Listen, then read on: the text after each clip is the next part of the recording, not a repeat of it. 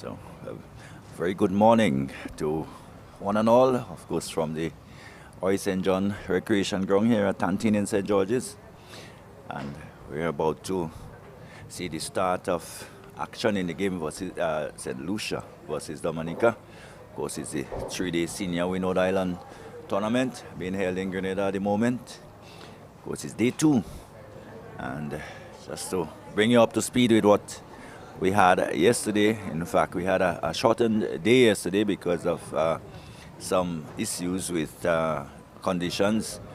But Dominica would have won the toss and batted yesterday, and they are continuing to do so today. They're 246 for 8. Probably would want to push that closer to 300. As we see Edward, the first run for the morning.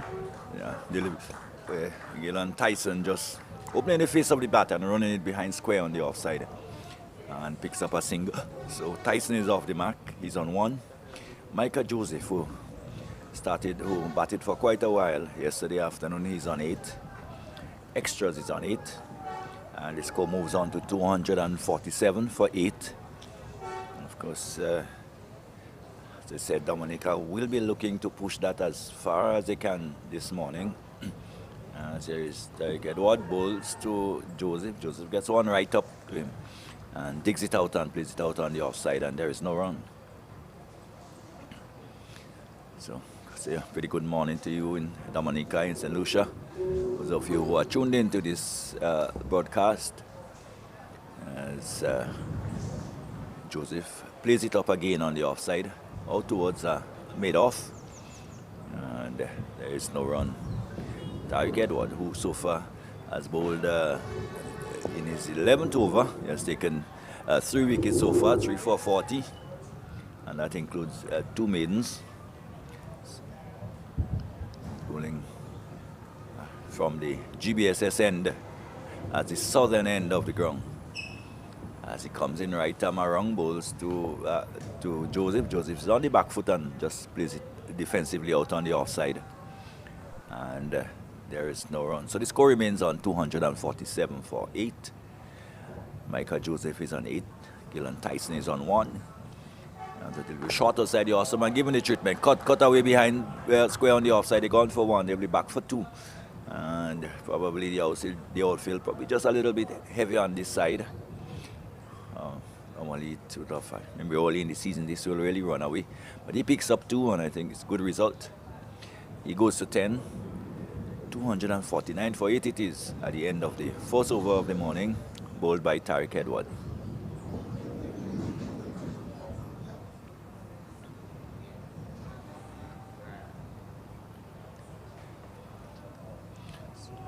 So far it's a lovely day, quite humid. Sun out in all its brilliance so far.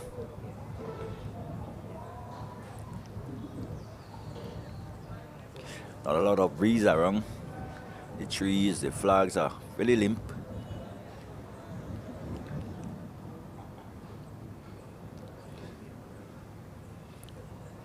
Having moved from the ground just a few minutes ago, it was pretty cool down there.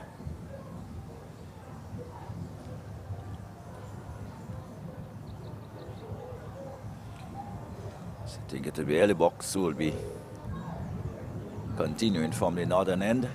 Picking up from where he left off yesterday afternoon. The left arm orthodox bowler comes in and he bowls a delivery. Comes off the inside edge of Tyson's bat and runs down towards fine leg. The field that Derek Edward runs away from the slip area to do the fielding. So it'll be another single. So Tyson goes on to 2. 250 has come up. And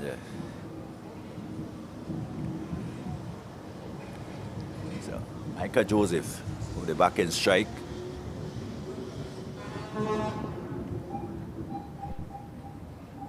So it's going to box something. Bowls to Joseph, wrapped on the paddle, load uphill and gone. Well, probably a delivery just slanting in, probably, and just straightening on the angle. And Joseph coming forward, not making contact, and being adjudged LBW. So for success for St. Lucia this morning. getting the wicket of Joseph, who batted for a long time yesterday afternoon. So he's gone for 10, and it's 9 for 250, and certainly St. Lucia will be looking to wrap it up rather quickly. They wouldn't want the last pair to hang in too long, and go see if they can get a lead here, 250. It's a total that probably the Dominicans can make a fight of.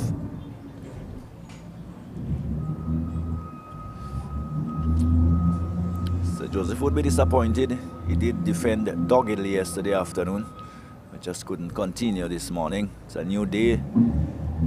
Had to start all over again. Just couldn't get going this time. So this brings Kyron Phillip out. Last batsman for Dominica. In an innings where batsmen got starts, no one really went on, and probably when you look back at the innings, it'll probably ruin the fact that some of the batsmen who got starts never really pushed on.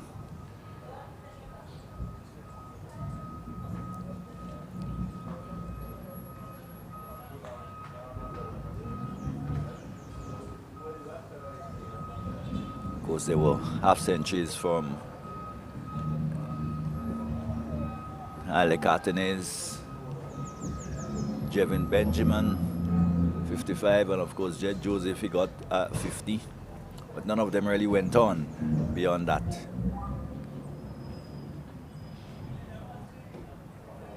I think this is something probably they would want to address. These batsmen who gets to 50 or 60 and doesn't really go on to score hundreds, and that's what you would want. That's what you would want in terms of your development of the game.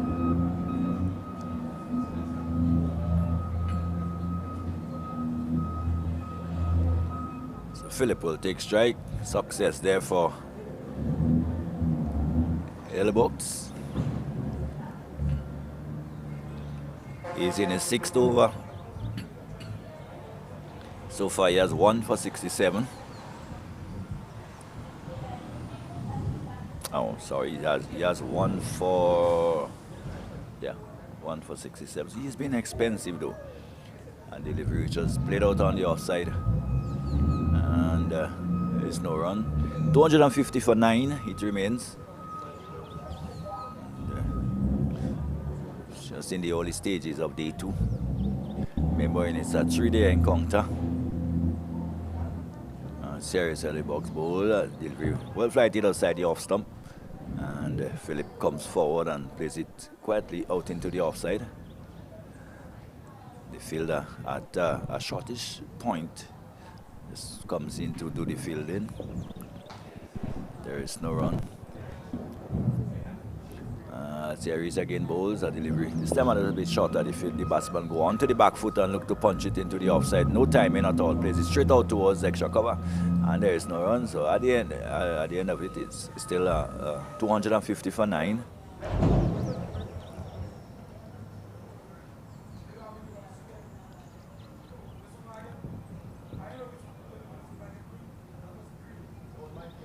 There's a delivery. This time push it forward and beaten outside the off stump. But no damage done, just the wicketkeeper picking the bails, but Phillip was well grounded. So it brings up the end of another over. The end of it, 250 for 9. Phillip has not yet scored. Tyson is on 2. And Elbox, who has completed 6 overs. 3 maidens, 11 runs, 1 wicket.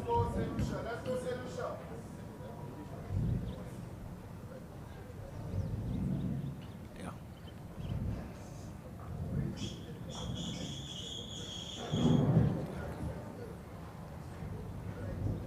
So it would be Edward bowling from the southern end. Was a delivery which is just quickish delivery on the stub, and Tyson comes forward and jabs it out in front of him. And there is no run. There is a forward short leg in position. Here is Edward again, and Tyson comes forward and just there is into the off. So just take an exploratory step. But no chance of a single. 250 for 9. This 2 with 1 2. Hang around for a while. Got as much as he can as delivery again short this time. And Tyson is back and plays it up towards a short straightish mid-on where he finds Melinos. Picks up on Milius and throws it back to the bowler. Moves in again around the wicket. And going for a big hit and it's caught. Oh, that's a very good catch compared with what we've seen yesterday. We did see Milius himself dropping a 1 or 2 in the slip region. This time it was a good reflective catch. Tyson going for a big heave down the ground somewhere. Coming over the outer edge and flying towards the man at sleep who went and he took a good catch. So that's the end of the Dominican inning. 250 all out. Gill and Tyson caught there at sleep for 2. So St. Lucia would feel that they've done what they came to do this morning, that is to wrap it up rather quickly, and they will have the chance at chasing that 250 and hoping that they will be able to at least go beyond that and at least maybe get a lead and put the Dominican under pressure when the second inning begins. So a big bunch of St. Lucian coming out. Yesterday they will feel that they could have done better and probably restrict Dominica a bit more, but they've gotten them out today. Yeah. So just to give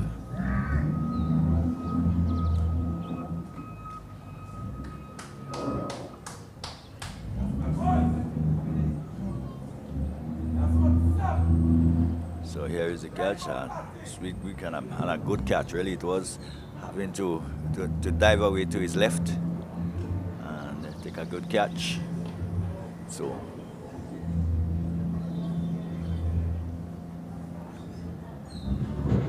and Tyson is caught by Theo Edwards, the man who took the catch there at sleep, and he went for 2. So in the Dominica innings, Stephan Pascal, he was caught Tarek Edward, bowled by Chico for 26. Luvio Charles got a 2-ball duck. He was undone by a good yorker by Chico for 5, for a duck. Alexander was caught Leo, bowled Chico for 5. Ali Cartenes caught Chico bowled Tarek Edward for 64. Asino Fontaine, he was bowled by Lee John for 24. Jaren Benjamin caught by wicketkeeper Leo, bowled by Leo, Descarte for 55. Jed Joseph batted well. LBW bowled Tarek Edward for 50. Micah Joseph hung around for a while, but he was LBW. This morning, of the bowling of L-Box for 10. Gerald Duran didn't last very long. He was caught Descarte bowled Tarek Edward for 6. Gillan Tyson caught very nicely caught by Theo Edwards at slip of the bowling of Tarek Edward for 2. And of course Karen Phillip was left not out on 0. There were 8 extras. And the bowling figures, Janelle Edwards, he bowled 8 overs, 2 maidens, 27 runs, 1 wicket. Tyrell Chico, 12 overs, 2 maidens, 50 runs, 2 wickets. Shadrack Descarte, but he's 13 overs, 40 runs, 1 wicket. No maidens. Lee John had a marathon spell, 13 overs, no maidens, 67 runs, 1 wicket. L-Box, 6 overs, 3 maidens, 11 runs, 1 wicket. And of course, Tarek Edward, 11.4 overs, 2 maidens, 42 runs, 4 wickets. So that's the breakdown. And of course, we'll be back with you in a few minutes to bring you the start of the St. Lucian reply. Hope you will join us then.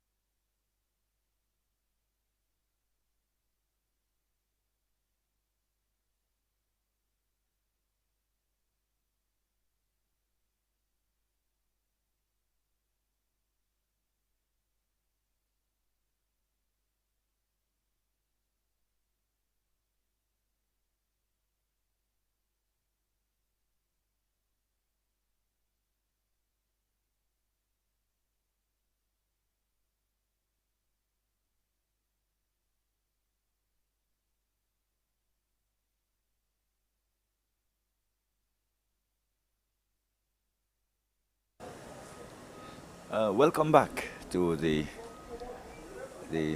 Tantine Recreation Ground, Roy St. John Recreation Ground, and of course we see the start of the St. Lucian reply to 250 made by Dominica, and Tyson is on his way, delivery down the leg side, and the keeper just skipping around to his left to do the same.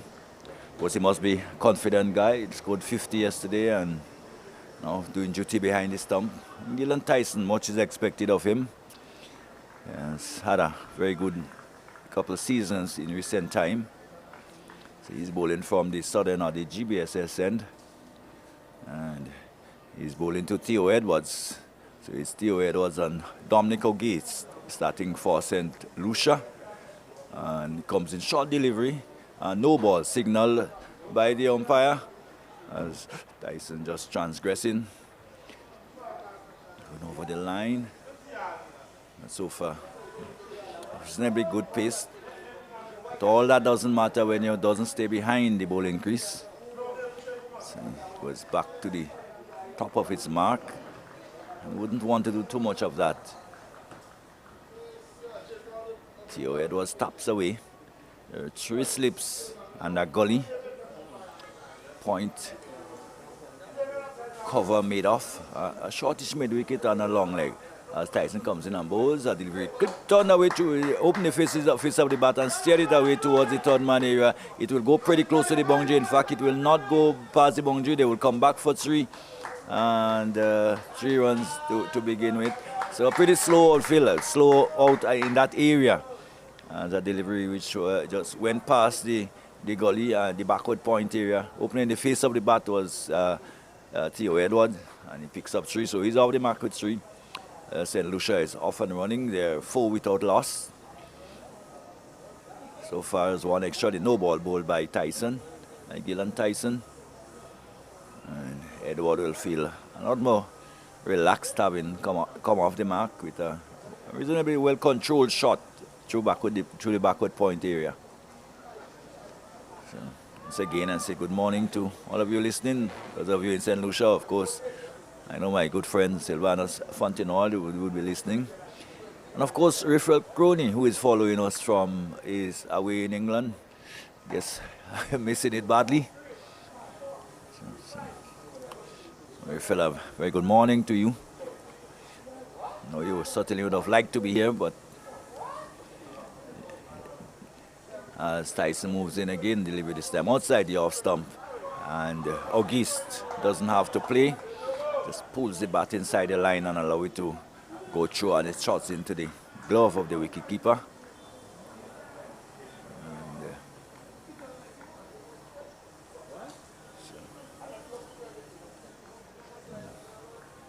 Tyson just getting into his work.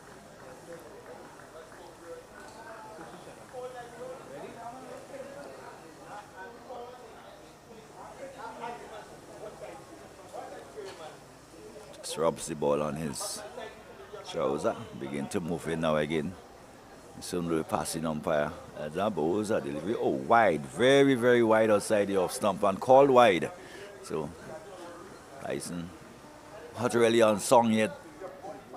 It's not getting the radar right. Probably be looking to push this one across the left hand now, but we're just losing the grip. It's a little bit, the grip a bit. It's a little bit humid out there. Probably the hands just a bit sweaty. It will be 1 more by way of extras. So it's 5-4, no loss. Gillen Tyson with the number 11 on his back. Moves in again to bowl. A delivery is again short. And the batsman Dominic Auguste doesn't have to play. What you'd want to do ideally is to have the batsman playing a bit more. And it's 2 or 3. In fact, I haven't really made Auguste play yet in the over.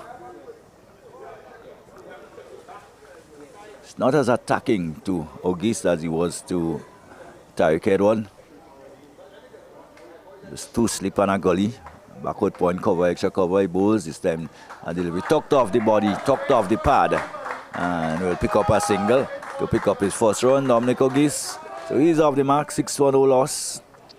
As Tyson will look to finish his to 5 deliveries, but probably not 5 of the best deliveries. You would not the areas you would want to bowl. And once again, we see the 3 slips and a gully to the right-hander.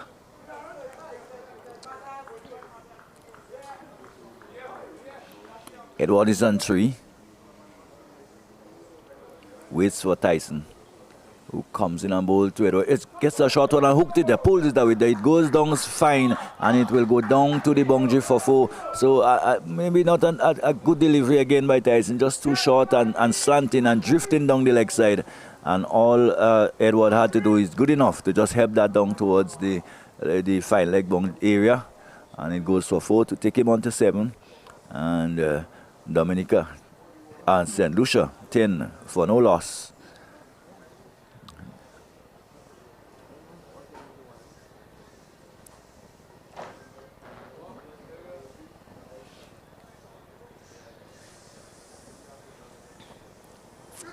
Certainly it's a good day with a little bit of cloud around and the sun just being obscured a bit. We started with brilliant sunshine. So often the sun goes hiding behind the clouds.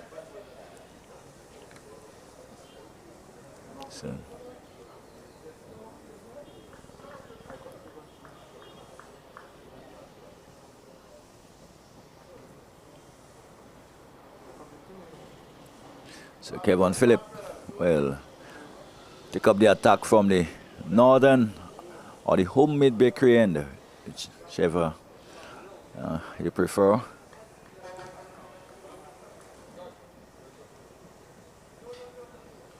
And he will be bowling to Auguste, the left-handed Auguste. 2 slip and a gully. He moves in now, right arm over the wicket to Auguste, get a delivery, pitched up and pushed up into the offside. And there is no run. So the total remain on 7. 7 for no loss. 10 for no loss. Auguste is on 7. So Dominic Auguste is on 1. Theo Edward is on 7.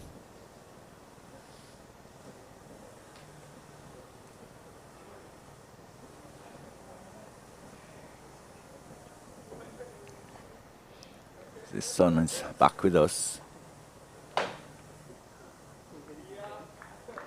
As Philip moves in again to bowl to Auguste. Auguste get a delivery which is short, just short outside the off stump, jumping back and playing it into the ground. It just bounces away towards the fielder at gully.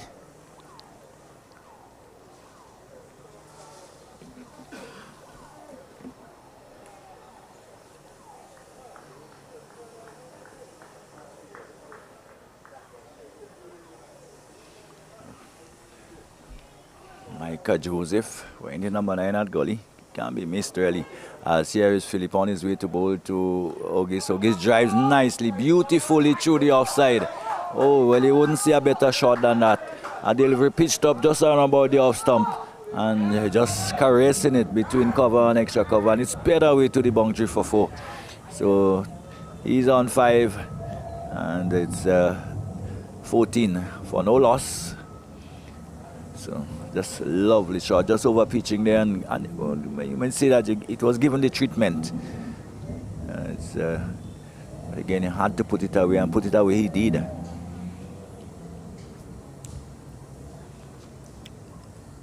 have to really pull that line back. 2 slips gully, backward point cover, extra cover. Made wicket on a long leg. As here he's on his way, bowls. A delivery shot is outside there. So this time stayed away down towards third man, and that will go into the boundary also for 4. So consecutive boundaries struck there by Dominic Auguste.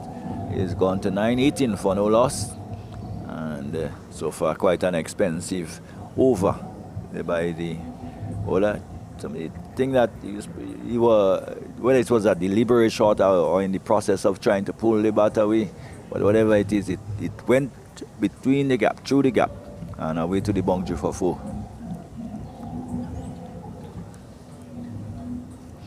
So the bowler may say it's a moral victory also because it went in the air for quite a bit. Past the left of Micah Joseph.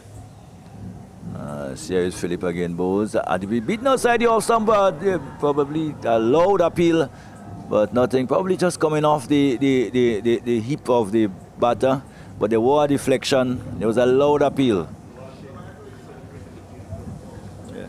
Yeah, just pulling the hands off the bat, and ball going through to be taken by the wicket keeper.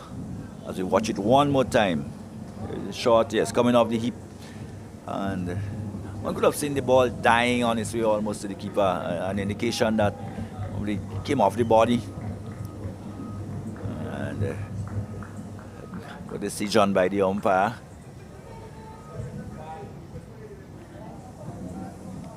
As 18 for no loss as Philip comes in again, and this time again a delivery shot, this time to on the body and played down on the onside towards mid-wicket. The fielder comes into the fielding, and there's no, so that brings up the end of the over, an over in which we saw 2 boundaries and an appeal for caught behind, which really wasn't on, and at the end of it, 18 for no loss. Theo Edward is 7, Dominic August is 9.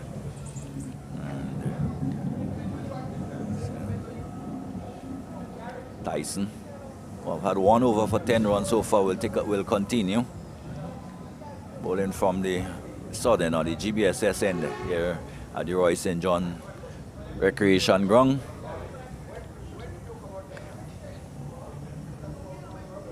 Because it has just gotten a little, probably a little darker than when we started. As you can see, there's some quite a bit of cloud cover. It shows. And this has obscured the sunlight, and one hope that we will continue to be blessed with the type of weather that we had. Series Tyson on his way, driven lovely through the offside. This time is the turn of Theo Edward to just caress it between cover and extra cover, and already we have seen 3 really excellent, tremendous drives through the covers. Tyson on this occasion just over pitching, and Edward leant into it and struck it magnificently between cover and extra cover, and it raced away to the boundary for 4. So they've gone to 22. Quite a bright start by St. Lucia.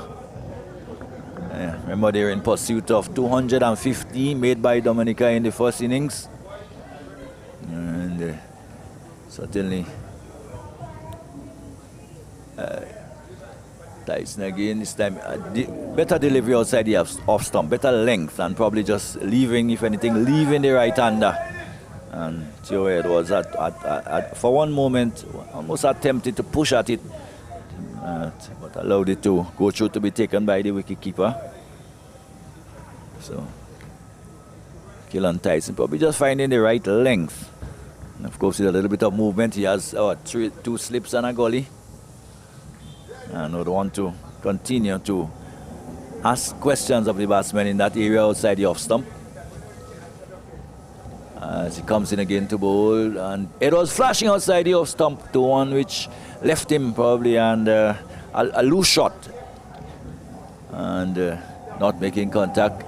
The diminutive wicket keeper having to go well over to his right, almost in front of first slip to take that.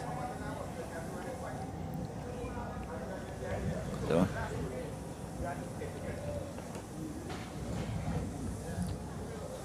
Edward is on 11, 22 without loss, as he turns and begins to move in again to bowl to Edward. Edward again driving outside the off stump, and well away, in the air and away to the boundary for 4. But again, this time it was in the air and just past the right hand of the fielder at point, and away to the boundary for 4. Look at upishly away to his right, and it went away to the boundary for 4. But few boundaries now in the last two overs, 26 for no loss. And Dominica St. Lucia being off to probably type of start they wouldn't mind. The boundaries are coming. And Tyson not quite figuring probably the length yet. He's only in his second over.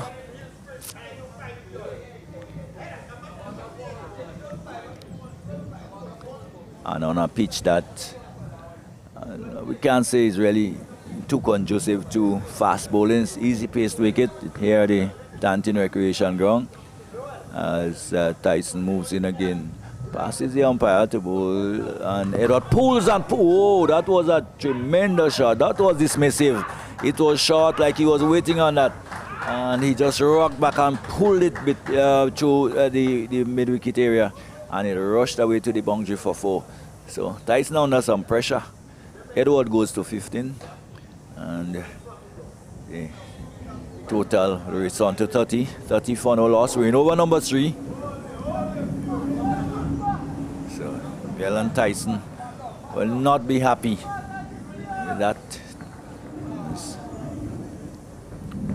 Theo Edwards is a 19-9 to Dominica St.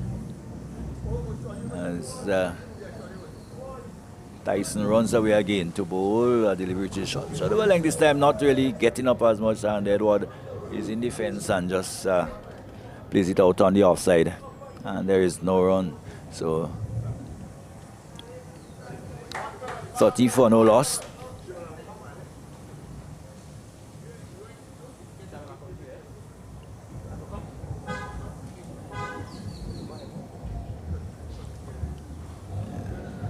So Edward on 19 at the end of the over. Edward on 19, 9 to Hogis, who will take strike from Philip. And Tyson was being expensive, 2 overs for 22 runs. I don't think he will be happy with that at all.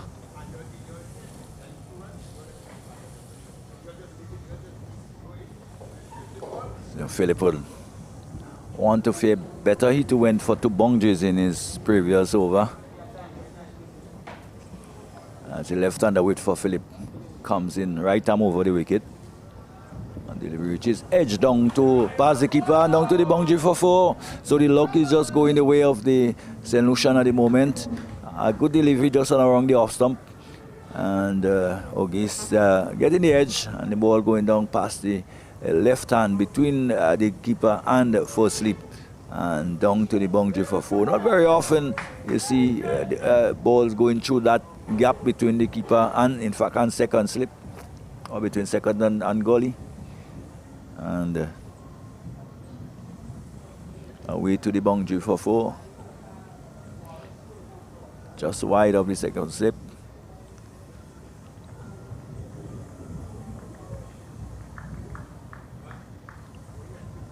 There's a big gap between second slip and gully.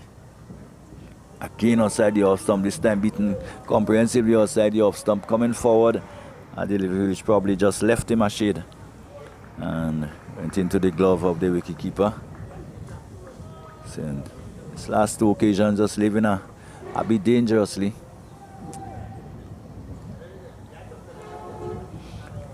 Bowler Philip just finding a little bit of movement away from the left-hander. Maybe Dominica may be well advised probably to put in another slip. It's a delivery this time badly lined on the pad and flicked away, but good stop there at mid-wicket, diving away to his right to effect the stop. Had not, the ball would have certainly raced away to the boundary. With some very good timing. 34 for no loss, 19 to Edward. Dominica St is 13.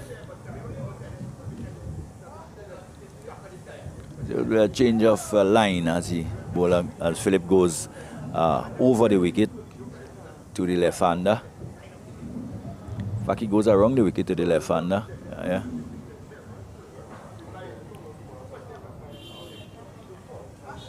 So probably looking to just cramp him for room as he comes in around the wicket, passes umpire George, bowler delivery right up in the block hole. And Auguste comes forward and just pushes it up towards extra cover. And there is no run. 34 for no loss. So Auguste is on 13. Philip in his second over.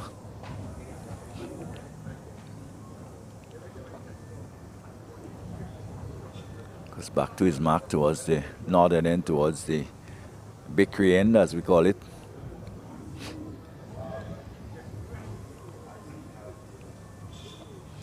And he moves in again to bowl to Auguste. Auguste to this delivery. Getting a short one on the body, turns it out towards the onside. And the fielder at a shortish, towards a short made on, does the fielding. And there is no runs.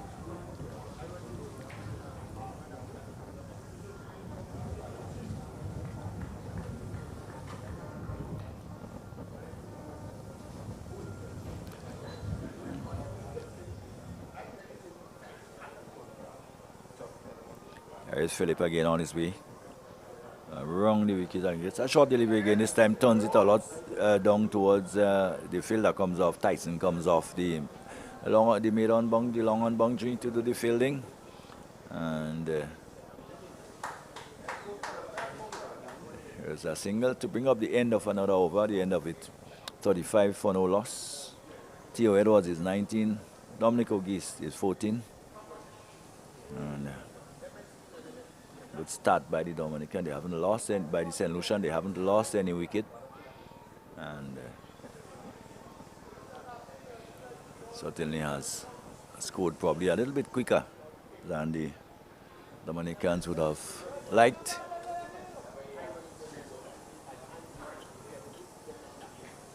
And there's Gillan. Tyson will now bowl to the left-handed Auguste.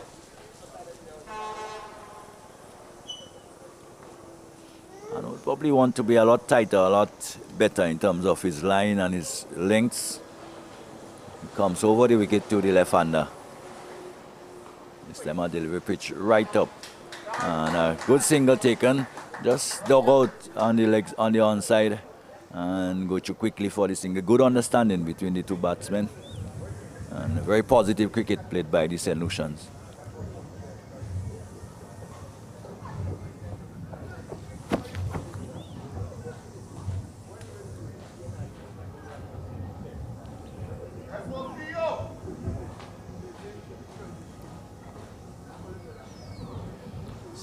He's on 14.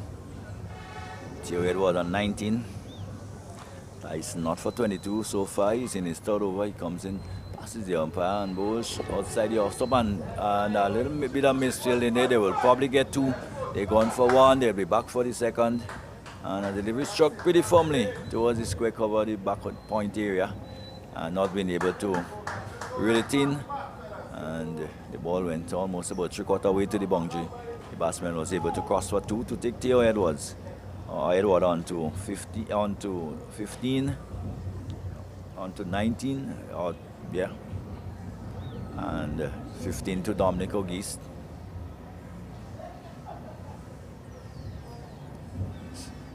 $36 for no loss.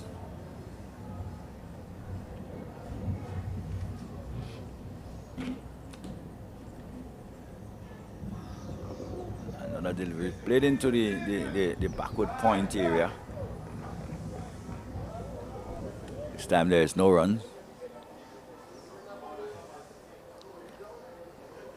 Tyson, who just searching for that area, that good area that you would like to hone in. And so far has been, if anything, maybe a little too short at times and just a little bit too full at times. Just not being able to find that in between length yet. Turns and moves in again to bowl to Edward, who did his deliveries. Getting one on his thumbs and a little jockily.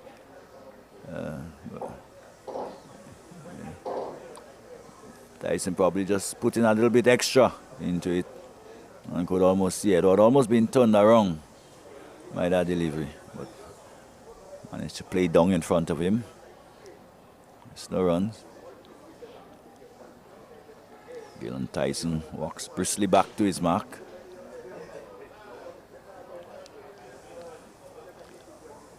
The sun again is out rather brightly. Let's see. Begins to move in again to bowl to Edwards, who to the delivery. Bowled! Well, it was a full-length delivery.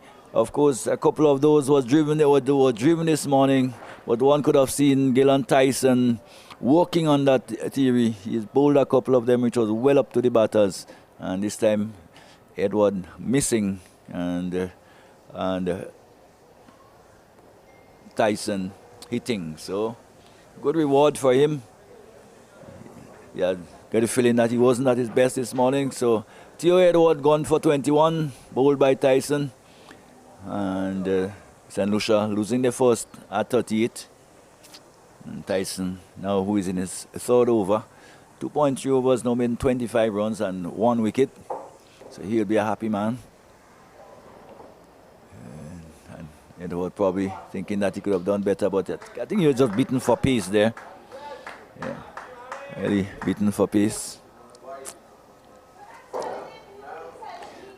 Yesterday morning, we did see one of the opening battles. Luvio has been yucked in a similar fashion. Almost action replay to what we had yesterday.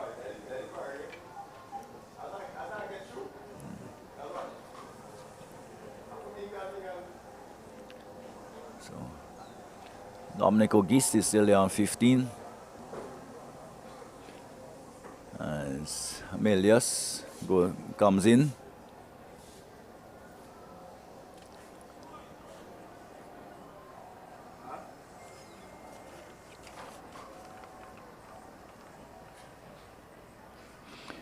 Manny Milius will replace Theo Edwards.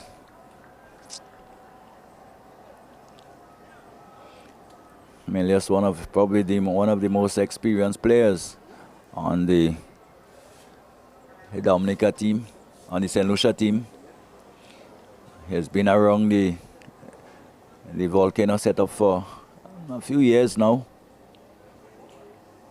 And we'll be doing a battle against Tyson. Was just removed Theo Edward. And Tyson now would be laying the ball, thumping off what maybe the tight pad area. One could have heard a rather blunt thing is coming off the tight pad. So it's a leg by, another extra. The total goes to 39, and there's some rotation in strike though, because Dominica and St is back to take strike after the leg by. So Tyson there in the end of his third over. He's picked up his first wicket. Dominica has picked up their first wicket.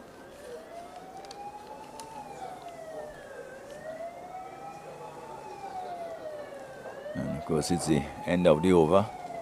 39 for 1, and Philip will want to emulate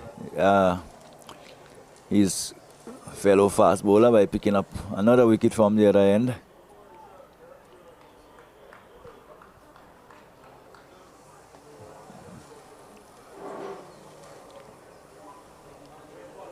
So they feel a lot more attacking now to the new batter, Kimani Milius.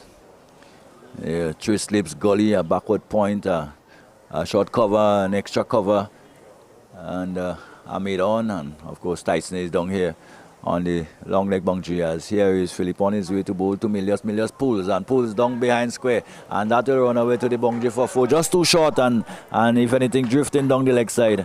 And Kimani Milius, who plays that shot very well, and just get it back behind square. There is no one in that area. Only Tyson, Gillan Tyson, is down at long leg and never had a chance. So Milius is off the mark. He's on 4, and the total has moved to 43 for 1.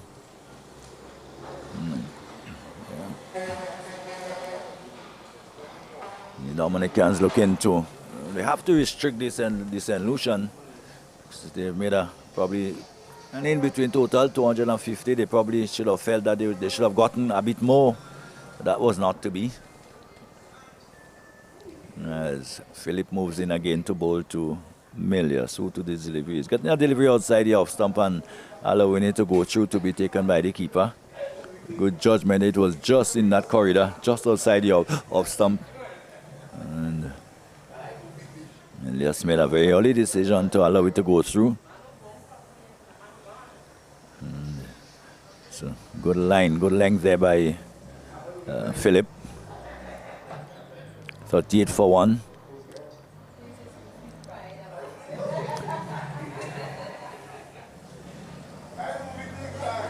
Milius is on 4. 43 for 1. Milius is on 5. He's on 4. Wrapped on the pad. There's an appeal for leg before it's gone. Well, we will see what happened there. A delivery pitched up and hitting Milius on the pad. The appeal went up and umpire George's fingers went up also. Let's see a delivery which is, well, I struck on the pad and given the order to the matching order. Still not happy, but I think looking at it, Mikey, I can't see too much wrong there. A delivery pitched up as we look at it again and hit in front. We could have just seen the off stump and the height was not a problem. So he's gone. And Milius is gone for 5. 43 for 2. Yeah. Yeah. 43 for 2. Really. Shocking for yeah. No, man. There's really not much wrong with that. And another good decision by umpire. Umpire George has done a pretty good job. And it was a pretty good decision by umpire George. And Milius is gone. So St. Lucia have lost the second. 43 for 2. And good bowling there by Philip. He's kept it in line. He's struck in line. And interesting.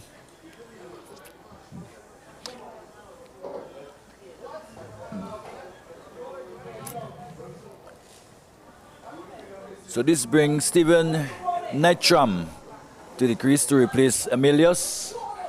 And type of things probably, you know, you don't want to see in cricket is given out LBW, and we are privileged to see the replays and stuff, and when you look at it, there's not much wrong with the decision at all in our view. You know, players have to sometimes understand that they really have to respect the decisions of the umpire. And I want to think that if they were DRS, I think he would have still gone against him. So Netram is on strike, and he'll be waiting to receive from Kyron Phillip, who is in the middle of his third over and has had success. Comes in again now, bowls to Netram. This time a delivery pitched up, and he comes forward and just plays it up on the offside, and there's no run. So, you know, when the Cairns have managed to capture 2 wickets, they has to do that. They has to, if they are to gain a first innings advantage here, they will have to probably bowl the St. Lucian out. And they have started well. 43 for 2. Dominic O'Geese is on 15. Nitram is on has not yet scored. Philip moves in again, this time to bowl to Nitram, who to this delivery is cutting outside the off stump towards the man at backward point and knocked down. Good fielding out there. Delivery just short outside the off stump. And there is no run. So the score remains on 43 for 2. O'Geese is on 15. Nitram is not yet scored.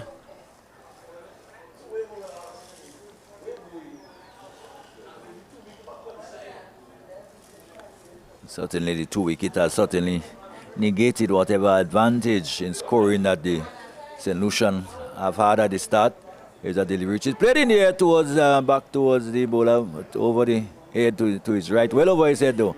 So the fielder had to chase back from mid-off towards mid-on. In the meantime, the batsman crossed for a couple, 2 runs to Nitram to take him off the mark. and to push St. Lucia closer to 50 there, 45 for 2 with Nitram 2, 15 to East. And Carol Philip Wall finishes third over. 3 overs now made in 17 runs, and he has taken 1 wicket. So Keelan Tyson would be eager to go after getting the wicket off. So we had 2 wickets in consecutive overs. Just what probably the Dominicans were looking for. And Keelan Tyson will have 2 relatively.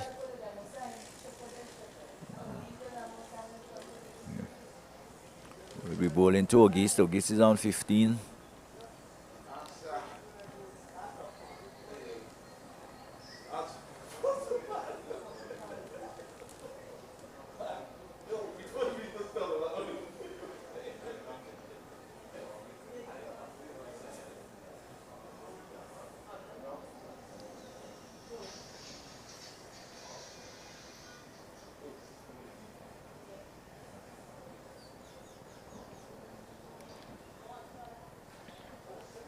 So a few changes in the field.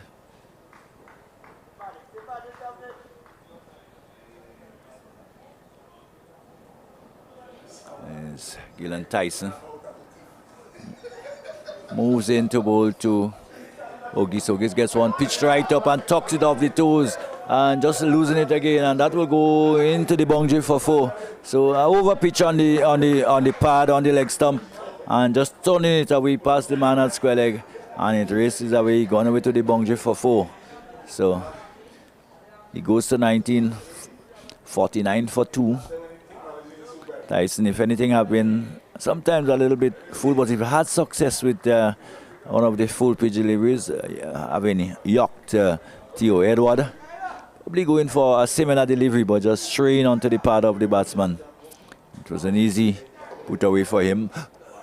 So Auguste waits for Tyson again, comes in and bowls a delivery just outside the off stump, and rather jerkily plays it out towards backward point. And there is no run there.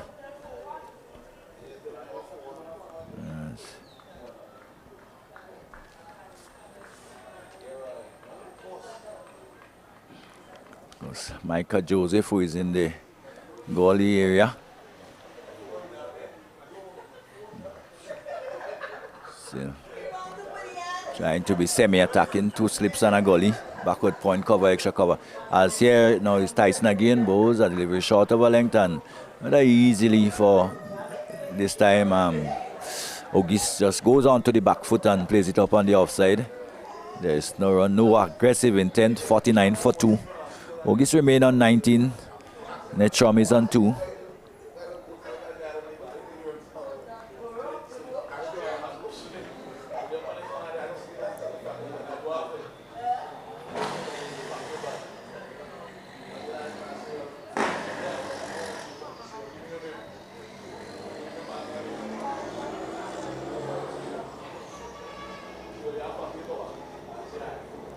Tyson turns and begins to move in again to bowl to Auguste. Auguste gets a ball which he probably was pulling the bat away, and the ball hitting the face of the bat and going down towards Micah Joseph at goalie. And there is no run. It's a little bit of indecision there. If anything, probably just surprised by the bounce of the delivery, but managed to keep it down, and that is what was important. As Keelan Tyson moves in again, he's in over number 4, and a delivery short, and just in the middle of the pitch, and of course the 1 for the over will be signaled by the umpire. A short, and the batsman ducking away, and the keeper having to move away to his right to collect. So a little bit of aggression showed there by Tyson.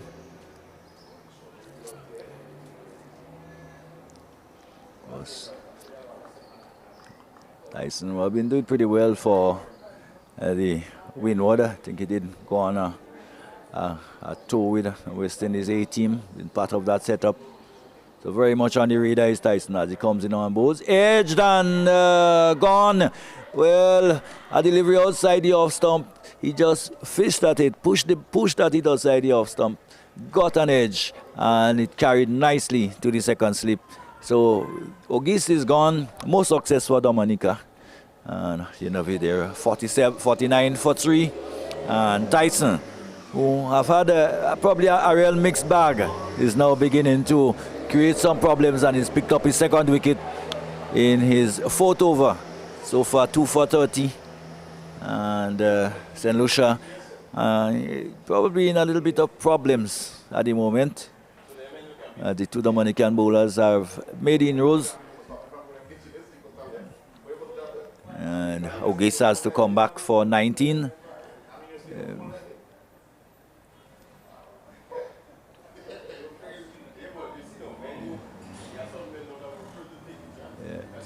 So he was caught by Benjamin of the bowling of Tyson. And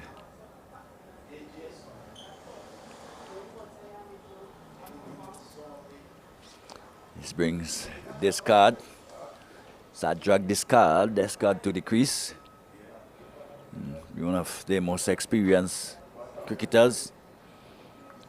And it's coming in at a time when I think both bowlers are in the middle of a very good spell. Yeah.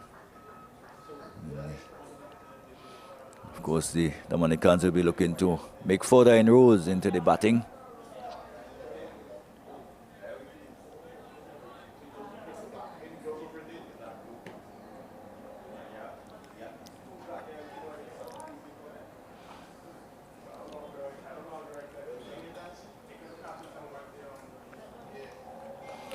Despite the fact that St. Lucia were going at a rather healthy scoring rate, they're scoring almost at 7 and over.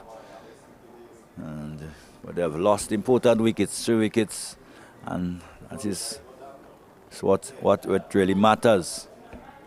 Cyrus Phillip on his way into bowl, a delivery which is to Nitram, which is just short of a length, and he jumps in behind the line onto the back foot and plays it out on the offside.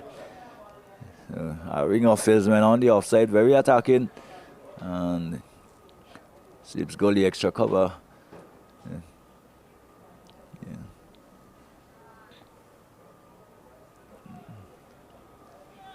49 for 3.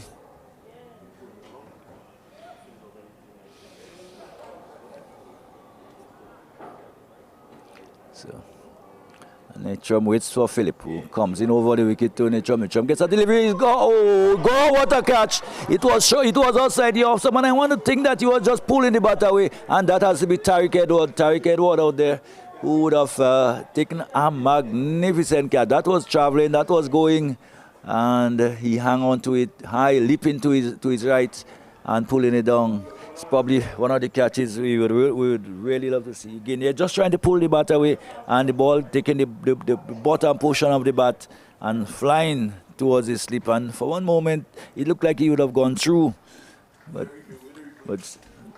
really good catch. Looking to take the bat away and hanging in the air for a while and plucking it out of the air with his right hand. So, well, unfortunate, but he's gone. And Dominica continue to make inroads. There's 4 down for 49. And certainly a very good morning for the Dominicans, although probably they didn't go on as long as they probably thought they wanted to get some more runs on the board. But the bowlers are certainly doing the job. And good fast bowling we've seen. Quite lively. As I said, they started very, very briskly, scoring at a very good rate, but in the wickets column. So they have lost 4. And the wicketkeeper, Noel Leo, comes to the crease. In fact, both batsmen haven't yet scored. So Phillip has 2, Tyson has 2. Phillip in his 4th over, so for 2 for 19. And St. Lucia needs some partnerships. They need 2 batsmen too. Just like we saw yesterday, where Dominica would have batted well in partnerships, and Dominica and St. Lucia need to do that.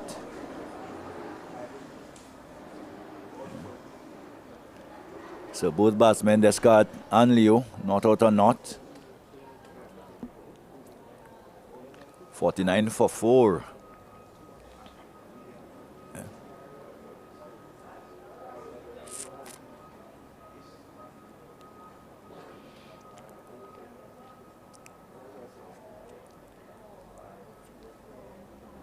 So there is certainly a job to do for the middle and lower order of this Lucian team.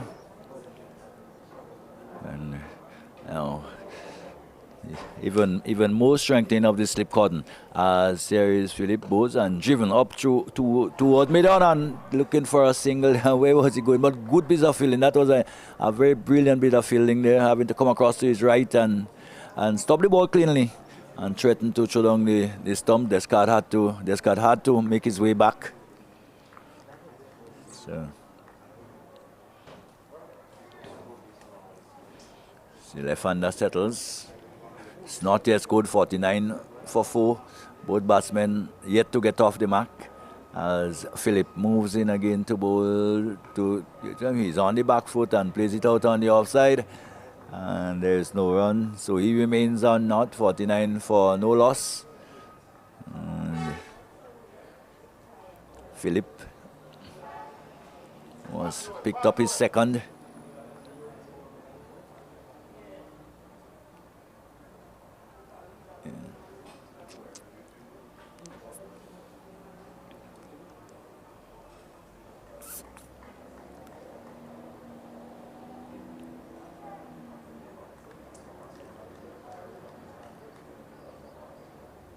Series Philip on his boat to bowl to Noel. Noel to this delivery. He's getting a shortish delivery on or around the off stump and it's on top of it and pushes it up towards the extra cover. And there is no run. So Noel and Descarte will have to do a rebuilding job for the St. Lucian. Game in very interestingly poised. Just want to think that picking up 4 wickets so quickly that probably Dominica may have just inch ahead.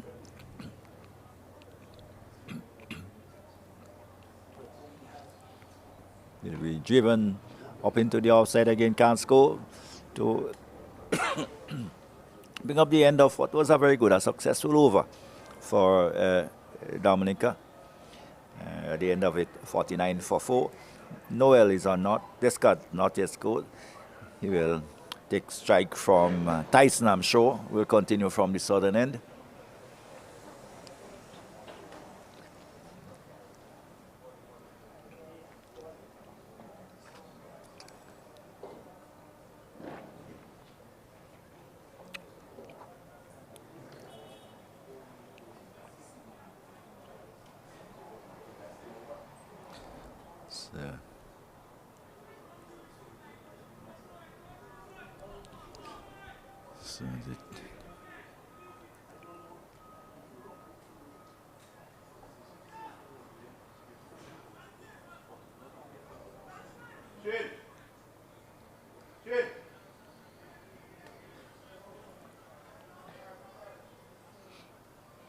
So Tyson will not have to be changing for a left and a right hander. There are 2 left-handers at the crease at the moment. And Descarte just coming down to have a word with Noel, or Noel calling Descarte to have a word with him, whichever way. It's a very important juncture in the game as Descarte settles, waits for Tyson, who will be around the wicket, right time around the wicket to him. Moves in from the southern, passes the umpire, bowls to Descarte, getting one which he comes forward and allows to go through. Good length this time, almost drawing the batsman forward. And Descarte showing good judgment, not having a push at it, allows it to go through. And good pace by Tyson so far. Started, as I said, rather indifferently. Stray a bit to the batsman, was punished, but it's now settled into a very good line and length, forcing a lot of indecision on the part of the batsman. As he comes in out to bowl to the left-handed Descarte, who to this delivery is getting one again outside the off stump, which probably just a little too short. And very early making up his mind to let it go through. It goes through to the wicket keeper, Benjamin, who looked quite tidy so far.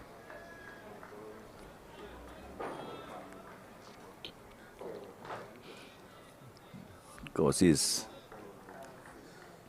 confidence must be very high, having scored 50 yesterday.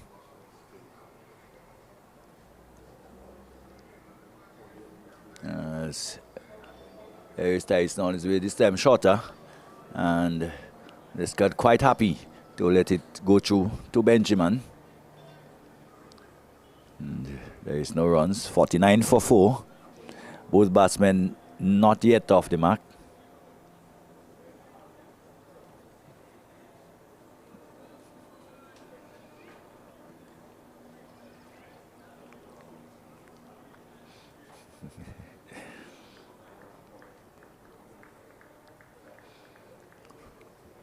As Tyson moves into bowl to Descarte, who to this delivery is getting one shot and flicked it away in the air down towards backward square. The fielder comes around, but he didn't manage to save it. It goes into the boundary for 4. So just throwing her again on the pad, and this time the left-handed Descarte, all he had to do was to help it on its way and hit it high over the square leg area. The fielder at long leg, at backward square, never had a chance of getting around.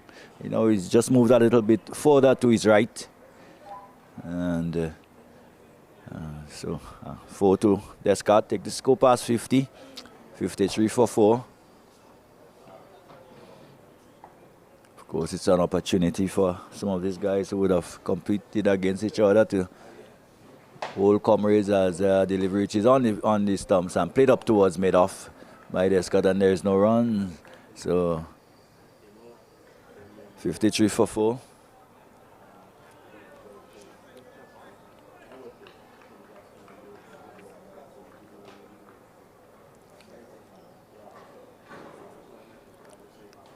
Goes just kind of across to my right. I can see Devon Smith just sitting in the stands, of course. 2 bodies, Devon Smith and, of course, the Dominican manager, Shane Shillingford. They would have had the battles, I guess, during the years of play. I thought, oh, that delivery shot, and this guy just get it on and hit it, and it goes through to be taken. So some aggression there by Tyson to bring up the end of the over. At the end of it, Descarte is 4.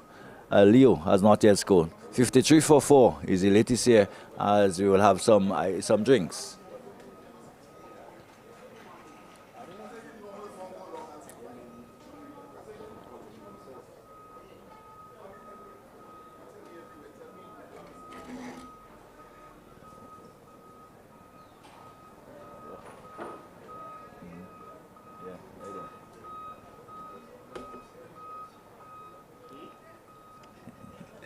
Just having a little chit chat. Of course, Devon Smith and Shane Shillingford.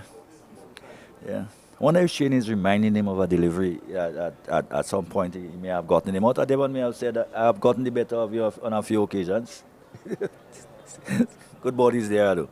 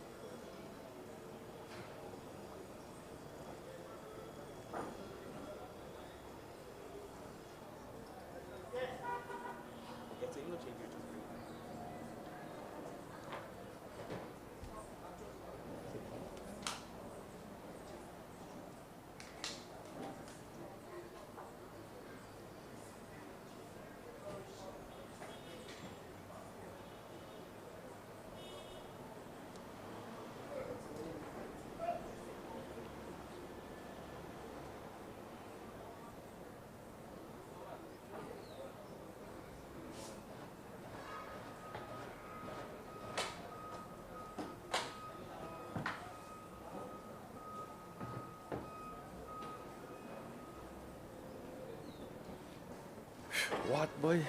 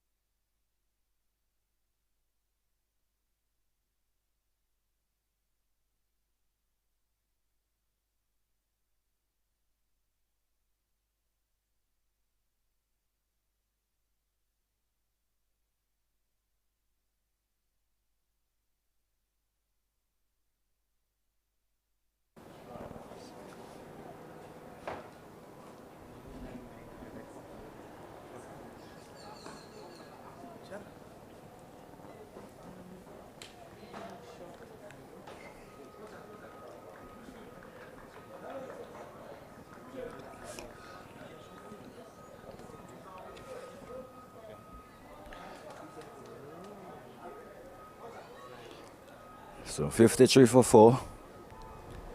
Descarte is on 4. And Kyron Phillip continuing from the northern end. He's coming into bowl to Noel. Noel, who have not yet scored, and is almost dragging that one back onto the stump. It was a full delivery outside the off stump. And he looked to probably just dab it into the offside.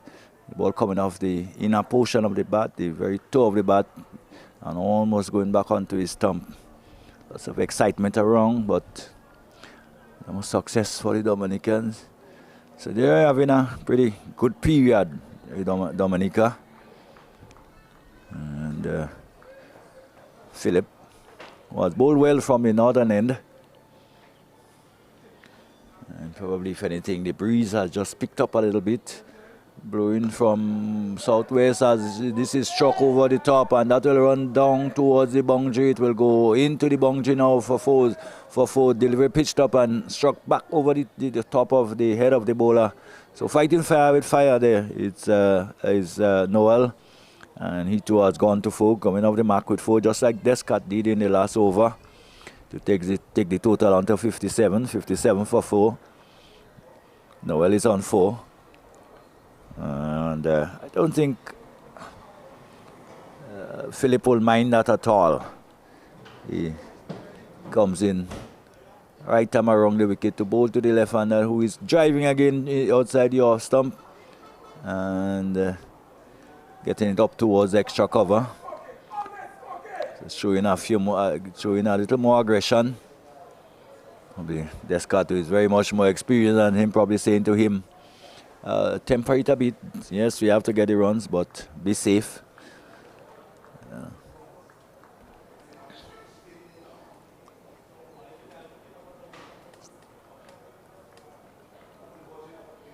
This taps away at the crease and begins to move into bowl to Noel. Noel gets one just back of a good length. Could do no more than to tap it out into the offside. And there is no run. So that brings up the end of another over by Phillip. At the end of it, 57 for 4. Noel is on, Leo is on 4. Shadrack, Descarte is on 4. And Phillip was bowled 5 overs. No maidens, 5 overs, 1 maiden, 23 runs, 2 wickets. And of course, Tyson, who will continue, 5 overs, no maiden, 33 runs, 2 wickets. And certainly Dominica and St. Lucia looking to consolidate, looking to build a partnership and push it a little closer to the total of 250 made by Dominica. Just get the feeling that it will not be too easy if the bowling continue to be the way it is.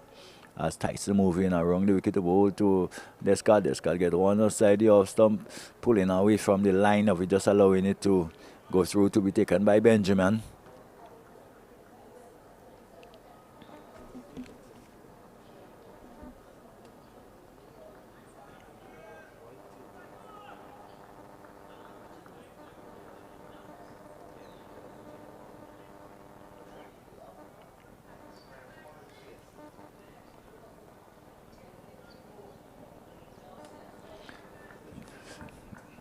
Tyson on the top of his mark will again begin to move into bowl to Descarte, who to those deliveries. Get him on outside the off stump and flashing at it outside the off stump. Not a good shot at all. It was short, it was outside the off stump. He really didn't go anywhere. He just stood up and had a swish at it. And it went out a good height, good pace to Benjamin.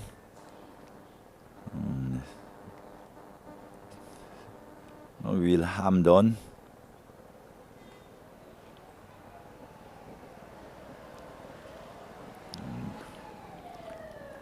Tyson has gone back to the top of his mark.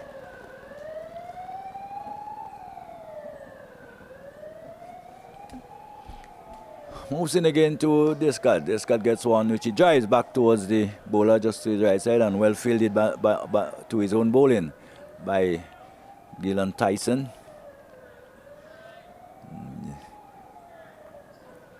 Walks spiritedly back to his mark. The good conditions It's a bit warm, it's a bit humid, but I don't think the bowlers will be too stressed. It's not a overly hot day. And there's Tyson with the number 11 on his back, moves in now and bowls. A delivery. Descarte goes over the top again. And this one just peeling off the outer portion of the bat down towards the backward of point boundary. And it goes for 4. But looking to just take the attack to the bowler. And not quite getting it probably where he wanted, but the result would satisfy him. It goes for 4. He will move to 8. And it will take the score on to 61. 61 for 4.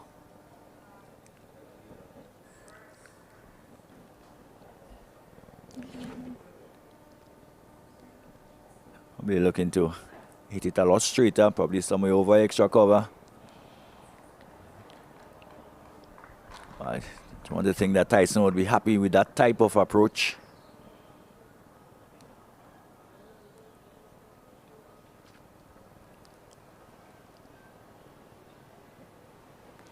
He moves in around the wicket again to Descarte, who to this delivery is getting one outside the outside. This time a lot better, driving it all along the ground. And that too will go into the boundary for 4. This time well timed, well struck. And through squarish cover, down towards point and away to the boundary for 4. This time Tyson a little full line length. And giving the batsman the opportunity to just open the face and hit it backward of point, just behind point on the offside for 4. So Descarte has come out and he has looked to be very positive. He's on 12. 3 boundaries in his total so far. 65 for 4. And probably need to be there for quite a while. St. Lucia is to really make serious inroads into that total. As here is Tyson again into Descarte again. Descarte this time he pulling through the mid wicket and that's will run away again. So aggression showed there by Shadrack. He was short, it was and he just stood up straight and pulled it through the onside for 4. Yeah. So probably expecting after the drive that the bowler would bowl it in short and anticipating well. So 2 boundaries to end the over. He goes to 16. All in boundaries so far. 4 fours in his batting so far. 69 for 4. And certainly a flood of scoring after the wickets. I think just losing the plot, you will think. Tyson on this occasion. You know, of course, Shane Shillingford will have a word with him, probably not quite happy with what he's seeing.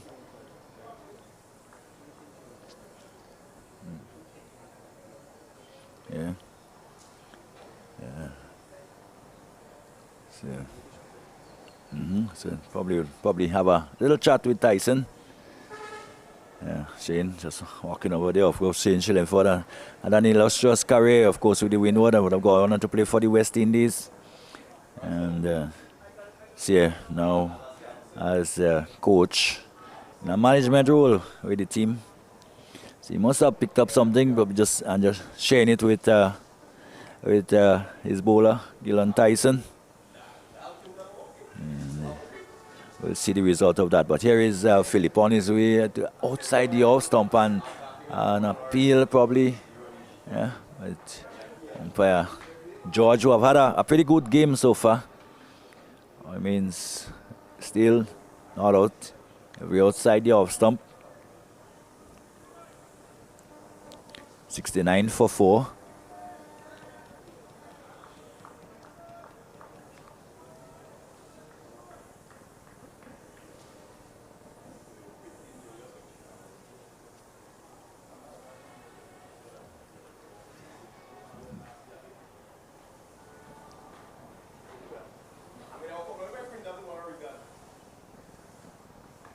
Short delivery, just right in, probably bouncing a little more than he anticipated, but was able to keep it down before it got to the gully fieldsman.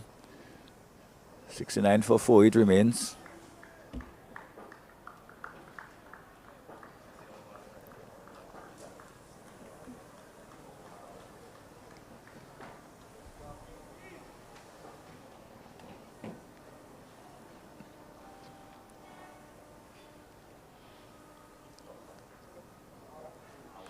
Again short outside the off stump and steered down towards backward point by Leo. There is no run. 69 for 4.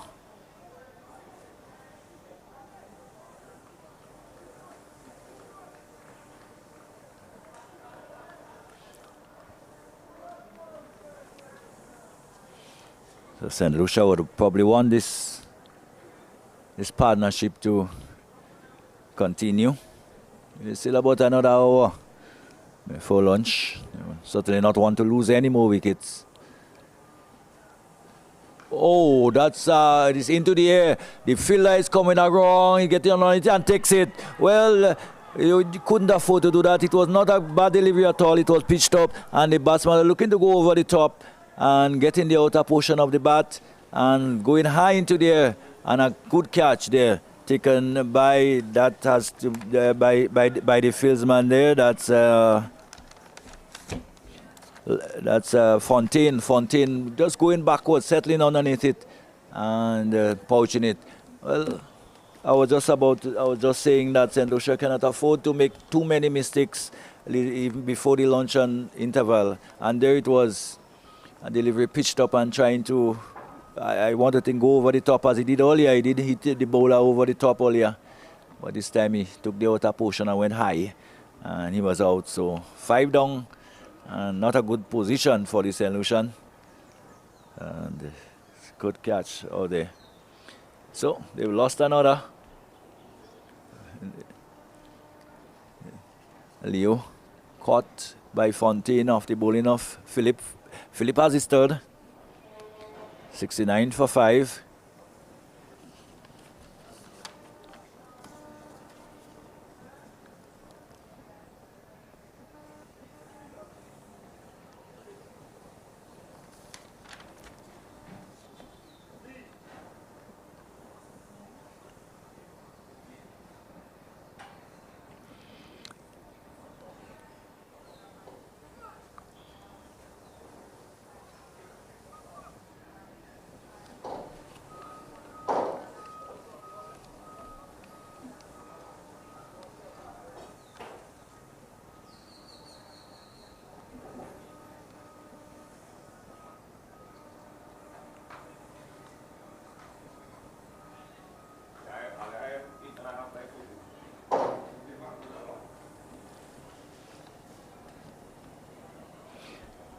So Tyreek Edward comes out.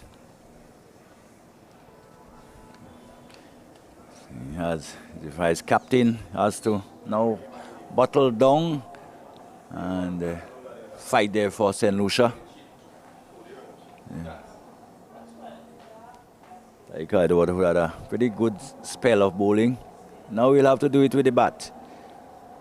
So Descarte is on 16. We'll be left to see whether Descarte will probably change his approach also. But Tyreek waits for Philip. Philip gets, yeah, Edward gets a delivery. Good on the stumps, good line, good length. And almost just turning around a bit and playing it out into the offside, and there is no run. So Dominica has really done what they had to do. They had to take wickets, and they have done it. Already half the side is in the hut. And Dominica St. Lucia will certainly have to depend on the middle and lower middle order. The delivery which is played back towards the bowler by Tyreek Edward. And there is no rain, but certainly it will be very difficult for them from here on, a difficult road from here on. At the end of another good over by Philip. Philip has had 6, 2 maidens, 23 runs, 2 wickets. So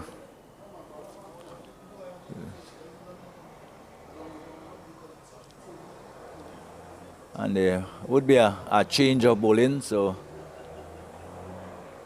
Tyson has finished his work so far, and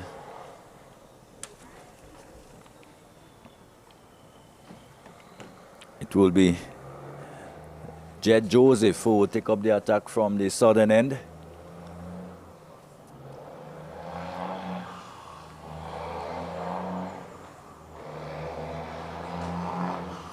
So these all-rounders really showing their worth yesterday. did bat very well to help St. Lucia, to help Dominica push the total close to 250. So Joseph.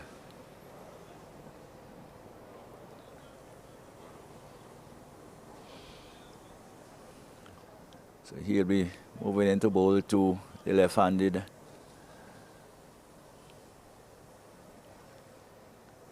Shadrack Descarte wide outside the off stump and signal wide by the umpire. Probably not quite warm to the job yet.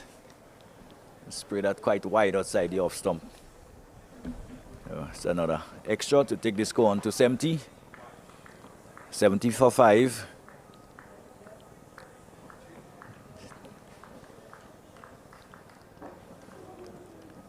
While they continue to score at a fairly decent rate, they've been losing wickets with alarming regularity. Here is Joseph and a delivery again, just wide outside the off stump. Very, very gentle medium pacers outside the off stump. Bowling right arm around the wicket to Descarte.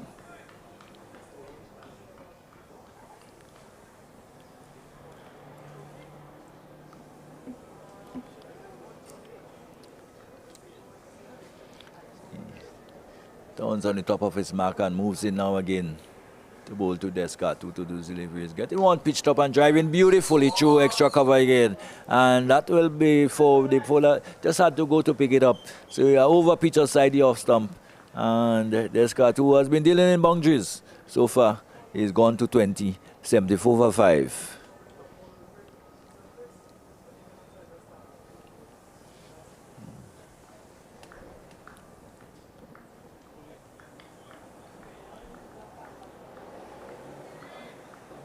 So it's that type of wicket where you really cannot afford to stray in length and line.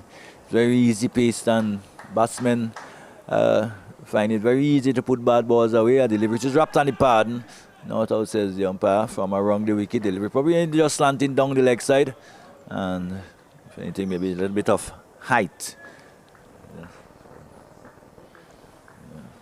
So we watch again as he comes in and a delivery which is quite high, going down the leg side.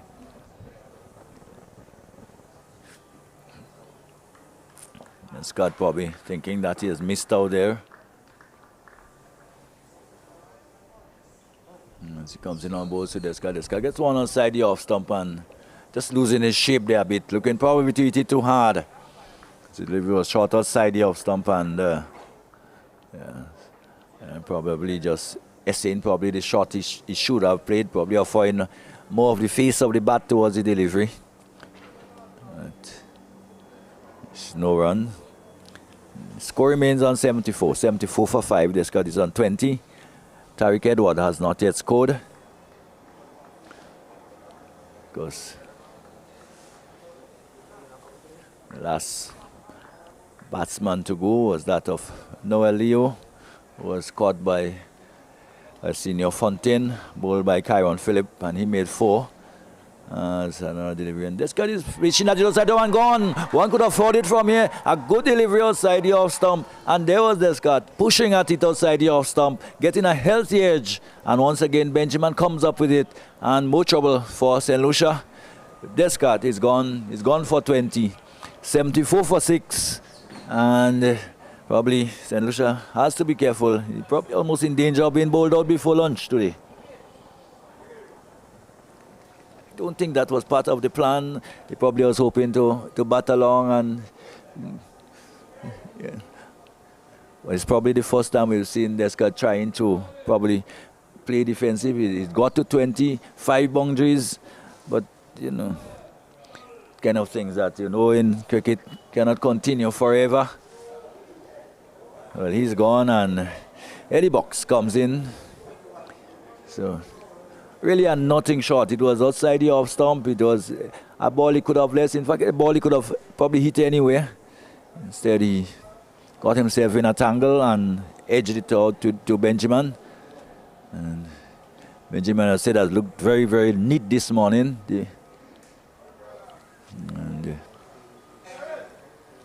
Real trouble for St. Lucia now.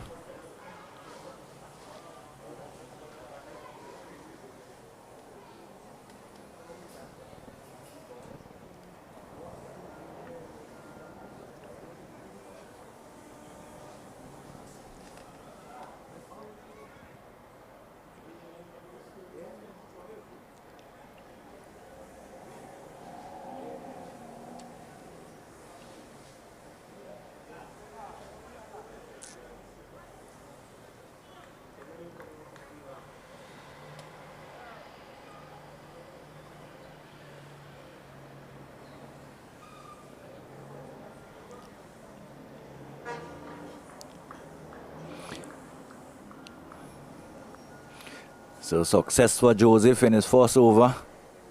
Important wicket of Shadrack Descarte as he comes in on bowls. A delivery outside the off stump, which Jaden Ellibox just allow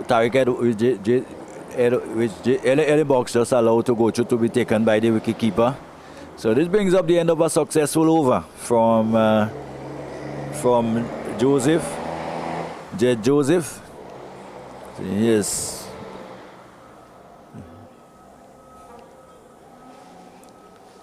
One over 5 runs and has taken, as I said, that important wicket. 74 for 6. And certainly St. Lucia in great danger of being skittled out very cheaply here.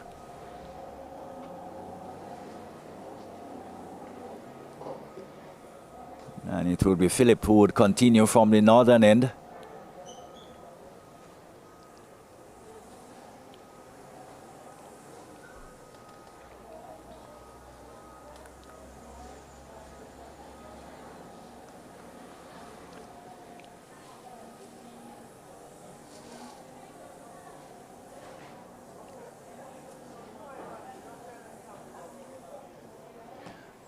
Similar.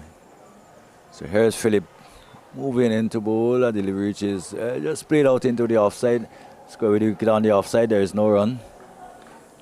And looking around, it seemed like Gillan Tyson may have left the field. He did look a little bit jaded. The manager did go across to have a word with him, and I think may have left the field.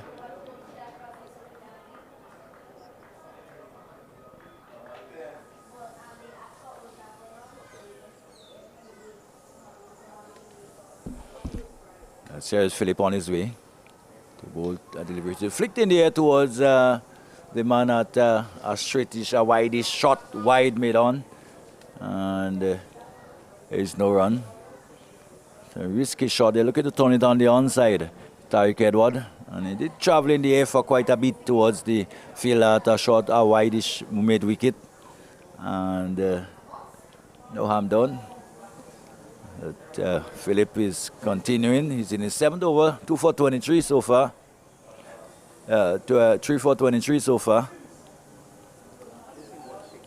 As he comes in and a delivery outside the off stump and tumbling away to his right is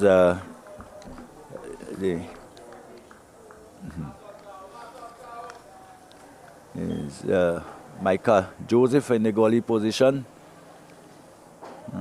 Ensuring that ball doesn't go past him for runs.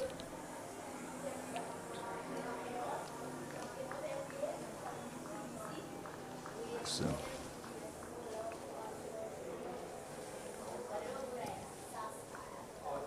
Philip driven this time square and down towards mid wicket. It will be a chase on. I don't think he will get to it. No, he doesn't. As I said, you get very good result for strokes on this ground. It's very fast outfield, and the ball does seem to just tick off from you, just give you a chance. It looked like you'll be able to pull it back, and all of a sudden the boundary ropes will appear. But probably get more in a portion of the bat, not quite off the middle, but enough to beat the fielder and go out to the boundary for 4 to take him off the mark. So Edward is off the mark, he's on 4.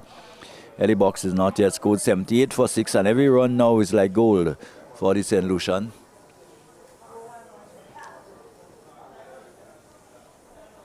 This time short and tucked away again into the onside. This time Joseph will come around and they go in for the second and good running between the wicket in the end.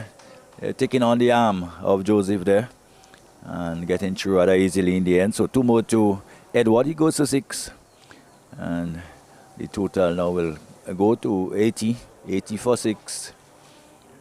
So we'll have to continue to score, continue to keep the scoreboard ticking and keep wickets in hand.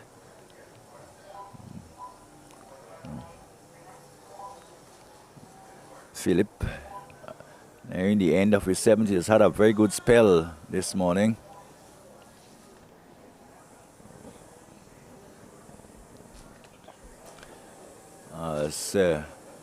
Here's Philip on his way, delivery on the stumps and just played out towards the offside. You feel that extra cover comes around to take the to do the fielding, and there is no run. 81 for 6 it is.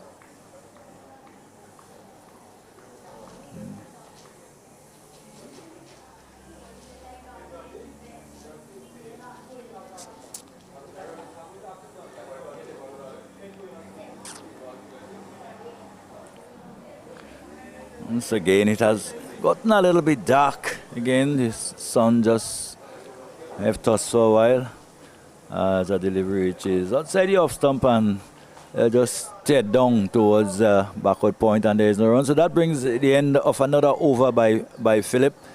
He's probably nearing his spell now. He's had 7 overs so far, 7 overs, 2 maidens, 3 for 30. And of course, Joseph, who had picked up the wicket of Descarte just moments ago, just a while ago, will continue.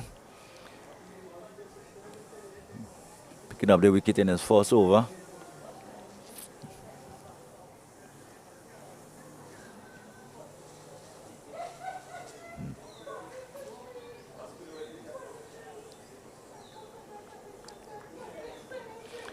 Of course, even while we talk, I think maybe we'll have an update from what is happening in last suggest. Overnight, Grenada was what, 286 for 8. And delivery outside the off stump, stayed away between slips and gully. That will go away to the boundary. I think it does. Yes, it does. So just coming forward and opening the face of the bat and guiding it down towards Southman. There is no one down there. And it goes all the way to the boundary for 4. To take the total now onto 85 for 6. Tyke Edward is on 6. And Jaden Ellibox is on 4. So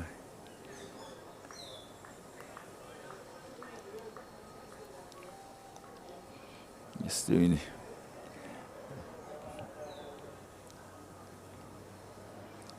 as Joseph runs in again around the wicket to bowl to Elbox, who is forward and drive in the air, and again this time going down towards backward point, much squarer this time to the left of gully and leaving dangerously out there, but again ball running away towards the boundary for 4 to go to 89. But he wouldn't mind that, and at this stage, especially when there are tailenders at the lower order, you'll find that kind of things happening. But I don't think Joseph would be too perturbed. Yeah. And always a chance that he will nick one out towards the sleep. So, the box goes to 8, 2 scoring shots. Not much rotation in strike in terms of singles. They have got quite a few boundaries as the delivery is pitched up, and this time he turns it away into the onside as I speak. And they gone for 1. They wouldn't come back for the second this time as return comes in. And a single to Eddie Box. He goes to 9, 90 for 6. So, like a partnership in the making. It's only 16, but valuable runs being added by these two so far.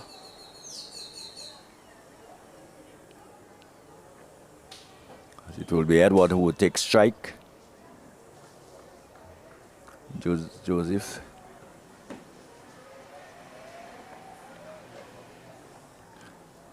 Who has been over the wicket to the left-hander, has switched now over the wicket to the right-hander, bowling to Edward for the first time.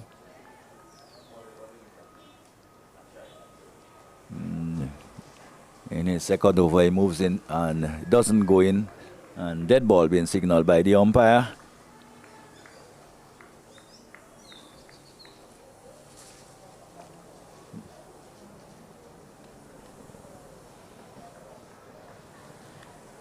As he comes in now over the wicket. Right arm over comes up and bowls to Edward. Edward is coming forward and playing it out towards mid-on. And the fielder at a shortish mid-on comes in to do the fielding. And there is no run. Edward is on 6-9 to early box. 91 for 6.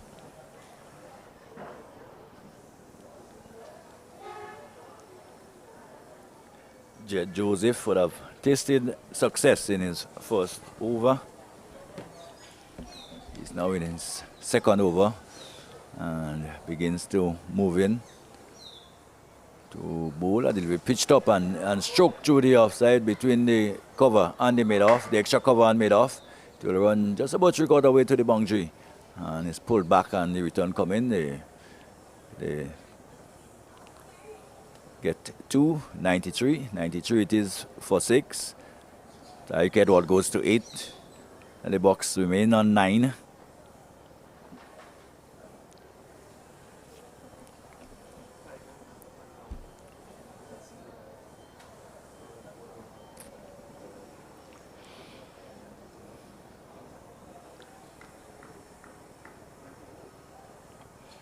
As Jaden Joseph moves in again.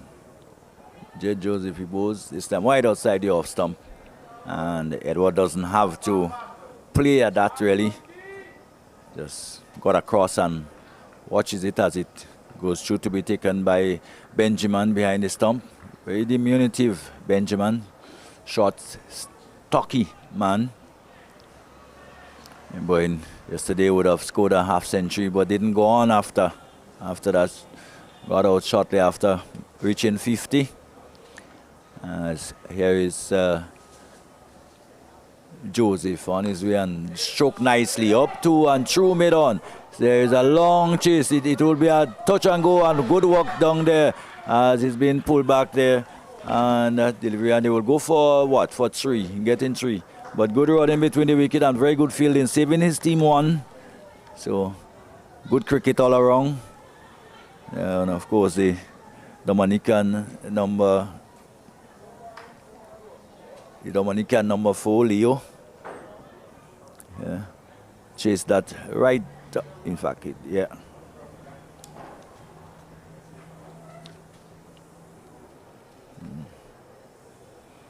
So the score goes on to 96, nearing the 100. It's important landmarks.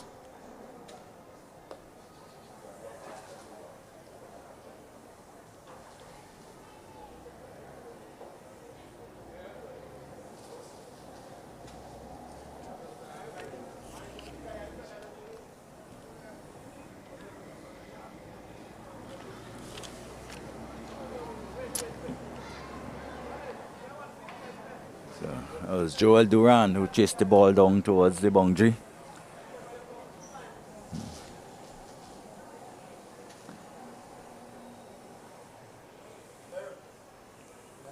And now it's Philip on his way to bowl. Delivery reaches to Edwards. Edwards in behind it and plays it up towards Durand, who is at extra cover. And there is no run.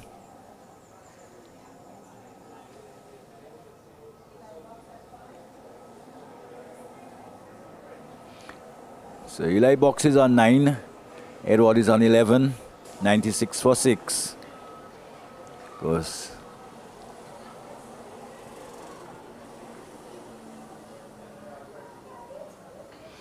Edward will take strike again to Philip. He's in the midst of a long, he's in his 8th over. He's taken 3 wickets so far. He comes in and bowls to Edward. Edward is wrapped on the pad edge. What does he say? Wrapped on the pad, probably a little, probably more height. And umpire George say no. And it was a confident appeal. Let's watch again. See what happens. He'll be coming forward and probably just beating the inside edge of the bat and coming off the pad and going to be taken by the wicket keeper. Yes, good. We just clipping the pad as it went through.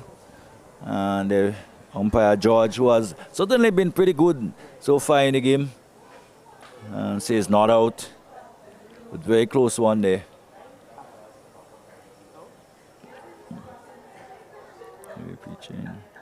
Yes, probably just, if anything, just clipping the pad on his way. But on me too, have been struck outside the off stump. So, good decision in the end by the umpire George.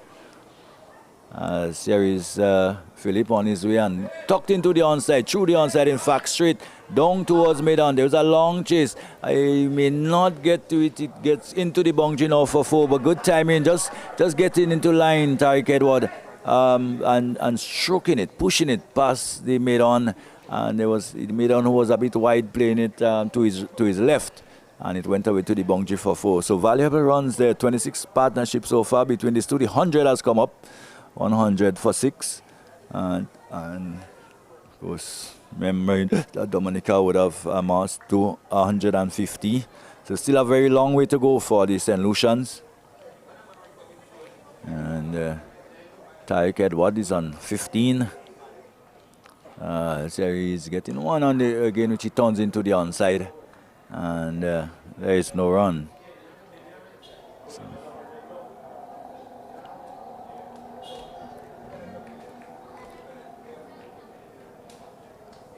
nice partnership between these two so far. Partnership worth 26.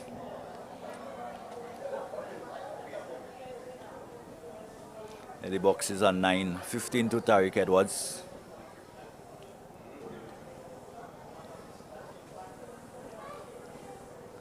Skyron Phillip moves into bowl to Tariq Edwards, who is in behind it and pushes it up on the onside and can't score. No real intention of scoring on this occasion. Just plays it defensively up on the outside.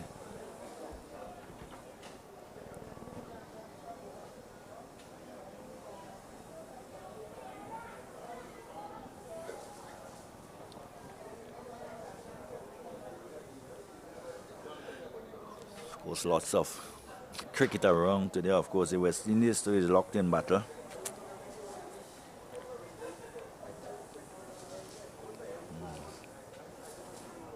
Which is pushed up on the offside, and a little bit of hesitation, and very close.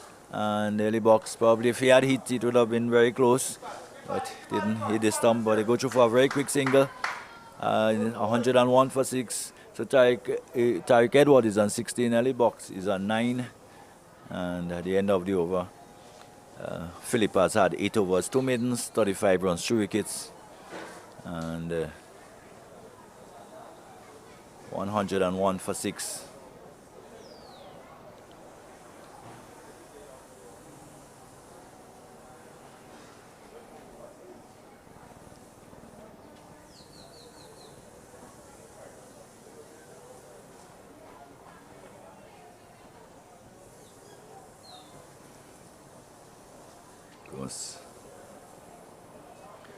Pakistan would have lost a couple of wickets,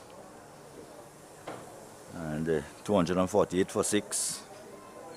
The West Indies have done pretty well to pull things back this morning, picked up a few wickets.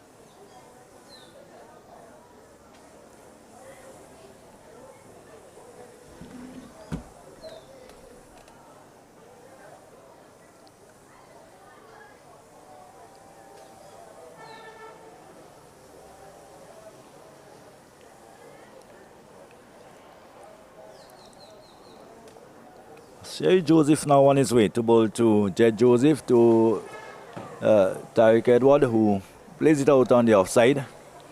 Can't score. These two batsmen have shown the inclination to rotate strike to pick up the singles, put the fielders under pressure. And they have been doing a pretty good job so far. At one time it seemed like they were going to slide, but these two have certainly stabilized things a bit for the St. Lucians. Though there is a very, very long way to go. As here is Jed Joseph on his way to bowl to Edwards. Edward is coming forward and not doing much about it. And that maybe runs coming off the inner portion of the bat. He was beaten there for a moment. And look rather ungainly as the ball took the inner portion of the bat and went down towards the unprotected fine leg area. And it went for 4, but it takes him on to 20. Edwards 105 for 6. And other fortunate day, could have gone anyway, could have gone on to the stumps. But he was coming down the track a bit. Probably that saved him.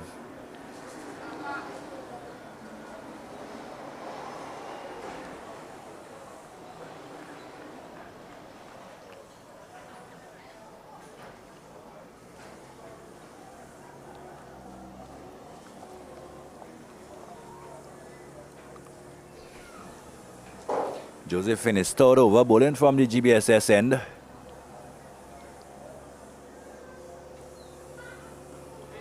Delivery which is played back up on the onside of the wicket. And there can be no run. 105 for 6. 20 it is to Tariq Edward. For the partnership into the 30s. 31 to be exact.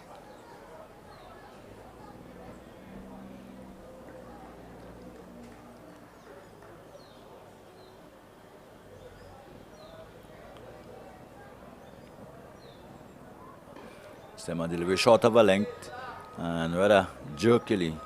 Tariq Edward almost looking to come forward and found that the length was a little bit short and had to push it down rather quickly. And no run, so he remains on 20. Total remain 105 for 6.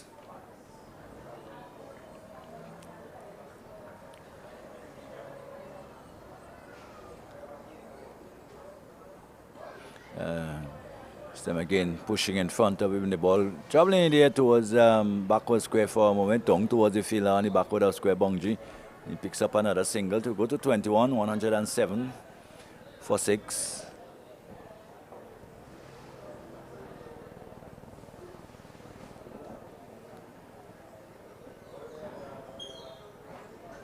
And 6 for 6.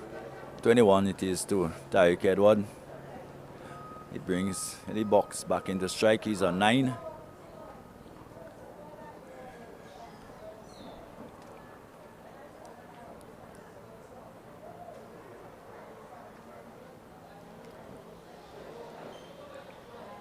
Jed Joseph in and driven.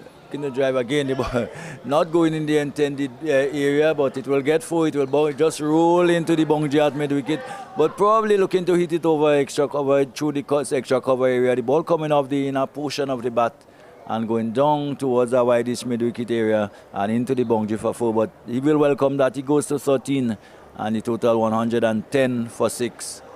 As some freshmen are being brought out. And certainly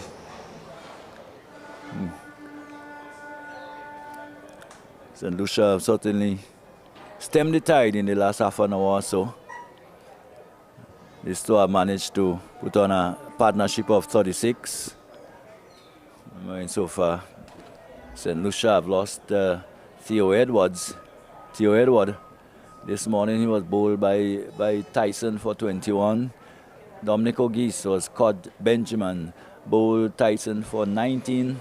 Camille Gimani Milius, LBW, bowled Philip for 4. Stephen Nathan was caught at Inez, bowled Philip for 2. Descarte was caught Benjamin, bowled Joseph for 20. And Noel Leo was caught Fontaine, bowled Philip for 4. So this is the 6-wicket loss by Dominica so far. At the crease, of course, is Jane Box and Tariq Edward, and they so far is involved in a 36-run partnership, which has certainly stemmed the tide for the St. Lucian. As there is a change of bowling at the northern end. Durand It's him has come into the attack.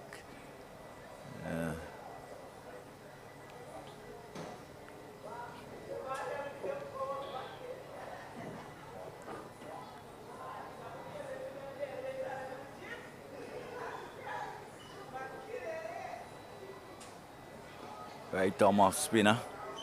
Who's a deliverer just around the off stump, pushed up on the offside. So Durand coming from the northern end, from the road end, or the big crane on the edge is gone.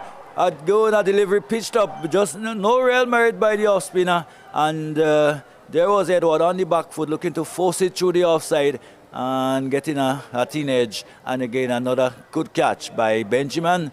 So another one has fallen. Edward is gone, and again success for Durand Oli, and Dominica continue to struggle, continue to slide. So a good partnership of 36 come to an end, and Edward very disappointed the manner in which he get out. Probably it was not the correct shot to a delivery of relatively full length. One probably could have gone onto the front foot too, as you see. He goes on to the back foot and looking to steer it into the offside. And Benjamin did the rest. So, 7 down, 110 for 7.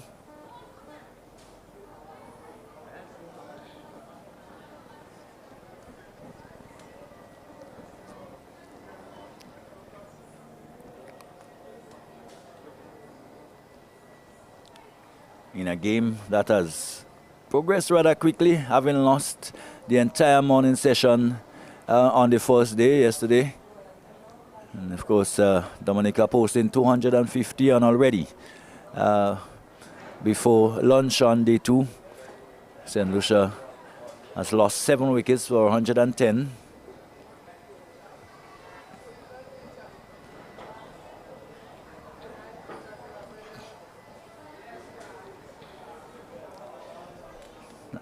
We can say it has nothing at all to do with conditions. Pitch has played very well indeed.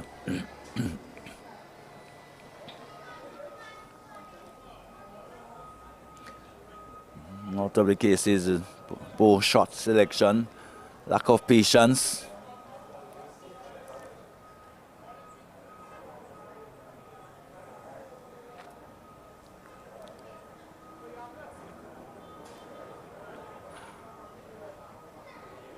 As Duran comes in again, this time to bowl a delivery on the stumps.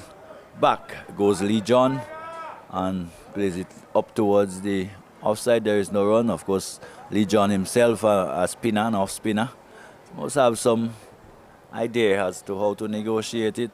The delivery he's on the back foot and plays it back up on the offside. The Benjamin comes forward and does the fielding and release it back to Duran. 110 for 7. Duran has not yet scored 13 to the box. He gets a full toss and puts it away. Of course, that's what you need to do. Just sit, wait for the bad balls, and when it's served up to you, you put it away. It was a bad one by Duran. It was full. It was outside the off stump, and all he had to do was guide it through the offside, and it went away for 4. So he's on 4. 114 for 7.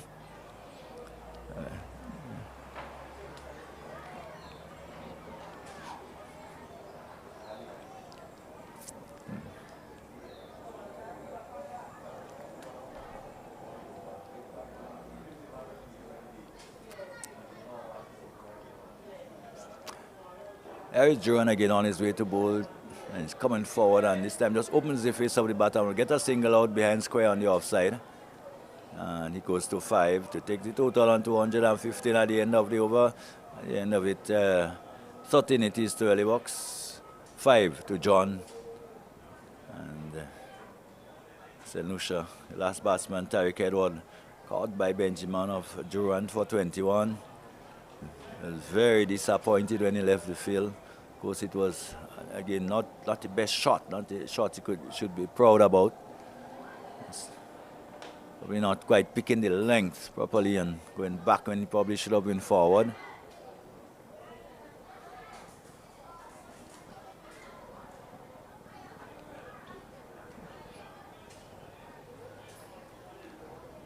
I don't know if they're associated with the cricket, but a few kids have come into the stand. Just to the left of us. Good to see some of the youngsters. There's some, kids watching the game, coming into. Whether they're watching the game or they're just having fun, but they are here.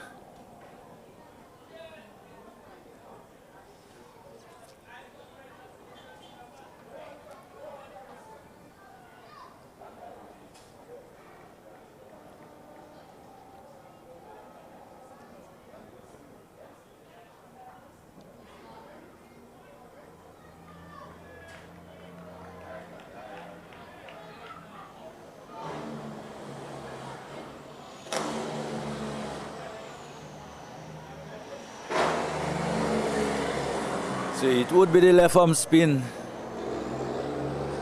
of Micah Joseph from the southern end.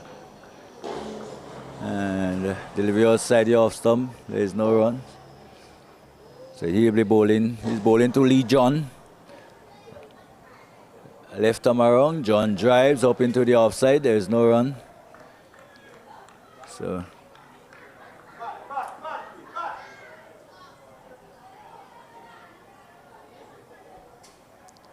Joseph there. It's Micah Joseph who was taken over from Jed Joseph.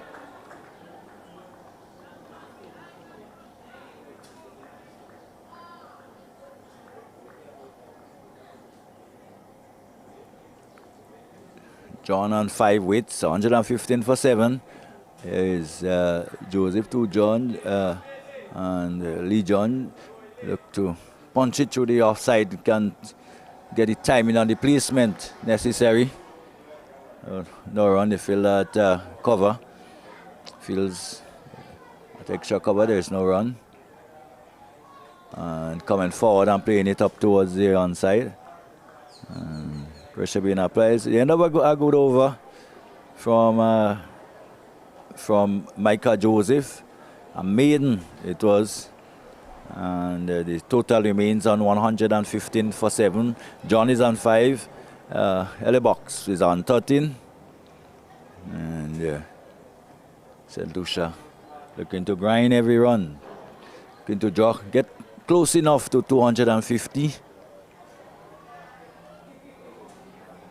As we say, every run is vital.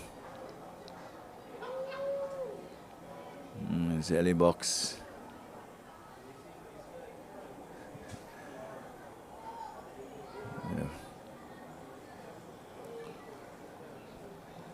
Takes his guard and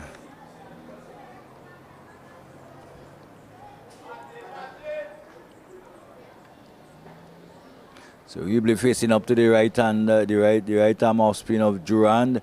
Goes on the back foot and hits it lovely over wide mid off and 1-2 bounces into the boundary for 4. It was a good shot. It was pitched up. He had to free. He had to make room for himself. He went back. He made some room, free his arms and struck it in the air. No real risk at all. And it went away to the boundary for 4. So he goes to 17, 119 for 7. So they'll need a lot more of that if they are to draw close to the 250 made by the Dominicans. Strokes like that wouldn't bother Atenes and his group too much. As a delivery again going just and through the offside for 4. The fielder short extra cover had the other chance to react. That was Micah Joseph as he banged it through the offside for 4. So I'm just making hay while the sun shines. He's on 21. 5 it is to Lee John. And he's been there for a while and probably thinking it's time that he, really get going a bit. They need to get to score runs. And that was so nicely struck through the offside. And it goes away for 4, 123 for 7.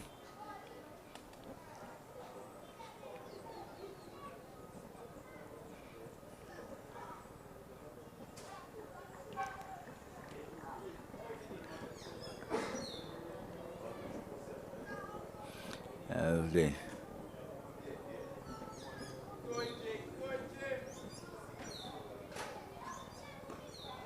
time he rocks onto the back foot and not getting hold of that at all. Looking to tug it through the onside. And only managing getting it towards short mid-wicket. There is no run. He has to be careful though. He doesn't have a lot left in terms of wicket.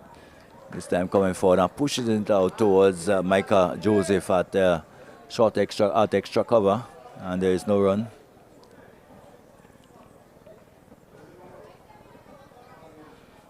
So there is Durand on his way to and coming forward and driving up this time towards the fielder cover at deep extra cover, comes up the boundary and there will be a single to early box, goes to 22, 124. It is for 7. It brings Lee John on strike. It's the final ball of the over from Durand.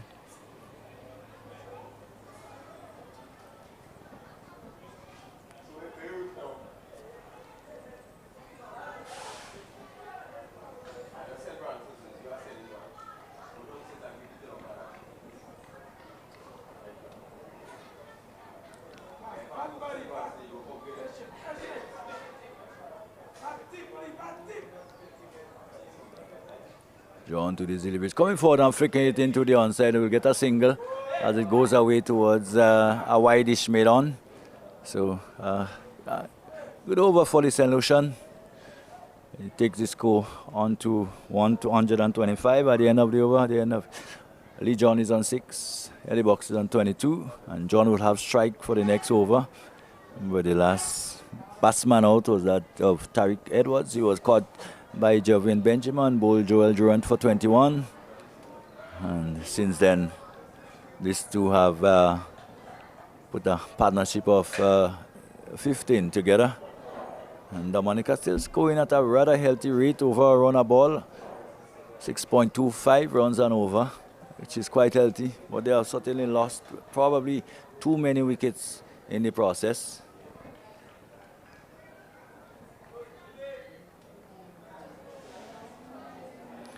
As Micah Joseph takes it up again from the southern or the GBSSN, comes in and bowls and hit hard over extra cover. And it goes away to the boundary for 4. Batting almost like it's, like a happy hour. Given the opportunity to score some runs and get some runs, and he's doing so. So for Dominica doesn't have no need to panic. They still has, it's 129. There's a lot of runs still. And only 3 wickets to be had. And that type of approach, of course, can bring a wicket at any time. So they're just playing the waiting game, just sitting back and allowing the St. Lucians to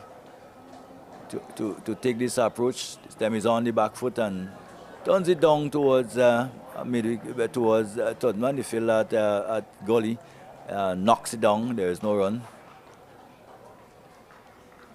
John is on 10.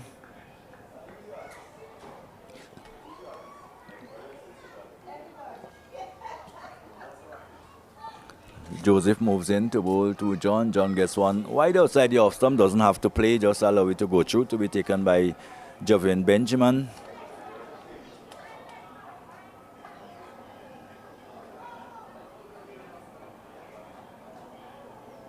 Here again, the delivery pitched up and coming forward and plays it back up on the offside. The fielder skips across to his left to do the fielding.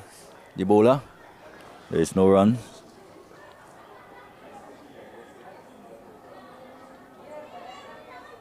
Micah Joseph comes in to bowl to Lee John. John is on the back foot and plays it back up on towards the bowler.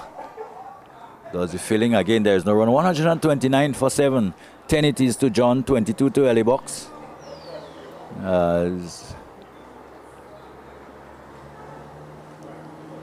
Joseph comes in to bowl to John. John to this delivery. He's getting a full toss, which he whipped away into the onside, and that should go into the boundary for 4. As you see, it's a pretty fast outfield, full toss on the pad, and John really didn't have much to do, just flicked it into the onside and it went away to the boundary for 4. So 4 to John, it takes him on to 14, 133 for 7, and the early box is on 22. And as I say, the partnership of 23 so far. It's come in pretty quick time. And Joseph, who has bowled 2 overs now, 1 maiden, 4 runs, no wicket. And Durand would have 2 overs, 15 runs, 1 wicket. And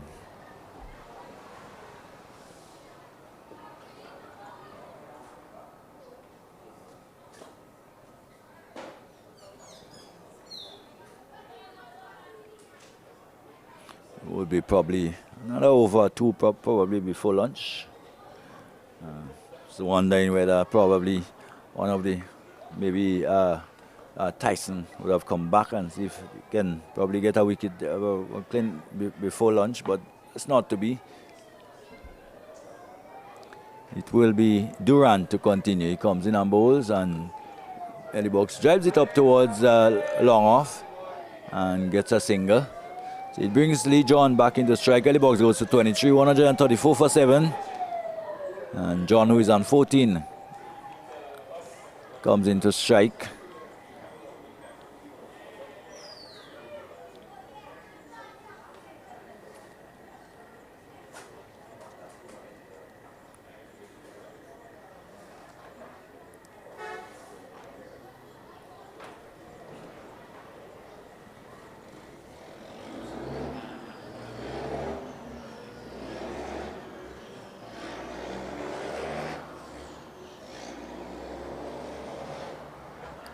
There is Duran on his way to bowl to John. John steers it away in the offside, but can't score as the fielder comes across. That's Philip.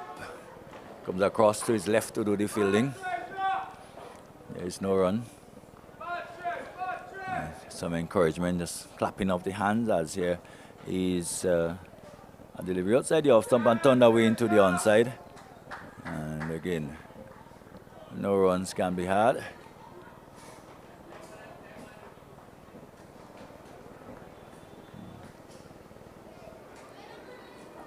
Durant on his way to bowl to John. John flicks it away on the onside again, down towards backward, towards square leg. The fielder comes around from a backward square leg position to do the fielding.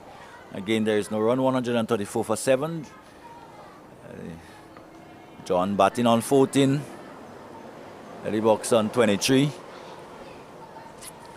And Seri Durand on his way to bowl to John. John turns it away again into the onside. Yeah, and slide previously the fielder from back a square goes towards a square leg position to do the fielding, and there is no run.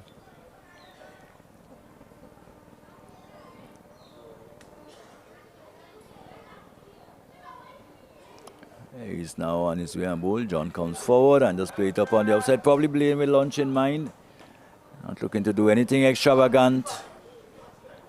And is it lunch? I don't think it is. It still have a few minutes, I think. The umpire just taking his time to walk in. He probably will pick the bail when he comes in, or they may. Let's see what happens. Yes, it's lunch. So at lunch, St. Lucia have certainly struggled, I should say. Well, not necessarily struggle. Scoring at a rate of a runner ball, that you can't say is a struggle, but they have lost 7 wickets. St. Lucia, 134 for 7. Lee John is not out on 14. Jaden L. Box is not out on 23.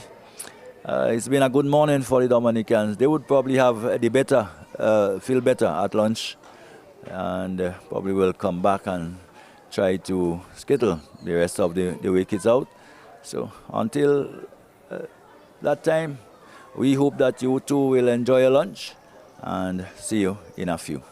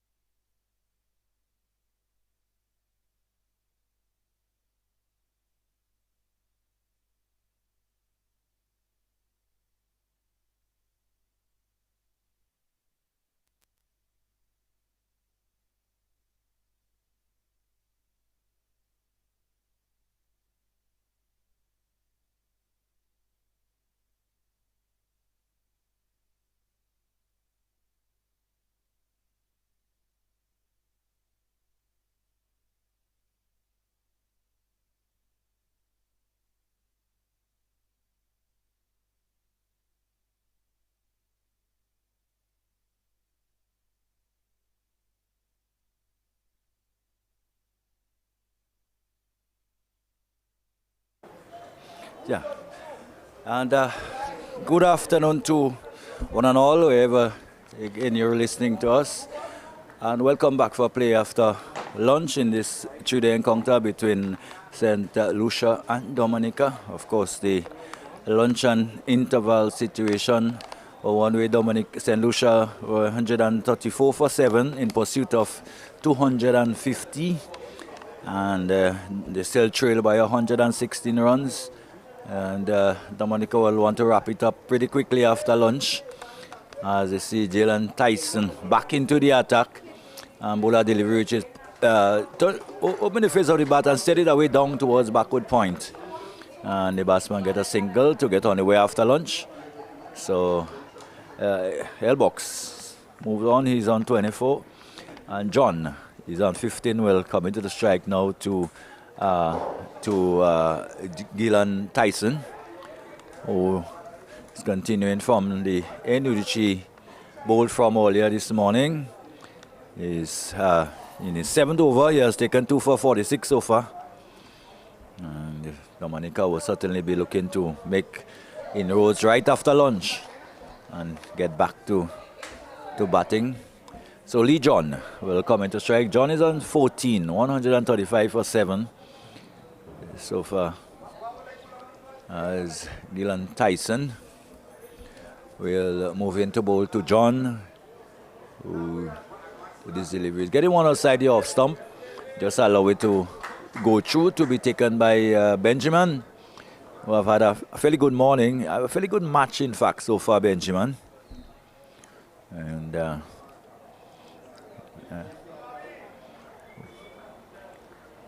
of course, that is one expects that these players who are fringe players, some of those who have had experience, who have had been part of the Volcanoes for a bit now, to really come to the fore in this tournament.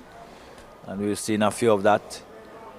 Here is Tyson again, bowls and short delivery, and as John jumping into the air to knock it down. And he does so, and there is no run. So Dylan Tyson in over number 7, 2 for 46. He was guilty this morning of just probably at times just too full and offering a few opportunities for the batsmen to score and score freely. Because St. Lucia at the moment is scoring at a current run rate of 6 and over, which is quite a brisk run rate, especially in a 3-day cricket tournament. And this one is short and stayed away again, down behind square on the offside. The fielder comes off the backward of point, Bongji, and sends the return back. So John goes on by 1. He's on 15. It brings Eddie Box into strike. He's on 24, 136 for 7. And as far as St. Lucia is concerned, they would want to really reduce that deficit of 114.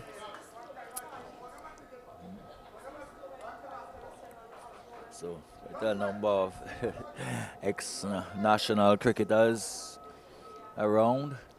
As a delivery short, which it goes to hook and wide, a signal by the umpire, well over the head of the batsman.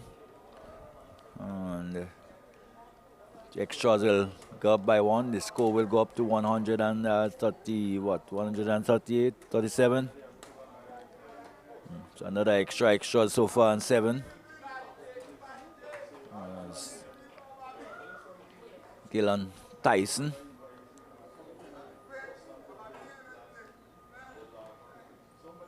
That's his run again, moves into bowl to early box. To the deliveries. Getting one down the leg side, which he flicks away down towards backward of square. And the fielder down on the backward of square, Bongji just had to come around to his left to do the fielding. And there is a single for early box again, takes him on to 25, 138 for 7. John, who is on 15, comes back into strike. And as we gets into the session after lunch. So far it's been a relatively good day for cricket. The weather haven't been too bad at all. It's a lot. In fact, it's now a little bit cooler than it was at some point this morning. It was quite humid. Here is another delivery, short and slanting down the leg side. Just saying a hook at it, John, and not making contact. It goes through to be taken by Benjamin. So at the end of it, at the end of the over, it's 138 for 7. Lee John is on 15, and Ellie Box is on 25. Tyson has now completed 7 overs and he's taken 2 for 49. And you'll see Durand will continue from the northern end. Durand so far has bowled 3 overs, no maiden, 16 runs, 1 wicket. The right arm off spinner.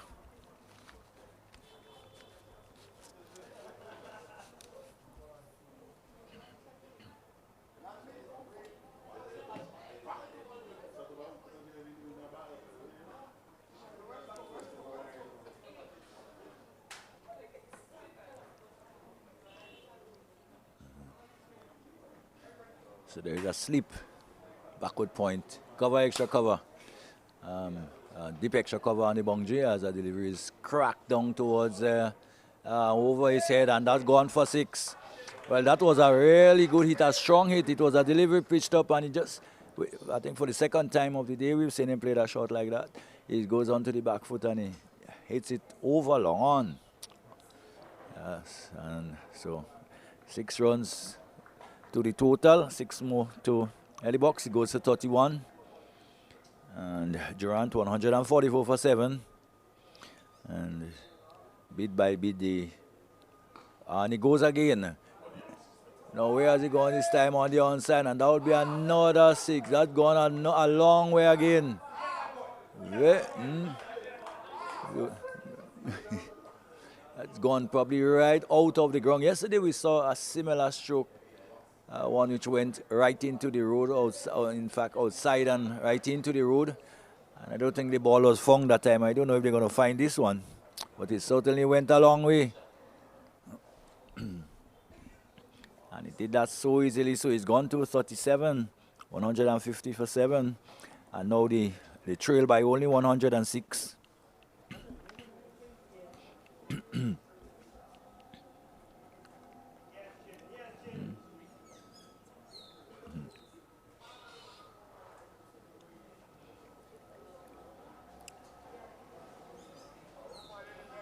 So they'll start it again quite brisk.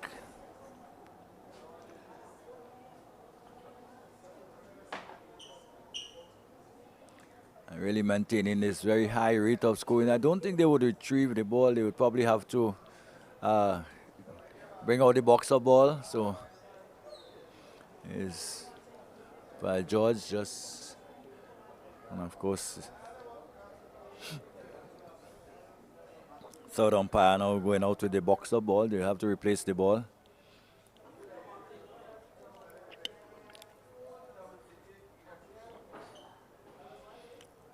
Once upon a time when the ball was replaced, you would have seen the umpire rubbing it into the ground to just rough it up to get it looking as close to what the original ball was. I think they no longer go through that processes. They just change the ball. Sometimes there are balls that are used already that with similar wear and tear. Yeah. But that seems like a brand new ball that is in his hand. I don't know who it benefits most, whether it's the batting team or the bowling team. It means that the ball will come onto the bat again very well. So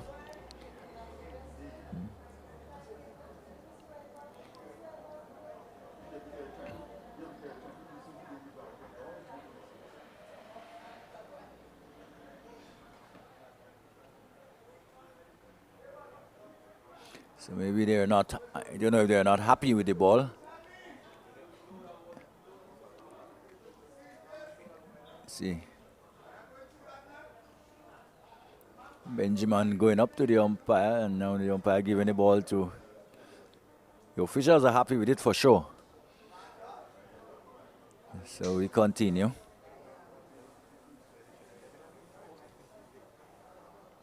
So Jaden Helibox going to be a thorn in the sides of the Dominicans.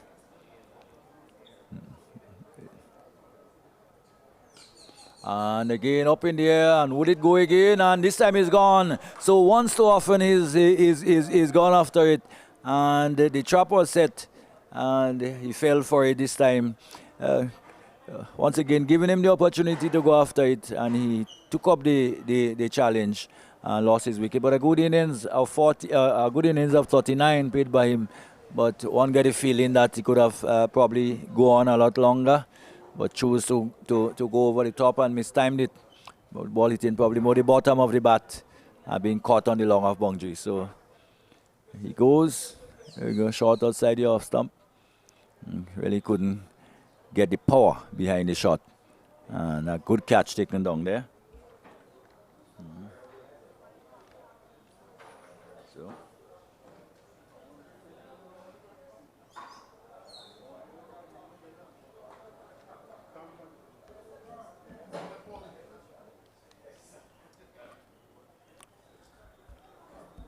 So Jaden L box gone, goes.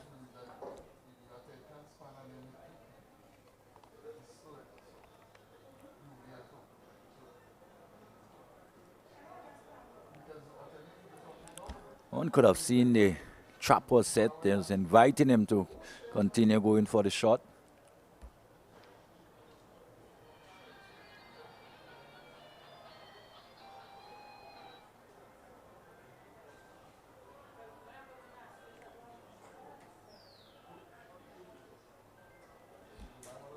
Yes. Caught by Alexander of the bowling of Durant for 37. Yes, of the back foot and just leaning back and not getting the power, not the distance, and holding out to the man at extra cover. So Sonny Ledward is the new batsman, and he will be facing up to Durand, who comes in and he comes forward and just strokes it up towards mid-off, and there is no run. So 150 for it, and even with my poor mathematics, it tells me that there's 100 runs behind. Yeah, as Adili is beaten outside the off stump, trying to just drive it up into the offside. As I say, good afternoon to Will Benjamin. A pleasant good afternoon to everyone, the viewers and the listeners as well, across the world. Good choice of word, man. Pleasant, and it's pleasant. Yeah, for me, it's very pleasant, man. Yeah, been a tough morning, it's been a long morning, it's been a nice, a good morning. I don't know what it's like with you. It's been a good morning for Dominica too. They have managed to, I wouldn't say restrict St. Lucia, but restrict in the sense that they have picked up 8 wickets and probably has a good chance of skittling out St. Lucia for a score. Well, maybe around the 180 mark, probably they would be happy with that. And that will give them a healthy enough lead. Yeah. Of course, Dominica has been scoring at almost 6.5 runs and over. But they have been losing wickets too consistently, and I think that was one of the problems they faced with. Yeah, but so far, by following the game, I would have noticed that all the St. Lucian batsmen would have gotten a start, but yet to capitalize. So I think what should happen is someone need to probably put their head down and at least capitalize on getting a big score here this afternoon, so they can help the team go as closest to the score as possible. But we seem to have seen that throughout all 3 games that are being played here. Yesterday we saw the Dominicans to getting to 50 and 60 and not really carrying on. That's what you want to see at that level. You want to, these are the guys that go on to play for the West Indies and so on and so forth. You want to see when they get starts like that, they convert. Yeah, and that is very important. I mean, so far when you look at West Indies cricket, I mean, the problem is not getting starts. The problem is after they start, what happens next? Yes. And we tend to fall away and not capitalizing on the big totals. When you look at the other countries, most times when they get a start, you will expect them to go on big. So I think something within the region we need to work on in regards to, you can say a consistency and communication and in terms of the partnerships, being able to talk a lot. So, your partner can help you so you can bat for a longer period of time. Because most of the guys always tend to lose concentration a lot, especially after batting probably 10 to 15 overs. So 150 for 8. Lee John is on 15. Edward not yet scored. And Gillen Tyson is bowling to Edward. And he gets a delivery which looks rather a little bit uncomfortable too. Trying to turn on the onside. Tyson has taken 2 wickets so far. 2 for 49. He's in his 8th over. And he does look good. He does, look like he's very assertive in regards to what he's about. He's one of the quicker bowlers within the Windward Island setup as well. So you'll expect him to run through the tail end of the St. Lucia team.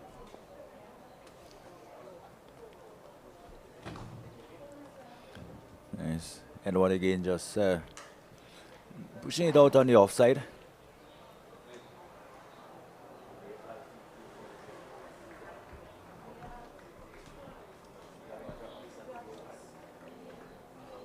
But so far, it's been an excellent morning at the Royal St. George playing field. Excellent conditions for cricket.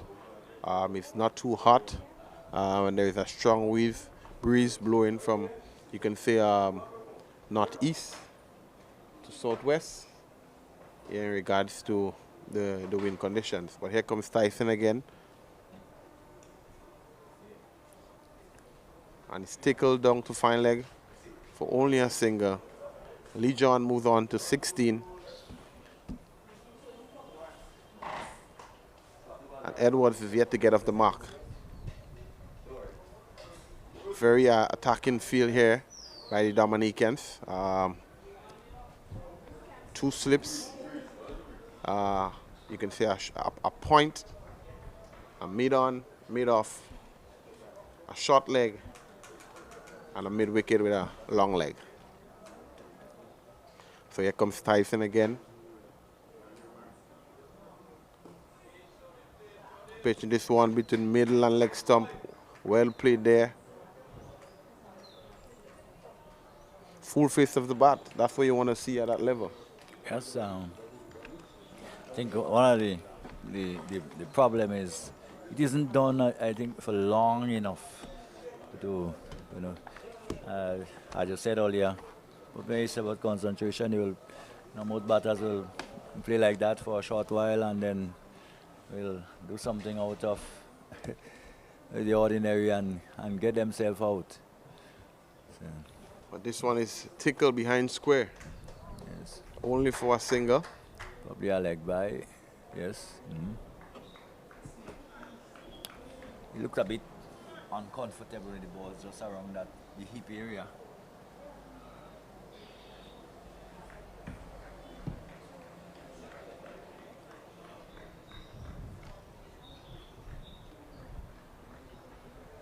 What is important for St. Lucia is that they keep the scoreboard ticking.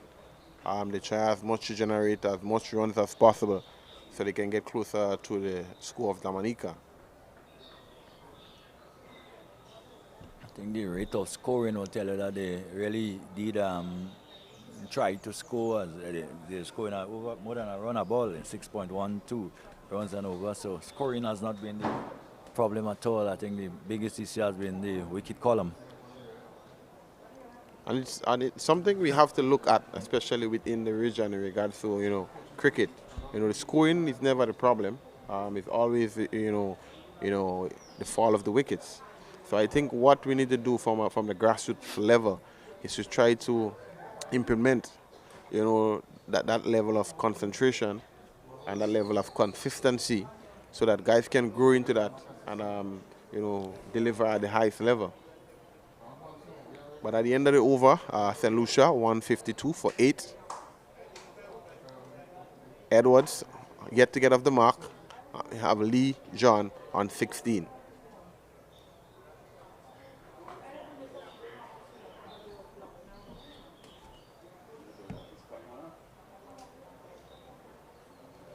Overall, it's been a good day.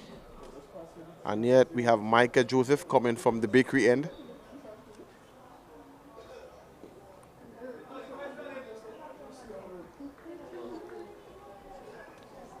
Stepped in, played straight back to the bowler.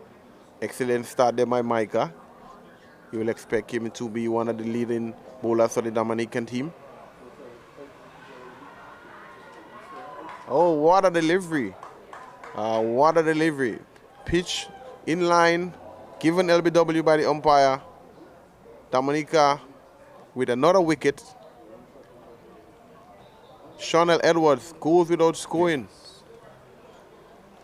And as we look at the replay, very good decision by the umpire. St. Lucia loses another wicket, 152 for 9. Yes. And again, not much complaint there. He's come forward, it seemed to have been struck in line. And the ball wasn't turning too much, almost went straight on. And he's gone LBW, and once again, St. Lucia lost another wicket. And in danger of being bowled out and handing the Dominicans a sizable lead. In regards to the context of the game, it's a poised encounter, you know, because we have another day and 2 sessions to go. So we're hoping that we will get a result. And thus far, St. Lucia a little on the back foot. Yeah. And even at this point, it's difficult to say, you know, despite having a lead, doesn't mean that you're in total ascendancy with still time left in the game. And enough time too for St. Lucia to maybe in the time left today to put the Dominicans under pressure, maybe get them out fairly cheaply and go have a dash right tomorrow, please God. Yeah, you will expect that. If you want to see keen contest cricket, you will expect St. Lucia will try to at least, you know, restrict the Dominicans for as low as possible, and, you know, try to see how best, you know, they can come out and get the runs. But it's not going to be easy. As the day progresses, the wicket will be deteriorating, so you expect the batting, you know, to be a little bit harder. But here comes Micah again with a wide delivery outside the off stump. Umpire signal wide. Another one to the score. 153 for 9. And every bowler so far has contributed to at least picked up at least 1 wicket. I think that's what you want.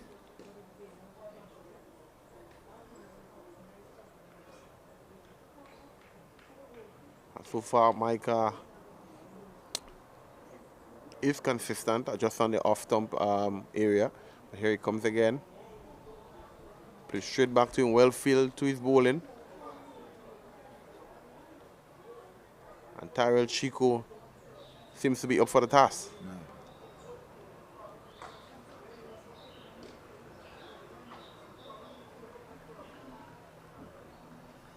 So success have come to Joseph, having switched to the northern end. He started at the southern end this morning.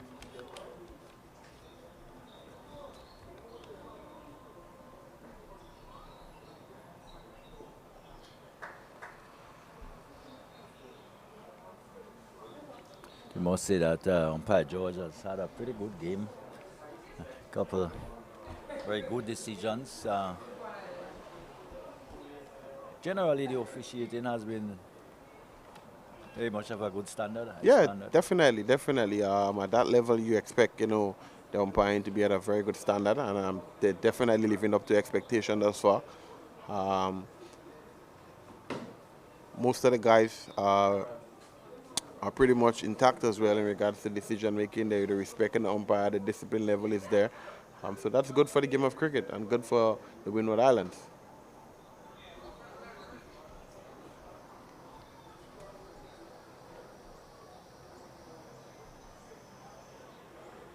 So there we have Gillan Tyson again from the GBSSN.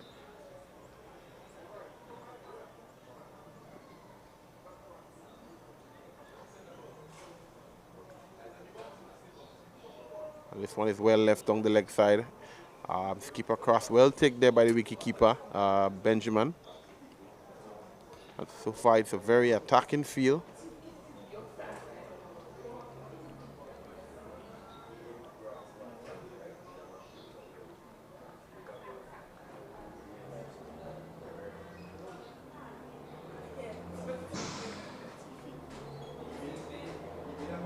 Here comes Tyson again. Well played there by John. Gotten right behind it. Hitting into the onside.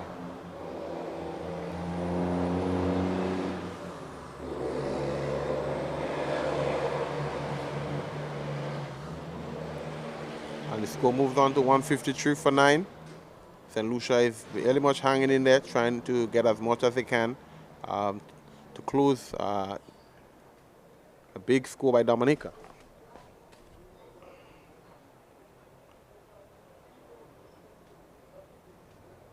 Tyson comes in once more.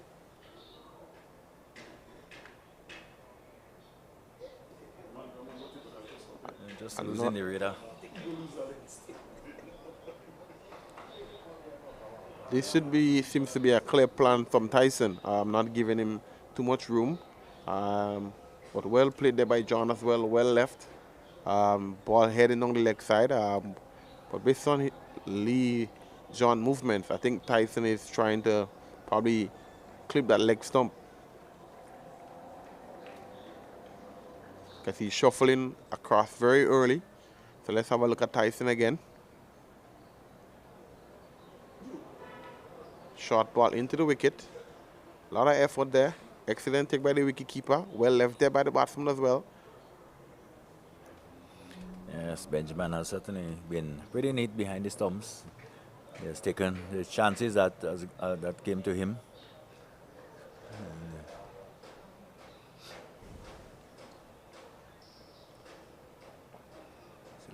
Very accomplished. Of course, he had a pretty good game so far. Had 50 yesterday when he batted.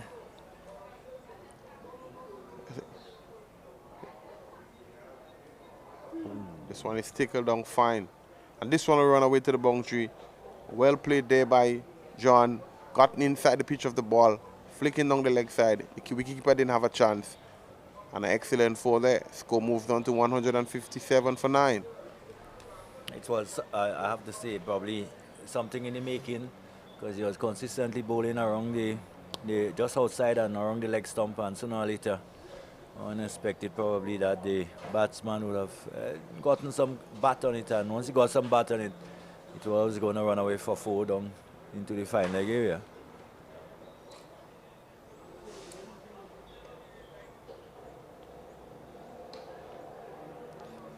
Still believe though that he needs to he has a slip and a gully, so probably he needs to focus a little bit more on the off stump, as the batsman to play outside the off stump.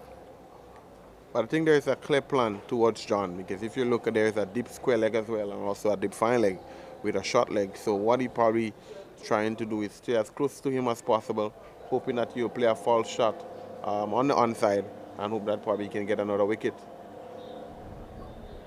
But so far, John is surviving, and he's doing an excellent job. And at the end of the over, the score is 157 for 9. And we have Micah Joseph again to come from the bakery end.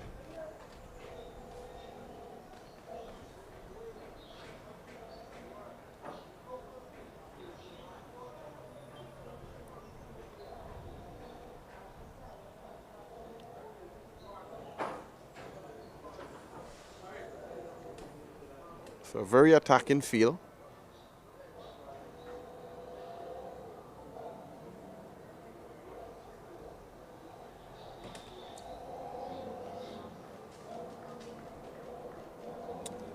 And here comes Joseph again into Chico.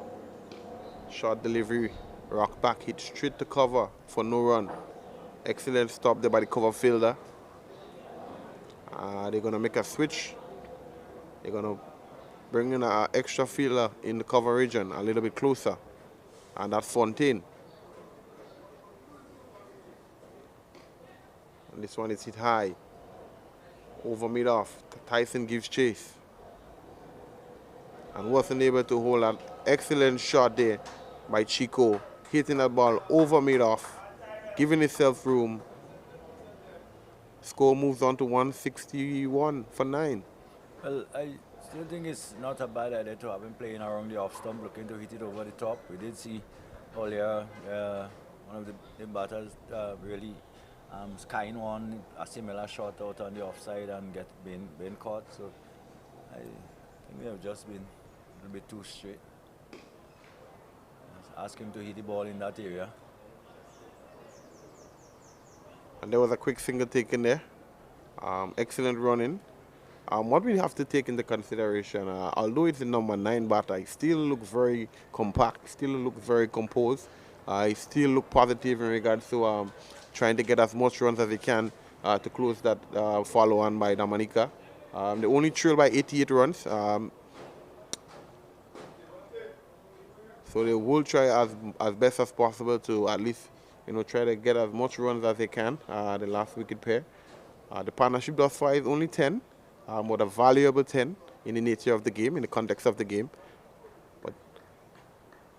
But Joseph will try his best to try to get as much wicket as that last wicket.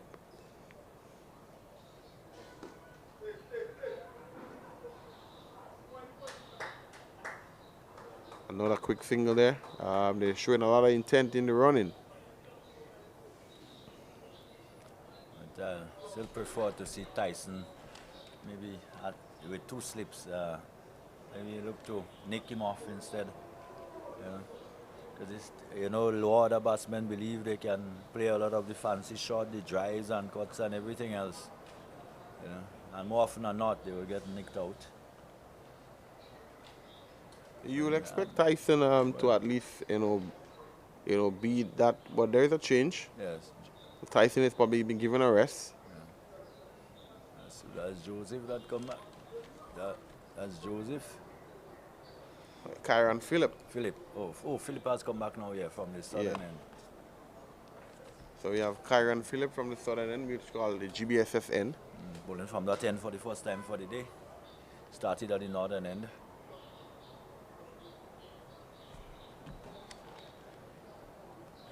And Dominica is trying every piece of the puzzle to see if they can get that last wicket. Yes. Seems like now it's pace on one end and spin on the other.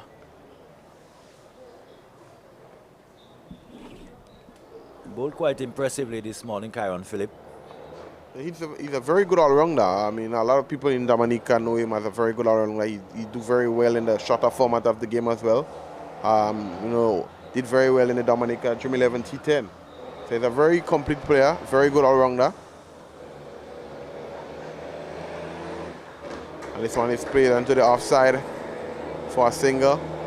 Cover would have come around over to point. And the score moves on 164 for 9.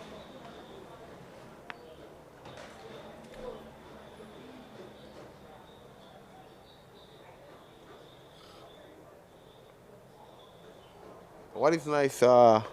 Hector, I've seen the turnout today. So many people coming out to see local cricket. If you look across to the ground, you'll find people, a lot of spectators, viewing in here. And that's really nice to see in regards to the nature of the cricket.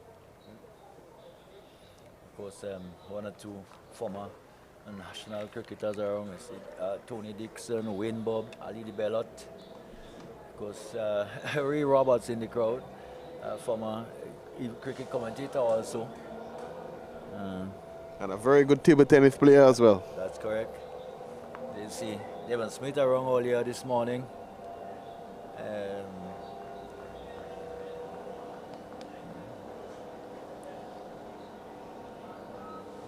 But here comes Phillip again. Emmanuel Stewart would have here earlier too. So he's around.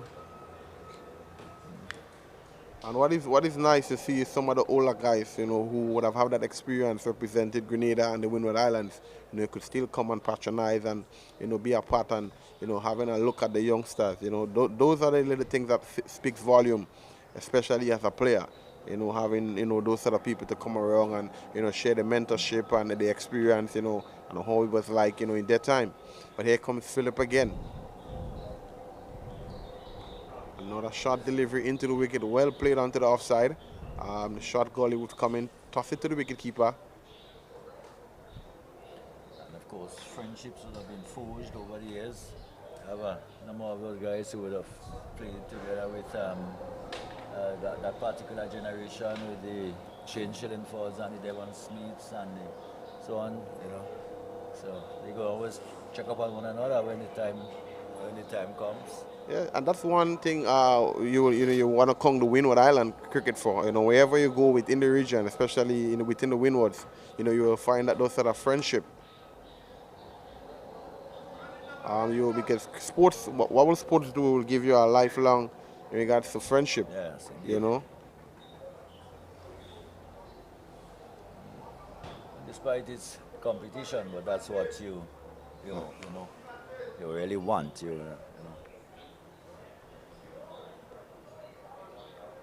Build bridges, and more often than not, these relationships, these friendships last a lifetime. And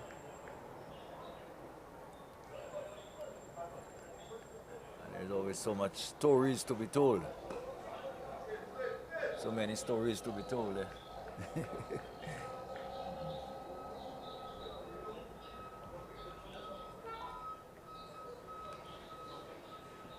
So the over comes to an end, 164 for 9.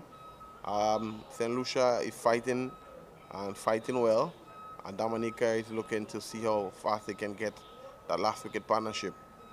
Yeah, they wouldn't want this thing to meander on and linger on and for too long, because the longer it goes, is the closer St. Lucia will get to the Dominica total. They now only need 86. And 10 more, 20 more, and it's down to 56, 66, so.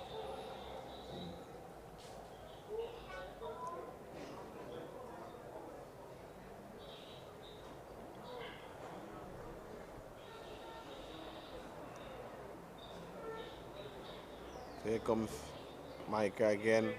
Well bowled, well batted there again by Lee John. Good feeling to his own bowling. In the context of the match, St. Lucia will think they're a little behind because none of the batsmen seems to capitalizing on a start and would have, wanted to be able to get a 50. But nevertheless, Joseph comes in again, giving room outside the off stump. Caught in there, well filling the extra cover fielder. And so far, Dominica seems to be piling under pressure. Joseph is giving a little too much room, I would say. But there is protection. This one is well left here by John. John seems to be very, very patient in regards to his batting approach.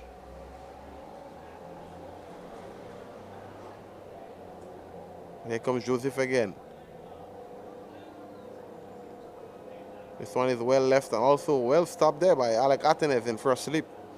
This one was, no shot was offered though.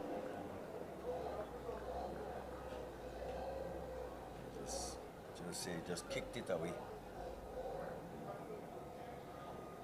And that is a very risky shot.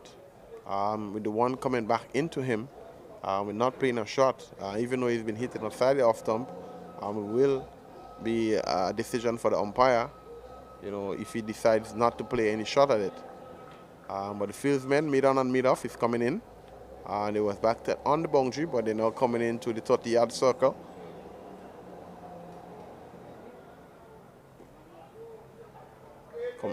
Comes on the front foot and well played there by John, pushing into the offside. And as the over come to an end, maiden over there by Joseph. The score remains on 164 for 9. 164 for 9.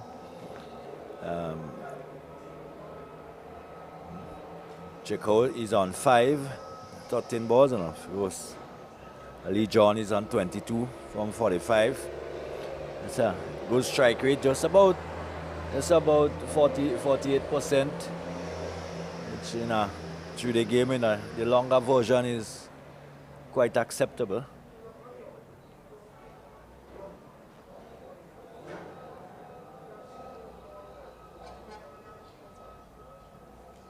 So we have Joseph again from the GBSSN. Drifting on the leg side there. Good offer there by Chico. Looking to hit this one down behind back of the square. I was unable to get any bat onto it.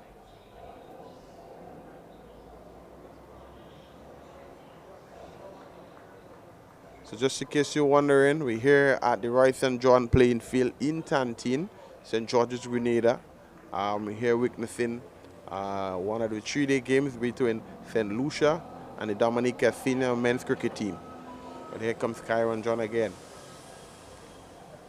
And this is well played here. Through first and second slip, this one will run away down to the boundary for 4. Well played there, gotten across, played late as possible between first and second slip, and the score moved on to 168 for 9. Yeah, but the bowler probably should be encouraged by that, because it was more of an outer portion of the bat, and I don't think he should go too far away from that line. Continue to force the batsman to play around the off stump. It's more likely to make a mistake there.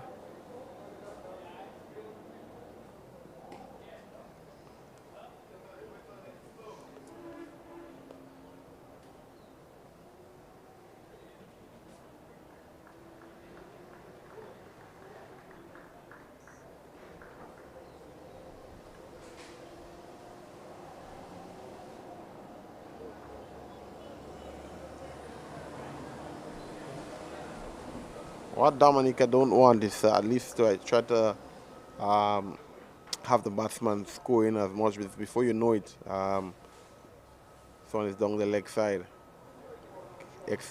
Excellent take there by the wicketkeeper.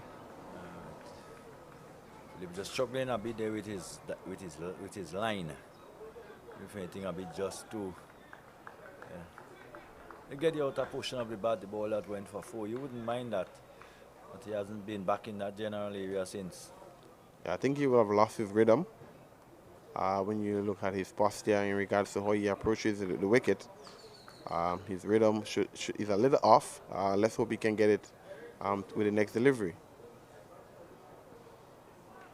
This is well bowled and also well left there by the batsman. Lifting delivery on the off stump. You'll say would have gotten a little bit of extra bounce there, extra effort there by the bowler. And so far, the batter survives again.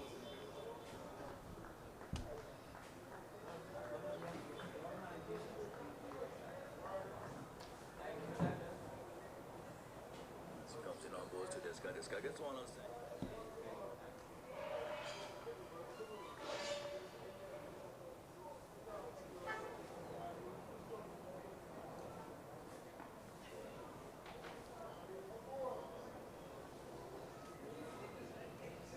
So putting in the effort there is Philip, and the last delivery was a good one. It's one that could have gone anywhere. The batsman just leaning back and fending on the ball, and it dropped short of gully, but good effort on the part of Philip. St. Lucia 168 for 9.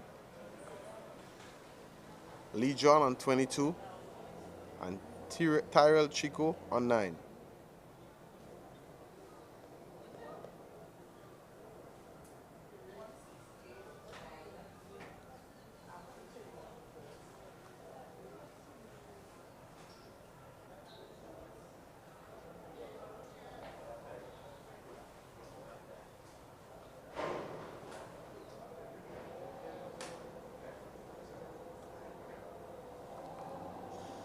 So we have Micah John.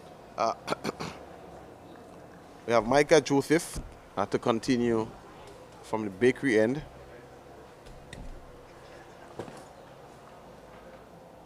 To bowl to Lee John. This is his straight down the ground to long off for a single. Batsman Amber through for 1. The score moves on to 169 for 9.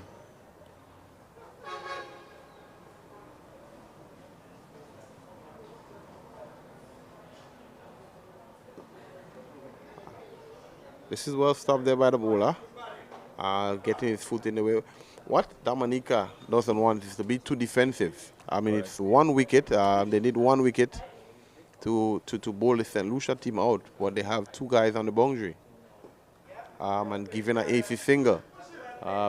In terms of, I'm not too sure what the captain tactics would be, but if I were the captain, I would have, trying as much to have the batter playing as aggressive as possible and trying to hit the ball over the top. You're already in front of the game in regards to you have 80 runs to play with. The chances are, they're going to play down the ground for a single. But here comes Joseph again. This one is cut well, but excellent stop there by Pascal for no run.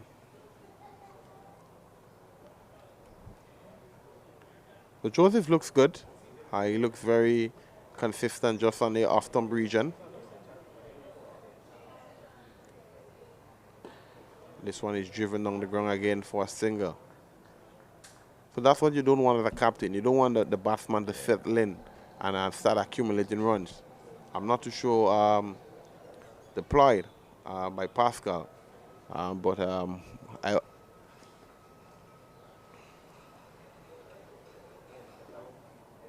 short delivery into the wicket. Would have gotten back and played straight on the offside to cover for no runs. At the end of the over, St. Lucia 171 for 9. Lee John on 24. Tyrell Chico on 10.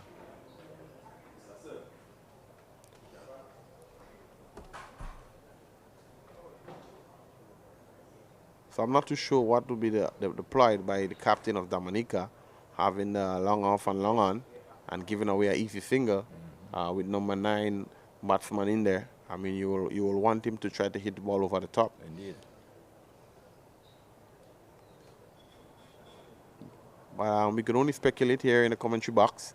The guys are down onto the field, so you expect them to be able to, make that the right decision. They're down there and they're seeing it closer than the commentators. So, nevertheless, we go again. We have Kyron Phillip coming from the GBSSN to bowl to Lee John.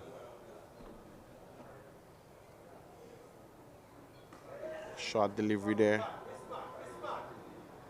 He's straight to short mid-wicket for no run. I think there is a clear plan here to John. Short of a length, have him pulling. There is a deep square leg. So, and a deep fine leg as well.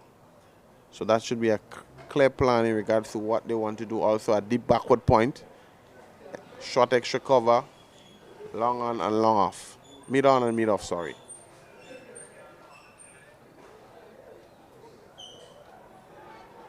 Short delivery pull. Yeah, and yes, he held on to it. For a moment I thought he had misjudged it.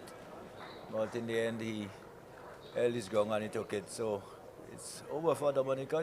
For St. Lucia, they're all out. And 79 runs the lead and decent lead to start. Yes, for a moment I really did thought he had misjudged it. I probably did, but was able to get back and take a good catch in the end though. Yeah, you must give credit to the captaincy. I mean, you would have seen there's a clear plan. You had fine leg, deep backward square. So there was a shot ployed in regards to getting him out with the shot delivery. And, it worked. So sometimes the captain would have been making the right decision. So St. Lucia all out for 171. Dominica have a lead of 79.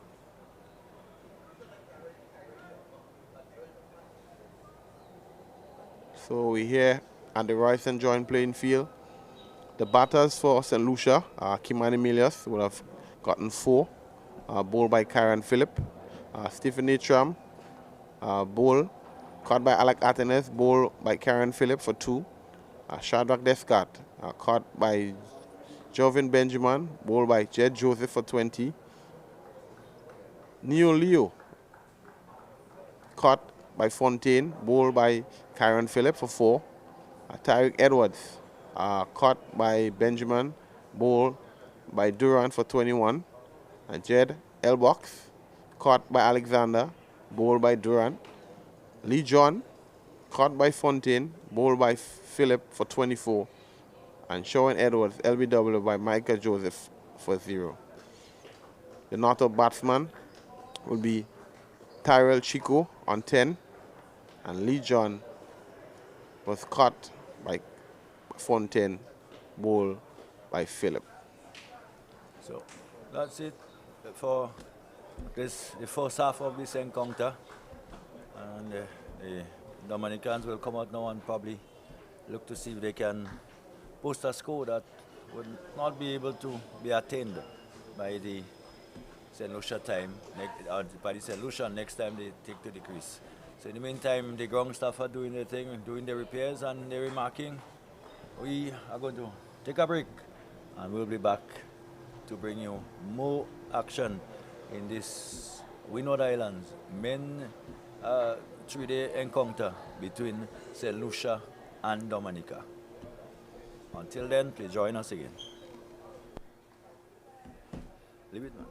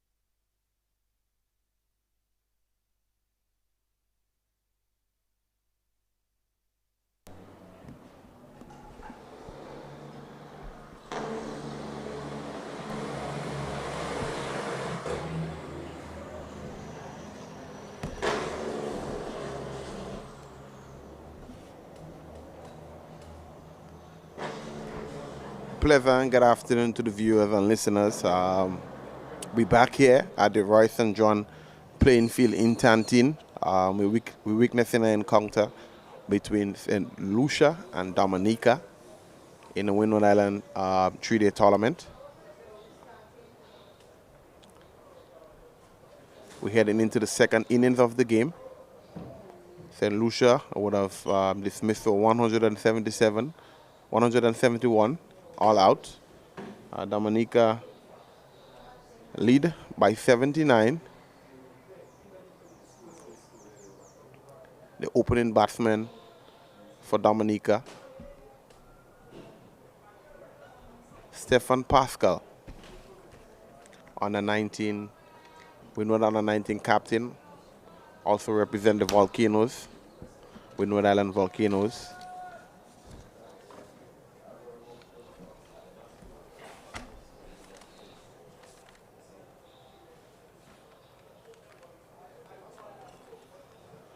And on the other end, we have Livio Charles.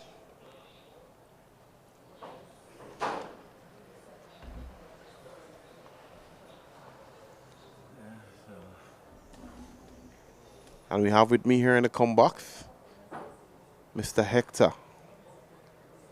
Mr. Hector, how you feel thus far about the game? Well, the thing about it is that I think Dominica is so far in total domination.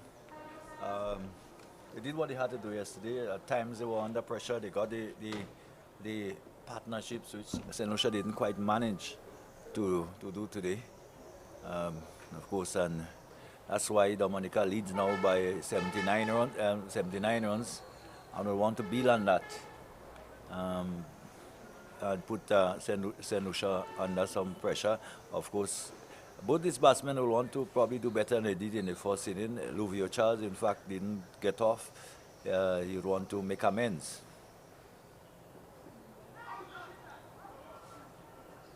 So, one down the leg side to begin with. Stephan Pascal, of course, is a very free-scoring batsman. And he will want to probably improve on what he did in the first inning. He was looking very good until he, got to a pretty soft dismissal in the end. Would probably want to improve on that. And as I said, of course, Livio Charles didn't quite get off. He got a good yorker from Nice. So Stephan Pascal, excellent driver of the ball. Yeah, most definitely. We would have seen it in the first half of his innings. I mean, he was excellent. He played 5 glorious drives. All of them would have gotten to the boundary for 4. But let's not take anything away from Edwards, who is coming from the bakery end. He would have went back to the drawing board, assess, and I think he will be trying to at least try to refrain Pascal from scoring. But you can clearly see the positive intent by the Dominicans, looking to try to score as quickly and freely as possible. Yeah. Here comes Edwards again. Yorker-like delivery. Well played there by Pascal. So far, we have a great, good encounter on show here. Yes, and very similar to the delivery which got Livio Charles yesterday. It was a Yorker-length delivery. It was just angling into middle and off. But this occasion, Pascal was good enough to just dig it out. So stick with what works. Always go back to what works for you. But here comes Edwards again from the bakery end. Shot his delivery, well left there. Excellent take there by the wicketkeeper. And Dominica yet to get off the mark. I think St. Lucia would know that they has to catch better in this inning. I think maybe the catching let them down a bit in the first inning. Did offer a chance or two to batters who went on to score well enough beyond the half century, so they can look back at that and probably realize that was one of the reasons why they're in that situation right now. Yeah, definitely. Kimani Milios would have put on 2 catches in the first division. You would have dropped Jed Joseph on 9 and Yeah. went on and scored a half century. Correct. So those are the little fine margins in the game. Dead delivery. Those are the fine margins in the game that can cost you a game. But St. Lucia will looking to be as tight as possible in the field and hope that they can catch all the chances.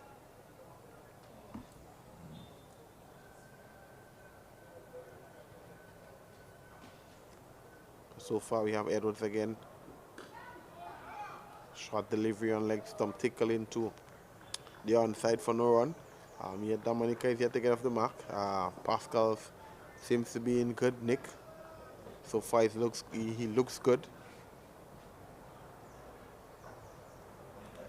Very attacking feel by the St. Lucians. What I can tell you, Kimani Milius he is in for a slip again. So let's hope he can redeem himself.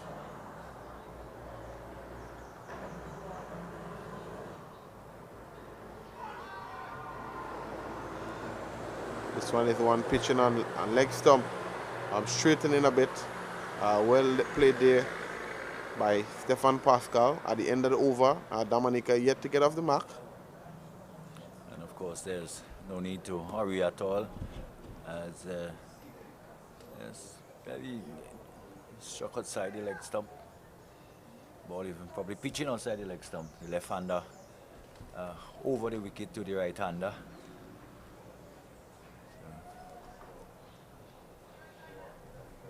Really, we'll have to get that ball to pitching line and straighten to get the attention of the umpire. Yeah, so far we have two of the better umpires within the Windward Islands. We have umpire Byam from St. Vincent and umpire George from Grenada. So far they have been doing an excellent job. Very consistent.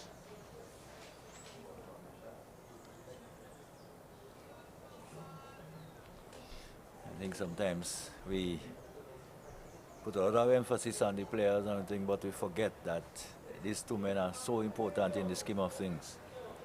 Yeah. They can't make the game and they can't break the game. Definitely. And this time we have Chico. Tyrell Chico. Starts with a wide. And he was very impressive yesterday. His first spell, he bowled 7 overs on the trot, and that was very impressive by him. He really looked good. His pace was up. So let's hope he can manufacture the same sort of rhythm and tempo he had yesterday.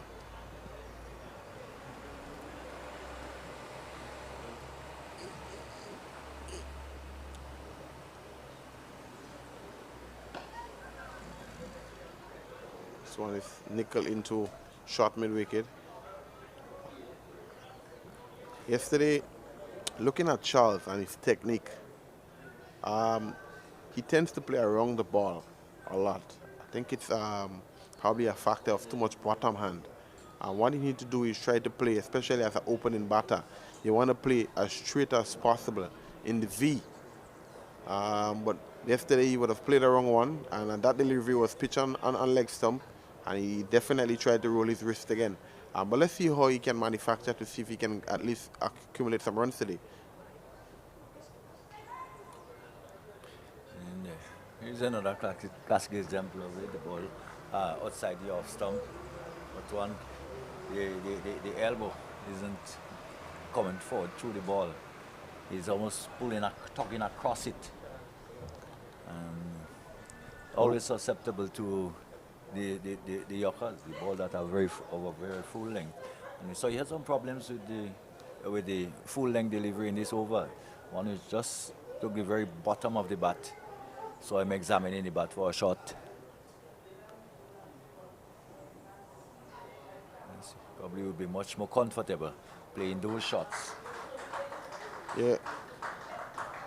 So he's off the mark. Dominica is off the mark as well. And but from observing him, and what I think he's not getting across in regards to getting across to the off stump. The back foot normally, should come across as an opener, getting the line of delivery, but it's not coming across to the off stump. So he tends to play around the ball instead of hitting the ball, especially through the V. But everyone have unique techniques, Yes, everyone have indeed. unique styles. Indeed. I often say, boy, what is wrong or right? Not really wrong or right. It's what is effective and what works. You know. Because if we are to judge techniques like we judge Calypso and so on, a lot of players will not even make it out there. But everyone has their strengths, and the weaknesses in different ways. And But so far, Chico is coming in.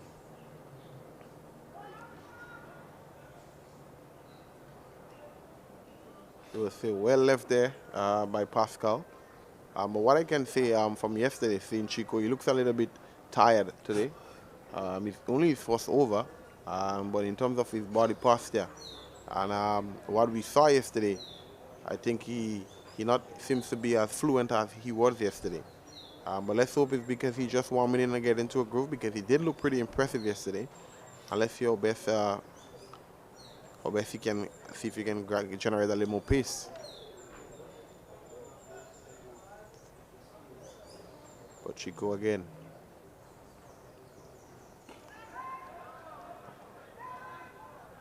Oh, this was a very unorthodox shot. yes, look rather ungainly playing that.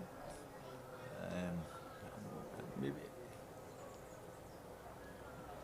I don't know if he didn't quite bounce as much as he thought it would.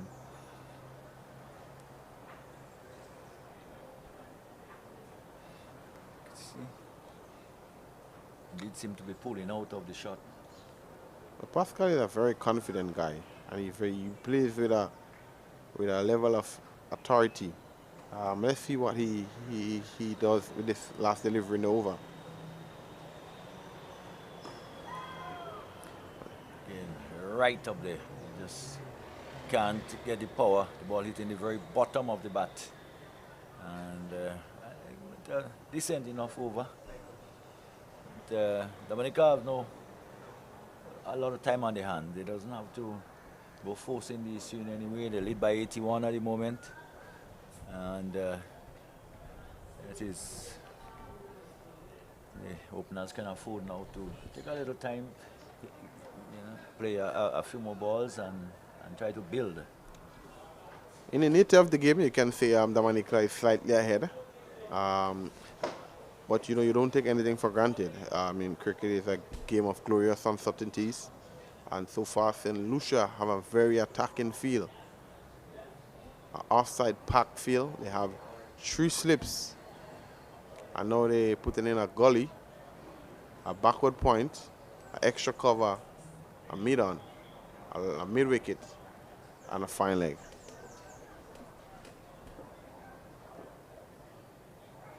So here comes Edwards into Charles. Well left there by Charles. Good pace there by Edwards as well. Good cricket all around. So Charles will really looking to get some runs today.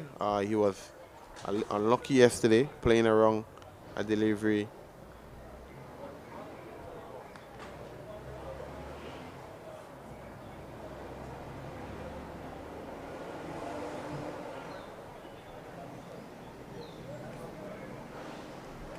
Edwards is coming in again.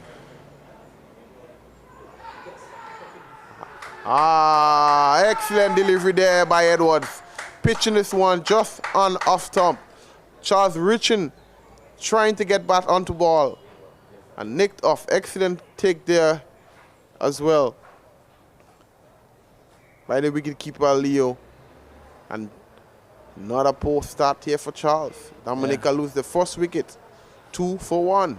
It's a very, very dismal game for Luvio Charles.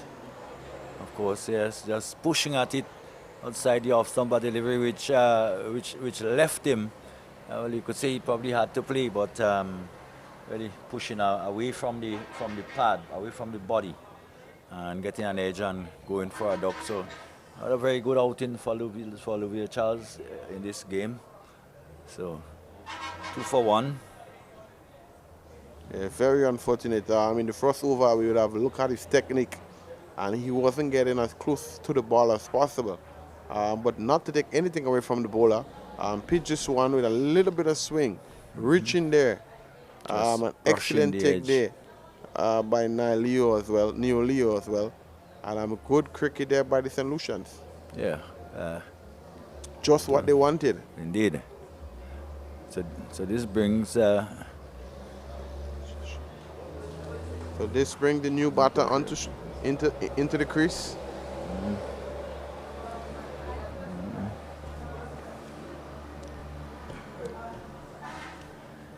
Alexander. Joshian Alexander, the vice captain. Yeah. He was very unlucky yesterday. Yes, very, very unlucky.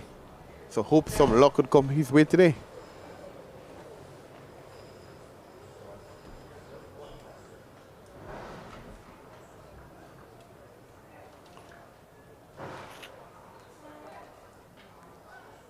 So Edwards will be high on confidence. And Alexander will be a little bit low on confidence as well. So let's see how that matchups. Ooh, well, it was really wide again. Going to slant it across. The left-hander, the right-hander. Going to push it across him and pushing it very wide. But he'll be buoyed by the fact that he would have picked up the only wicket. Yeah, so far excellent start by St. Lucia. Exactly what they wanted. Trying to get themselves back into the game and not let the game go away from them. But here comes Edwards again. Hit in the air and dropped. Well. Oh, it don't come much easier than that. It was probably his momentum of his body.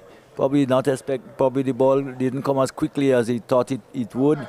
But really is one that it should have taken. You have to take catches like this. Yeah, most definitely. And I'm expecting someone of that stature plays cricket at the highest level. Yes. We expect Shadrack Descarte, to at least gobble up that. Yes. to gobble up that. Another chance goes a begging.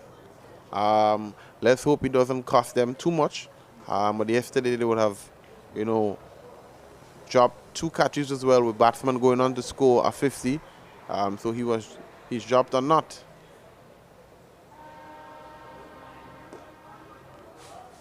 And this one is played onto the onside. So Joshian Alexander has been given a life.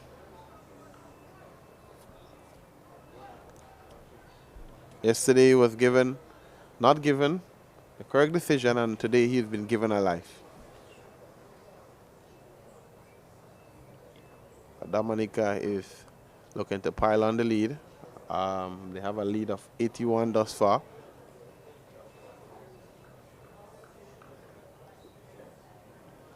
Edwards looks pretty much pumped. Excellent approach to the crease. Trent Bolt-like style. And at the end of the over, Dominica 2 for 1. Yeah, 2 for 1. Just keep trying to keep the early pressure on the Dominican. Let them know that they're not going to just lie down and die. They're going to fight it all the way. That's what you want to see. You want to see good competitive cricket. The conditions is great. The wicket is great. So you want to see good competitive cricket here at the Royal St. George playing field. So far, the game is in the balance. Dominica with a slender lead of only 81. Again, the scores that we had so far, lead of 80 plus is big in a sense, because it's only that you got 80 something from 250. I think you would say that you know. A wayward delivery down the leg side there by Chico. He's only in his second over, but yet seems not look too comfortable as it was yesterday. He seems to be a little bit fatigued.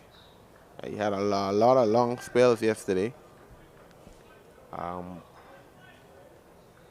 But the score moved on to 4-1 in the fourth over.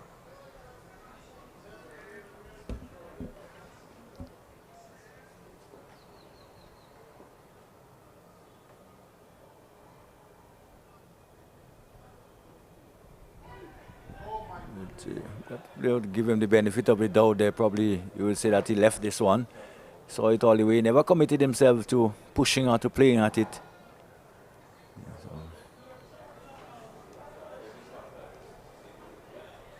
But of course, the St. Lucians are cock-a-hoop.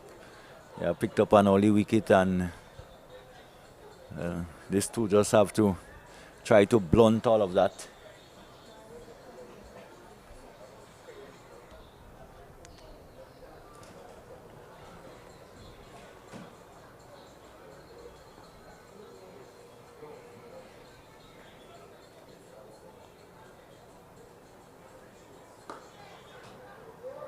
Taken into the leg side for no run. Not a bad start here by St. Lucia. Pretty much pumped. Although they didn't get the required runs they wanted, but so far they're looking pretty good with the ball. I think Dominica will be feeling any kind of pressure yet, having virtually 82, 83 for one. Don't think they will really be feeling the heat yet. But if they will continue to make serious inroads into the batting lineup, I think start to show some concern.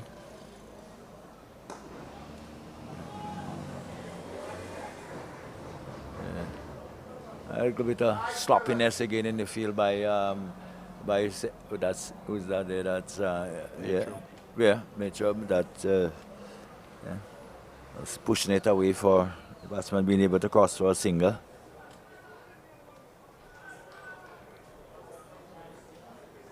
So they have been found a little wanting in the field, in the outfield.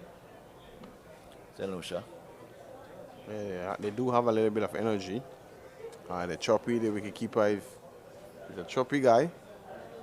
And you can hear him all the way from here in the commentary booth. But here comes Chico again.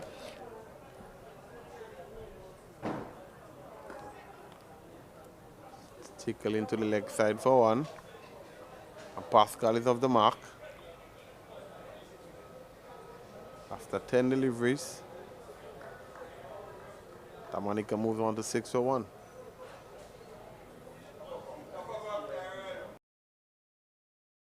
At the Royston John playing field. Well played there by Alexander. Full face of the bat.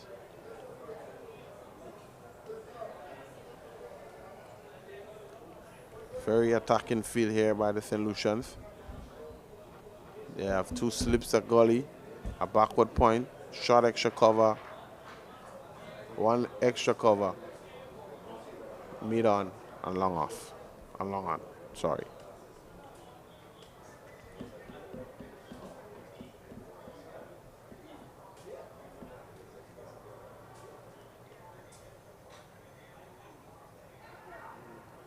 This one is tickle and ticker fine.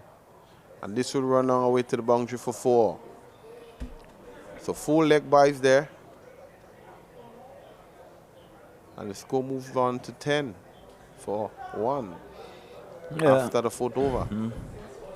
So every time there are extras like this, a boundary struck, it must be becomes harder for the St. Lucians. Already, the lead is 85 or 89. 89 it should be now, something like that after this. Yeah. At every run the Dominicans get, you will be additional pressure to the St. Lucia team. They was only able to muster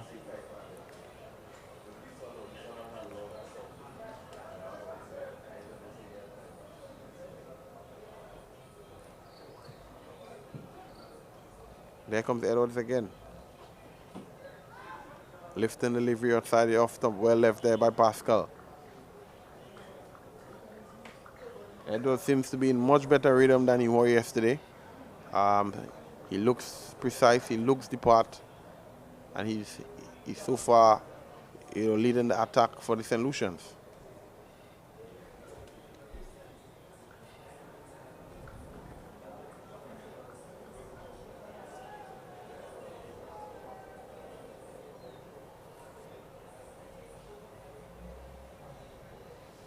Here comes Edwards again. This one is driven well. Glorious on drive there by Pascal. Signature shot, shot of the day, shot of the evening, shot of the moment. Yes, the on drive, not the easy shot to play, but one of the most attractive shots there is in cricket. We're pitched up and just using the full face of the bat, and just hitting through it. And it raced away past between the bowler and the mid-on fielder and away to the boundary for 4. Yeah, he's very, very...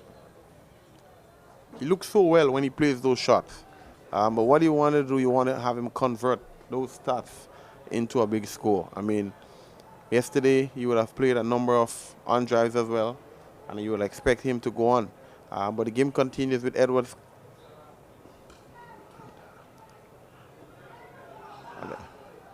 Excellent stop there. There's a mix-up between the wicket. Well sent back there by Pascal. But not to take anything away from Edwards. He's coming, he's running in, he's hitting the strap and hitting it well. But just Pascal is too good for him. Yeah.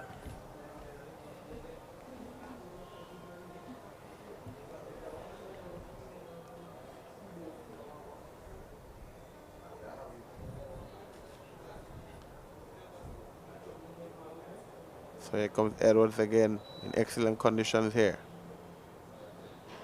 Full delivery, driven up through the covers for 4.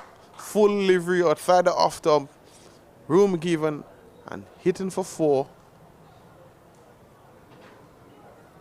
Well, one can say it's a rank bad ball. It's a full toss just outside the off stump, and all you had to do was to get the bat on it, rest the full face of the bat on it, and in fact it's in an area, big vacant area. The fielder is in a straightish extra cover, and there is a lot of real estate between himself and the fielder at backward point. So anything to that area will certainly go unchallenged down to the boundary for 4. Good comeback here by Edwards. Well left there by Pascal. Good delivery outside the off stump. Sachin. But I think it was good thinking by the captain, though, to leave that gap open and encourage Pascal probably to look to hit the ball through the gap. In that way, he probably can be nicked off in the sleeper point area. But there is definitely a clear plan here for the captain, Descarte. He would know Pascal very well.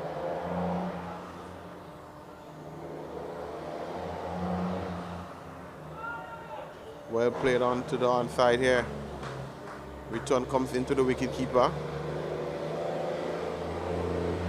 So there is definitely a clear plan here by Descarte.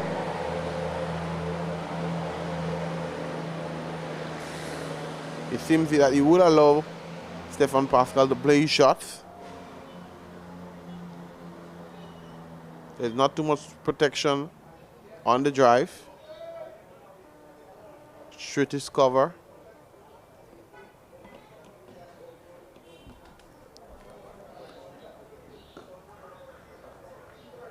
This one is played and played to the straightish extra cover. Throws come back to the wicketkeeper. At the end of the over, 19 for 1 Dominica. Stephan Pascal on 9. Alexander on 1.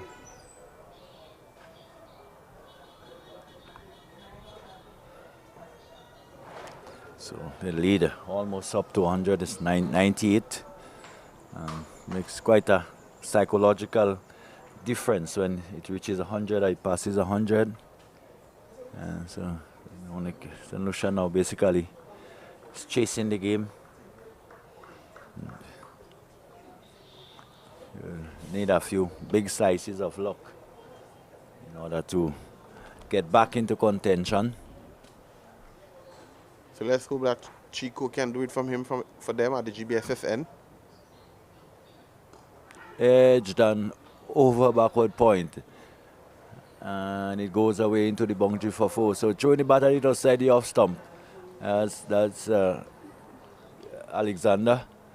Ball peeling off the outside edge. And I think that is what this St. Lucian are hoping for. That they would go for this big woman drives and nick them. But this time he got too much baton in it. And so he's flew away from the fielders, closing and away to the boundary for 4. Well, he's that kind of player, Alexander. Anytime he's given room, he will want to play that expensive drive. But St. Lucia, they have protection. They have a mid-off cover, extra cover, and also you can say a deep backward point. Yes. So the lead has gone past 100 now. And there was an appeal there. Umpire George said not out. Another good decision by George.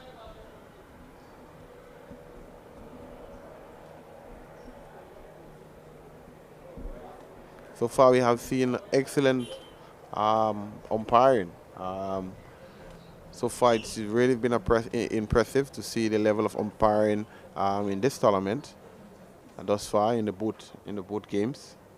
Dighton Butler, at the next game, the Grenada game with St. Vincent. And the level and the standard of the umpiring, it's really a high one.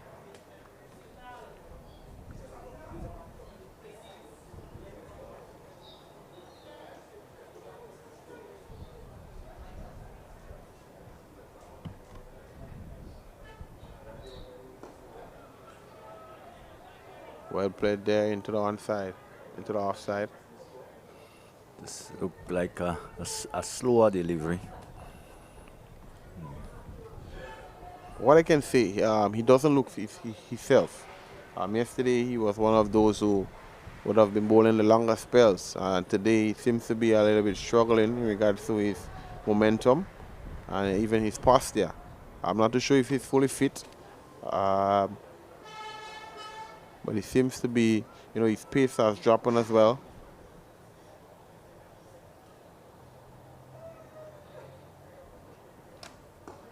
This one is dry, he's driven into the offside, shoot the cover.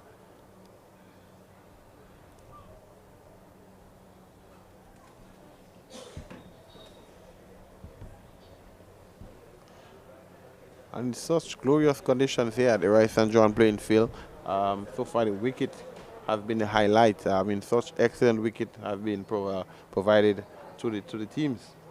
At last address, a lot of runs have been scoring up there as well.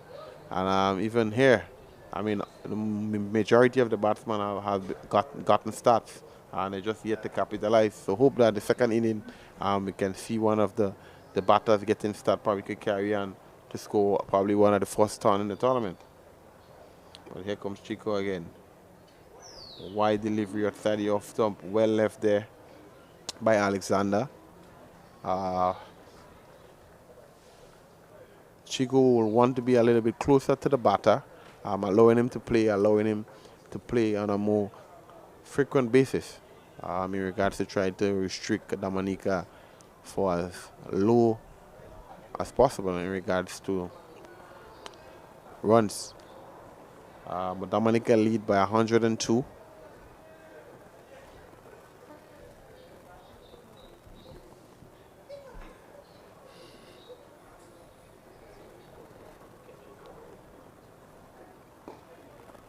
This one is played into the offside. Well played to cover. Tosses back to the wicketkeeper. And at the end of over number 6, Dominica 23 for 1. Stephan Pascal on 9. Jasian Alexander on 5. Of course, very interesting in the West Indies Pakistan game. West Indies who bowled Pakistan out for 282 and 11 for 2 in reply. Quite interesting, 15 for 2 at the moment. And after scoring playing a brilliant innings in the fourth inning, Kavim Hodge, a Windward Island Volcanoes player, originally from Dominica, wasn't able to get off the mark.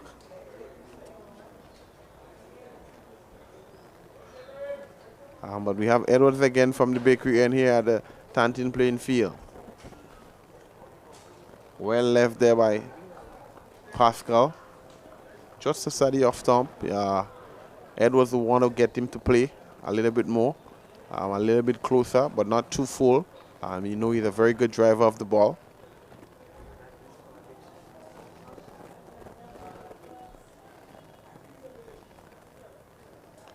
The ball is relatively new, only 6 overs old, so you'll expect the ball to still have a little bit of movement.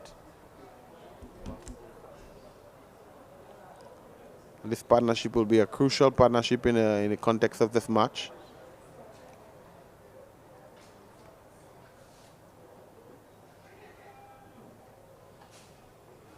This one is drifting down the leg side.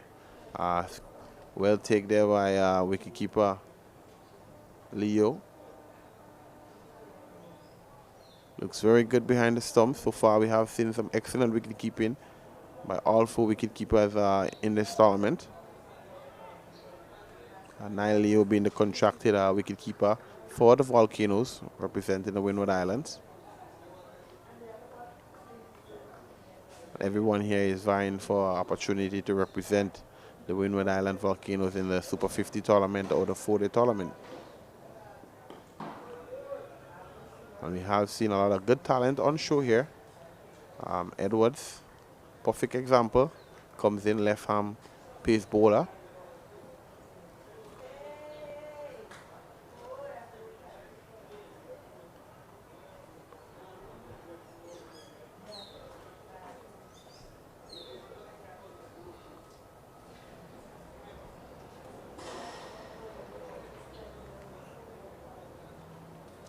So Lucia seems to be relying heavily on the pace attack. Yesterday we have seen, a lot of overs from the pacers. But the one who gave the most difficult time to the Dominican batsman yesterday was Tariq Edwards. Yeah. I think it would be too long before we see him into the attack. Excellent shot delivery there, played into the onside. Tossed back into the wicketkeeper. You can see Tariq Edwards, we just flinging the hands, just warming up a bit. Be into the attack, or probably we'll see Descarte warming up vigorously out there at mid-on.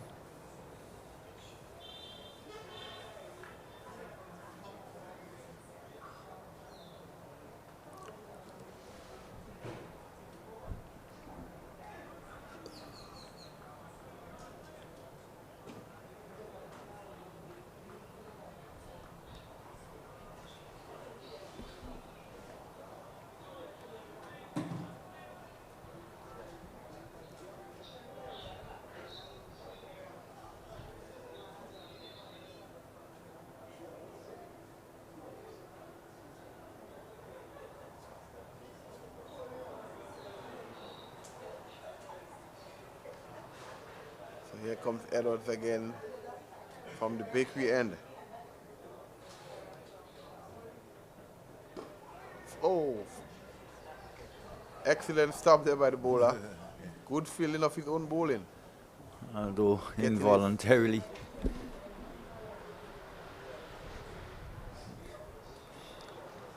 Those type of blows, you don't feel the effects of it immediately sometimes.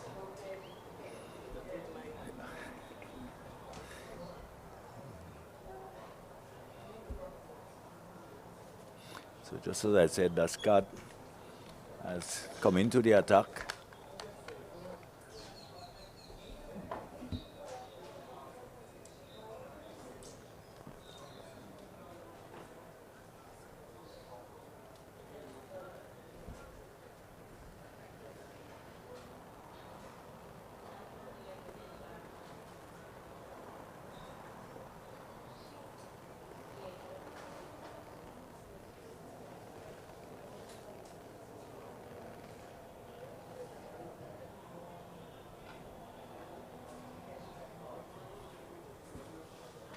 So the man from Castries in St. Lucia is going to take over from the GBSSN, Shadrack Descarte. He's currently a contracted Volcanoes player. Also plays the CPL.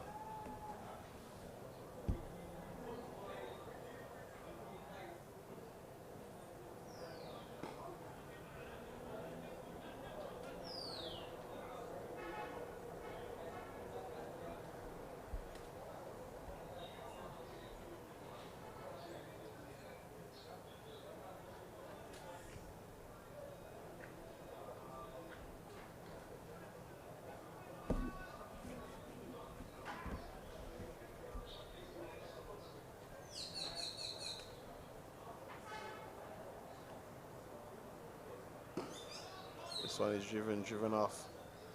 Excellent stop there by the point fielder.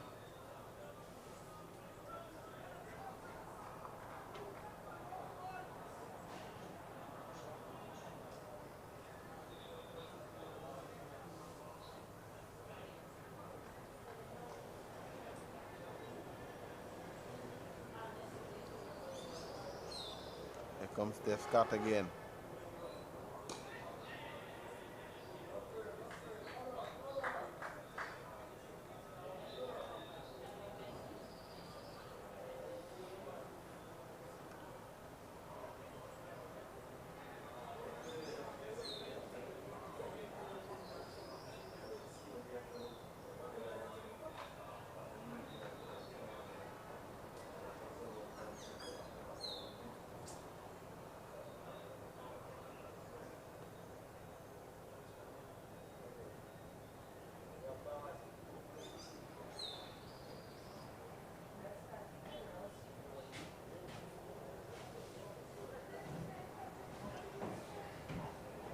So this year, I think Descarte is moving to the Barbados franchise in regards to the CPL. He would have previously played for the St. Lucia Kings for a number of years, and he would have transitioned into the Barbados Pride. So just want to wish him all the best. Windward, the St. Lucia Kings will definitely miss him. But here comes Descarte again. Played. This one is dropped. Oh, well take there. And he did redeem himself. Excellent take there by Kimani Milios. There at fourth slip. Shadrack Descarte. Caves in, pitched this one offside the off stump. Driving there for all his might, Alexander. Clear outside edge to fourth slip. Excellent take there by Milios. Feeling some sense of pride after dropping 2 catches in the first inning. And rather regulation dismissal delivery outside the off stump, if anything, just chipping away from the right hander. And not playing with much conviction, just basically hanging the bat out there, not driving on the ball or anything. And the ball coming off the outer push on the outside edge and rather comfortably into the lap of Milios. Yeah.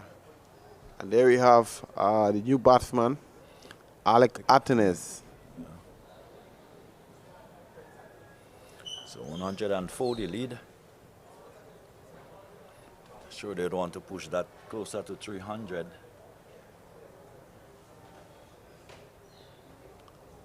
And in the other game at La Sagesse, we see St. Vincent, currently 150 without loss. And we have Desmond Maloney on 60. And we have Ethan Gibson on 81. So currently, thus far, at the game at La Sagesse, you know, in regards to batting, you know, a lot of runs has been scored up there.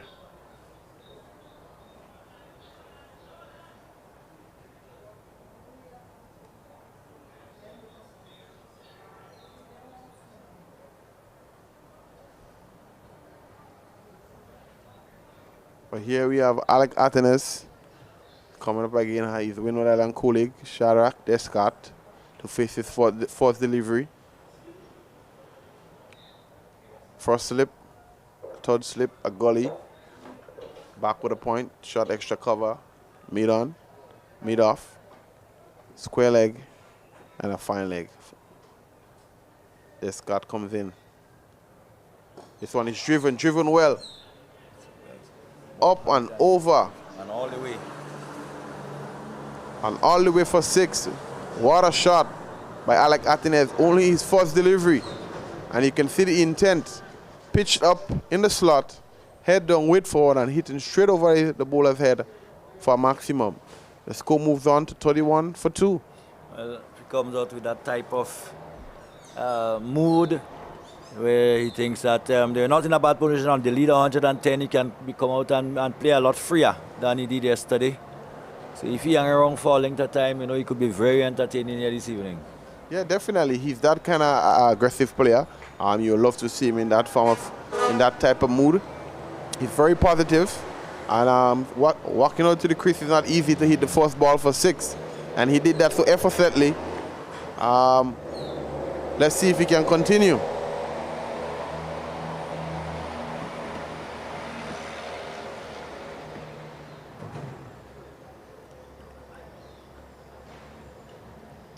So far, Alec Atenez is striking at 600. But the captain is still in there. Stephan Pascal on 11. We have Alec Atenez on 6.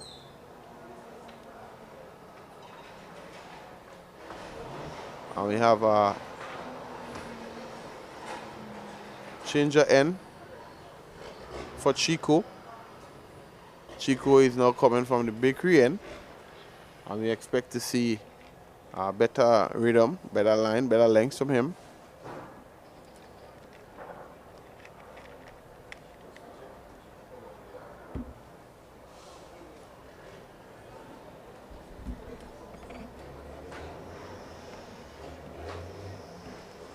So far, Dominica has lost 2 wickets, but they do lead by 110.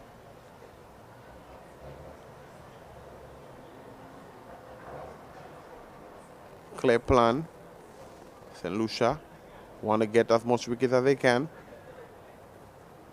Back offside field. This one is driven well.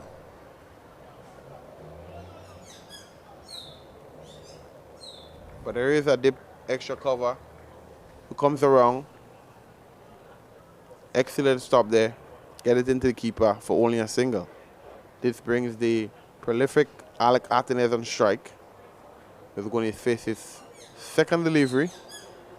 First delivery from Tyrell Chico in this innings.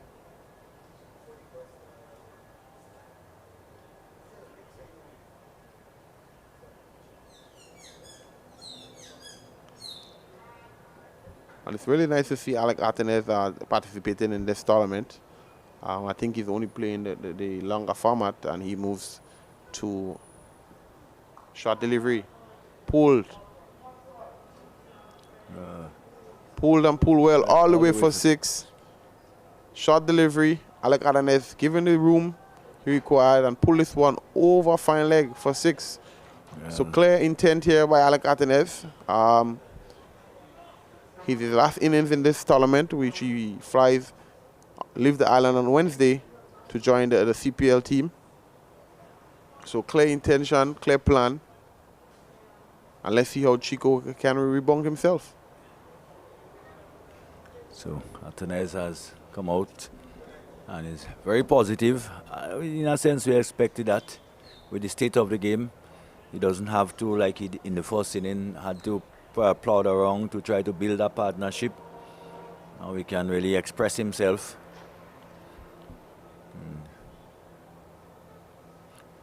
So it's a crucial time in the encounter.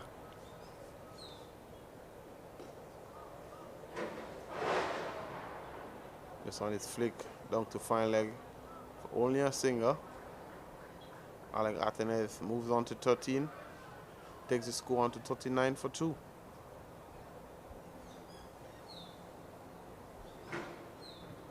So far, we have seen some positive intent by Atenez.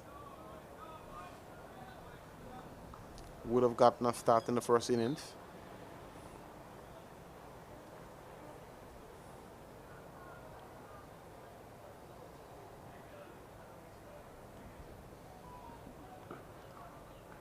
A very quick single there. Excellent single there by the both batsmen. Very good communication by them. Take along to the offside, and a quick single was taken, and the score moves on to 40 for 2. See, 40 for 2.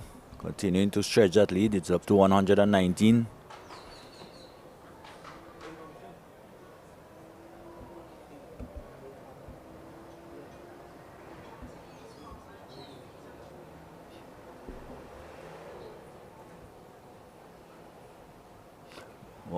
One does. And again, this time he will be out. He didn't time this one. Looking to hit it again over the top. The length was not there. And really irresponsible batting, you could say, by Alex Artenes. It's really irresponsible. He just came out and looking to hit everything for 4s and 6s and perishing. I got it. No way.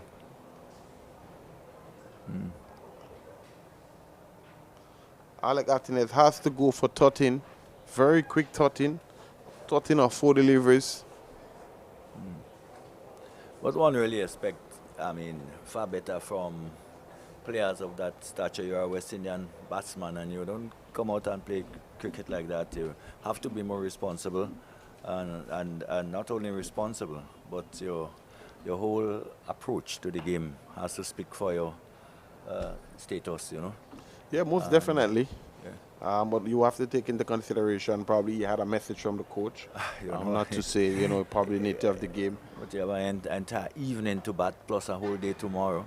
So what is that, you know? Yes, you have a slight lead already. I don't know if you want to bowl a Dominica this evening.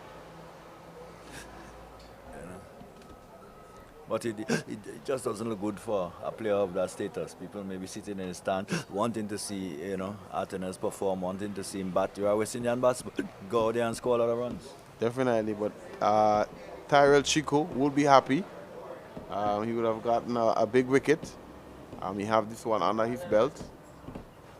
So, if you have a look at it again, a full delivery.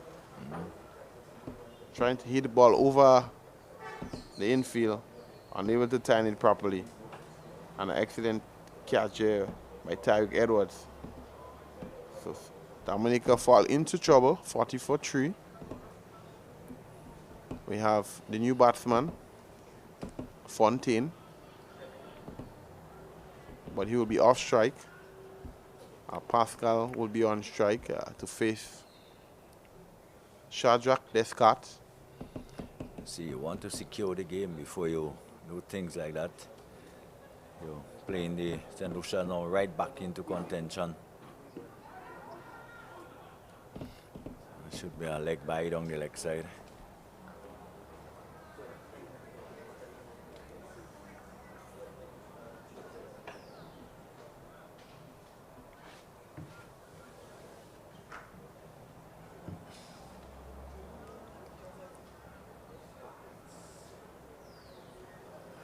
Total goes on to 41 for 3.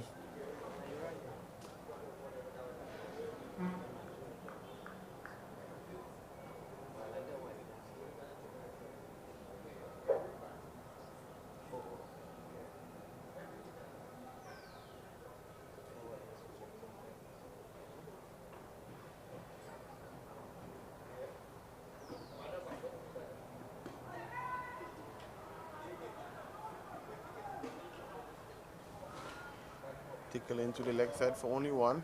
Fontaine off the mark from his first delivery.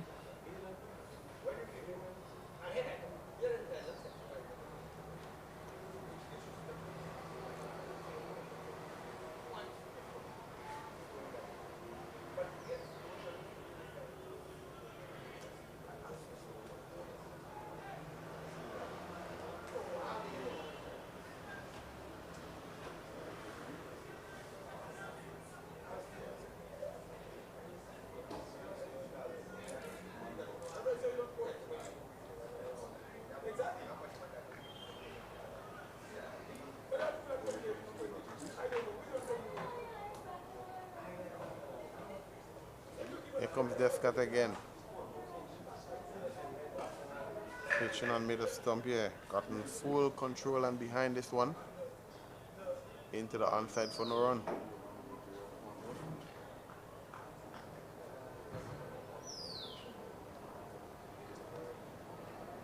So it's an evening points match here at the Roy St. John playing field.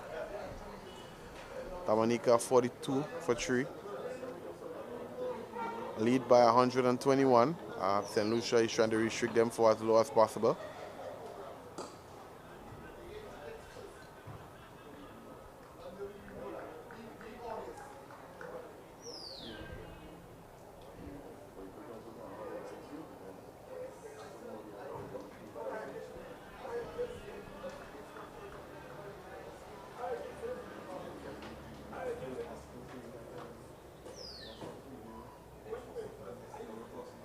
Here comes Descarte again in wonderful conditions here. Well left there by Pascal. Excellent take there by the wicketkeeper.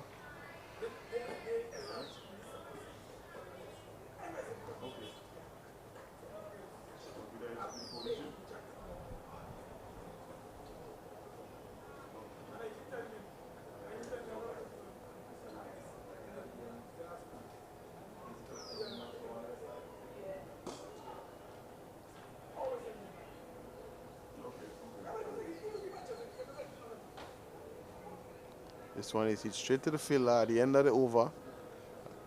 Score moves on to 42 for 3.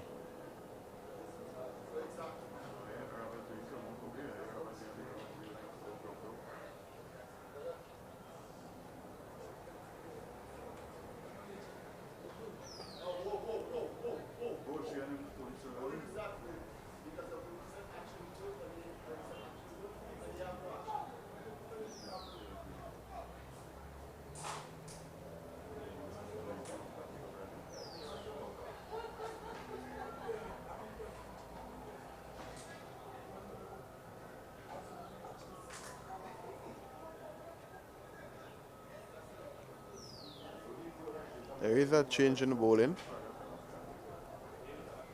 from the bakery end.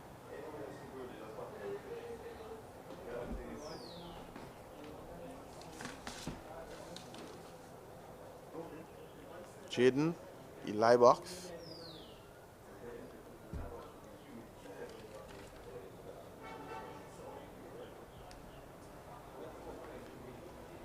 Left arm spin.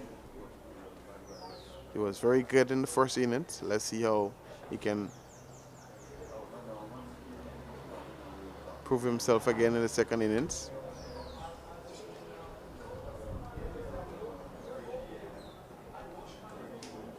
Two new batters to the crease. Pascal has been there from the beginning. Fontaine recently joined him. Fontaine only had one delivery thus far. Very attacking feel. Short cover. 3-man catching close. Short delivery, cuts well. This one will run down to the boundary for 4. Yeah. Excellent shot there by young Fontaine. Waited late and played it just behind back of the square. And this one would have run away to the boundary. Fontaine moves on to 5. Dominica moves on to 46 for 3. And Fontaine did look quite good in the first inning. He did play some very nice shots before. Again, in a sense, he gave it away. So it's left to be seen if he will take it a little further this time. Yeah, I must say that he was very impressive in the first innings. One loose shot and he perished, but he did nothing wrong in the first innings. And he's back out here, and you expect him to where he left off, continue where he left off. Indeed. You don't always work so with the game. Every time you come, you got to start over. But this one is played straight back to the bowler. And three close infielders catching.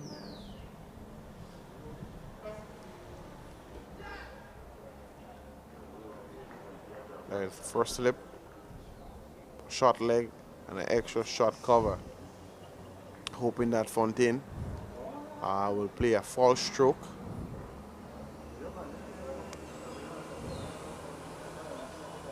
Light box coming, fly to this one. Well played, well reached. Cutting as closest to the pitch as possible. Playing it onto the offside. And so there's a change of field. And the short leg will move to silly point. Excellent delivery there, well left here by Fontaine. And that's tea, ladies and gentlemen.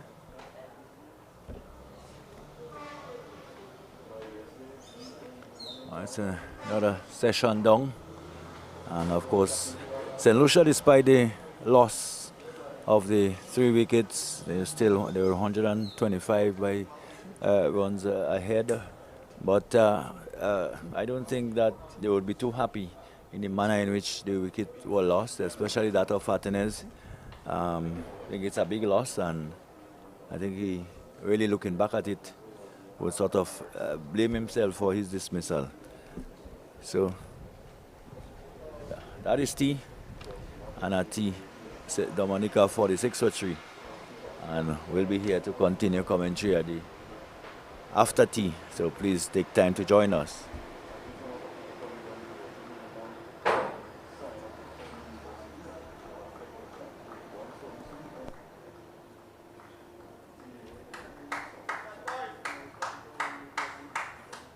I can get a wicket up here. No?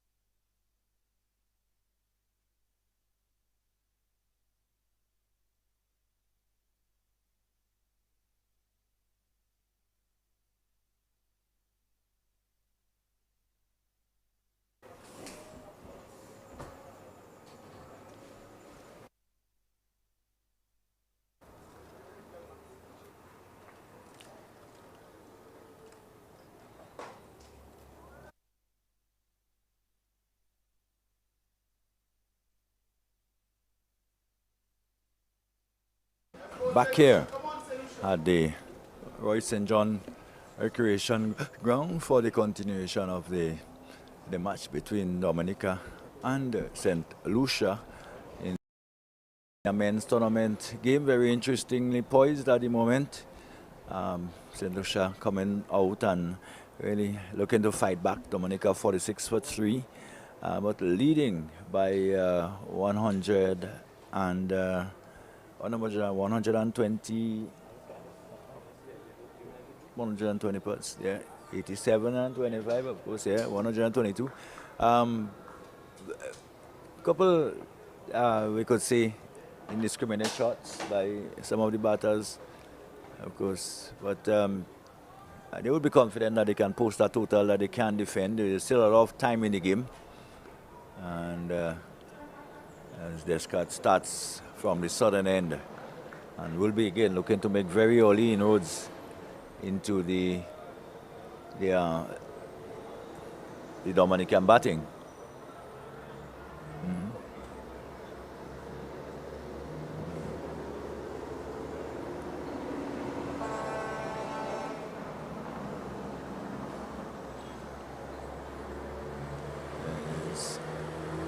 There is edge. Oh, a delivery outside the off stump, and that should have been very close to the edge. Stephan Pascal getting one which really moved off the seam, and that would have been very, very close to the edge. I want to think.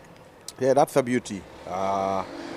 Pascal did well not to get any bat onto it, but you really want to give credit to the bowler.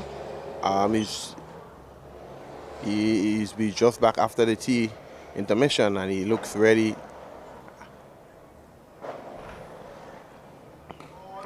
This one is played under his eyes. Excellent delivery. Excellently played as well from the batter. So far, he looks the part. He looks good. And you expect him to go on to get some runs. Yeah, and what Shadrack is doing is really just putting the ball on a good length, a good line, a good length, just on around the off stump, and trying to induce the fall shot from the batsman. There again, delivery pitched up and driven by by Pascal up towards mid-off.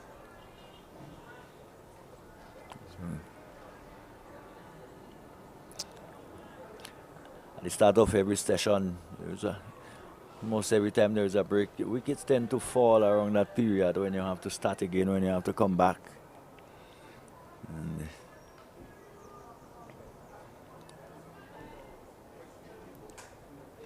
125 the lead.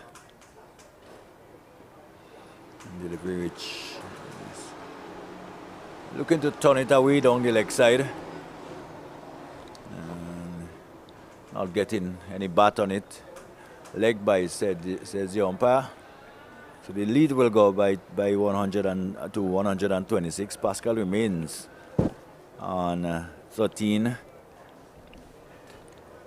It has been a rather uncharacteristic, painstaking 13 for Pascal. He's usually a very free-flowing batsman. Edged and down just in front of the coordinator. They're going for one. They'll come back for the second. But again, just challenging that outside edge of the bat and creating some anxiety for the batsmen. Yeah, most definitely. Excellent bowling there by Descarte, allowing him to play. The plan was set. They just didn't capitalize. Yes. But at the end of the over, Dominica moves on to 79 for 3. Fontaine moves on to 7. And Pascal looking positive on 13. Yes. Much more compact than he was yesterday. He was free-flowing. He had a couple lovely drives, especially straight down the ground. But today he's a little bit more tentative, more compact. And that probably to show how focused he is today. Yeah. Wanting to score probably a ton. Well, generally, overall, they're not in the best position at the 49 for 3. And they would want to ensure that they dig themselves out and place themselves in a situation where of safety, so to speak. Position of safety.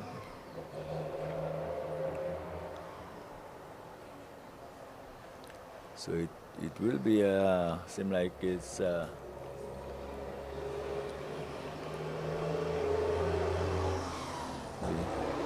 Sally Box was taking up the attack from the northern end. He's bowling to Pascal. Ellie Box comes in. Left arm around the wicket. Left arm orthodox bowler.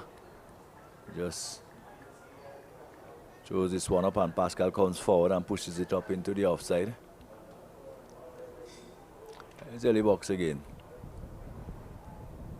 Pascal again forward. And the L-Box seems to be very, have a lot of variation. He looks to be good. He's coming in, he's thinking, and he's looking to see how he can get wickets.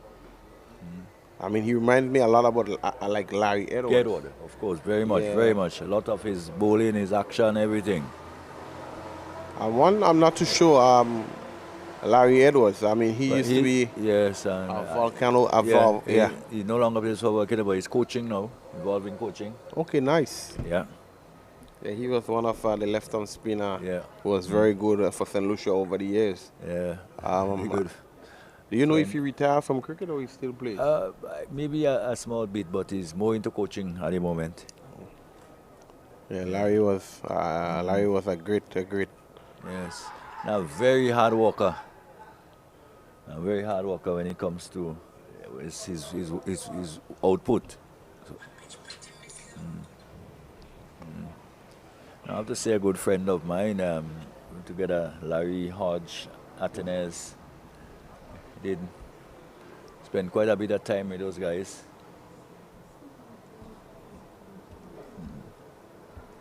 Almost on a daily basis, we'll have either lunch or snack at the Beagles. Yeah, that was a favorite spot, you That's know. right, yeah. Looking at the franchise, now the franchise is St. Vincent. Yeah. What I can tell you, most of the guys are doing very well over there as well. Yeah. And now it's nice to see that when you can go on and carry on and use cricket as on a daily basis as your job. Yeah. You know, but we have a couple senior campaigners out there representing both Dominica and St. Lucia. This was a well-executed delivery there by Shadrack Descarte.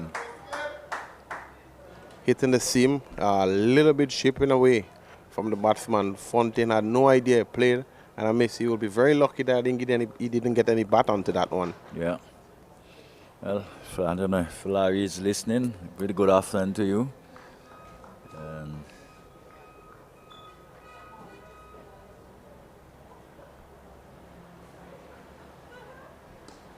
This one is stuck into the leg side.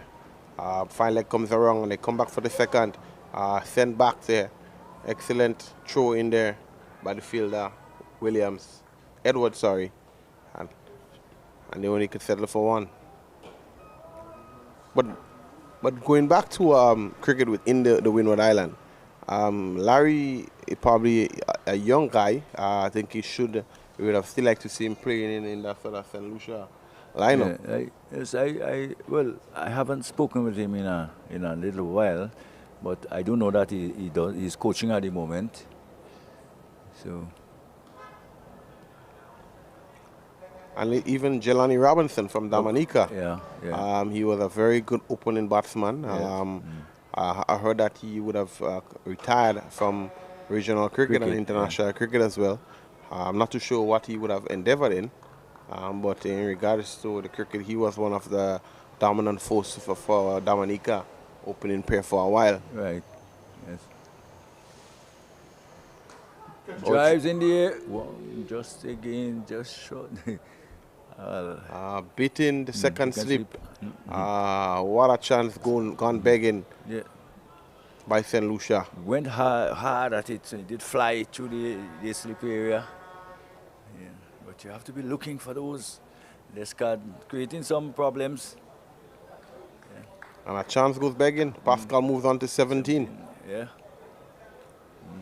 That's what you don't want to see, especially from a likes of Pascal. You don't want to be given chances.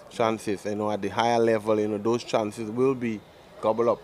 So you want to make sure you stay as tight as possible. You know, you just came from the tea break, so you want to at least get yourself in, set yourself. You're coming up against an experienced bowler, so you really want to see the best of cricket from the young life. Well played there now. Good answer. Gotten well behind this one. Played this one into shot cover for no run. So far, Shadrack is working hard. He's using his attributes. He's getting the ball to swing both ways. He's hitting a tight line just outside the off stump. And you can hear the St. Lucia fieldsmen being choppy. And they can smell any moment now a chance will come their way. And this one is driven well. And there's a chase on here by Edwards. Will Edwards get there? No. What a shot there by Stephan Pascal. Got into the pitch of it. Head down, got his weight forward, and driven well through the covers for 4. Yes. Every now and then you'll see that almost a magical shot by Edward. And then sometimes he just seems to, you know, just give it away sometime. Yeah.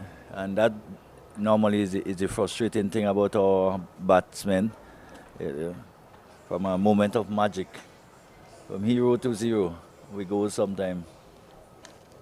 Yeah, so thus far in the tournament, all the batsmen are getting stats.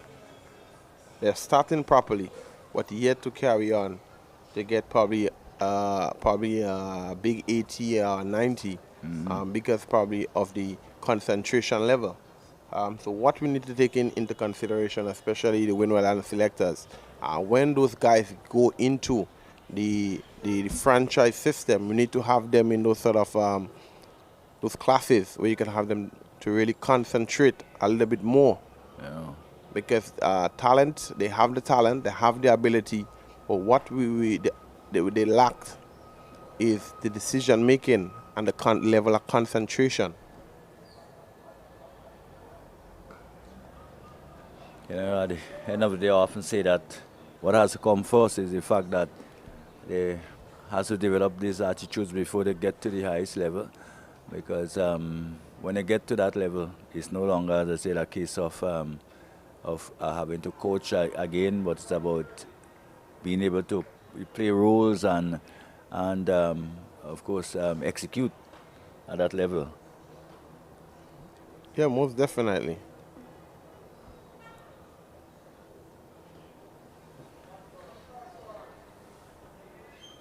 Having an awareness of situational awareness of the game, knowing when you do what.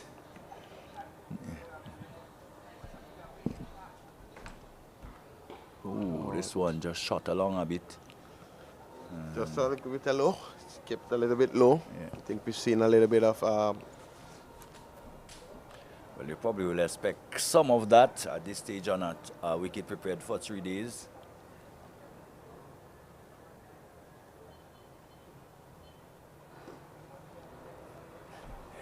I mean, nowadays you look at some test matches, some wickets even in the Caribbean, and they're playing tricks from ball 1. Yeah, most definitely. That's one of the things, you know, in regards to our preparation, in regards to the wicket. You know, that tells us how good of the cricketers we produce. The wicket will tell you, you know, they're not to international standard. So, you know, even within the region, you expect the WICB, the West Indies Cricket Board, to invest not just only into the players, but into the facilities and the amenities that the guys use in regards to, you know, practice their craft.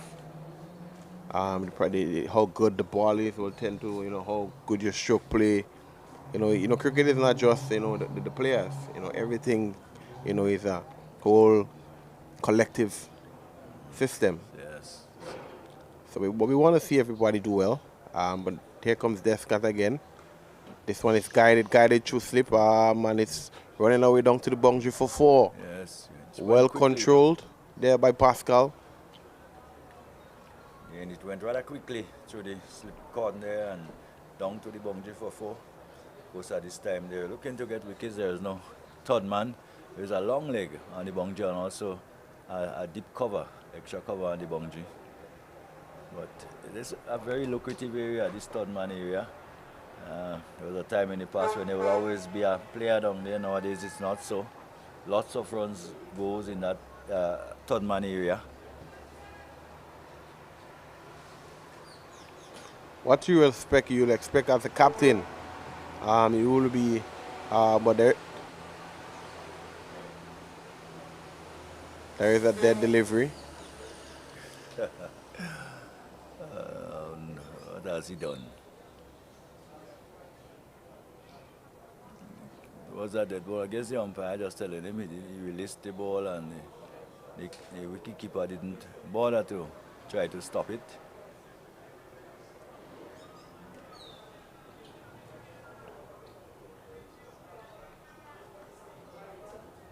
So the lead is now 141.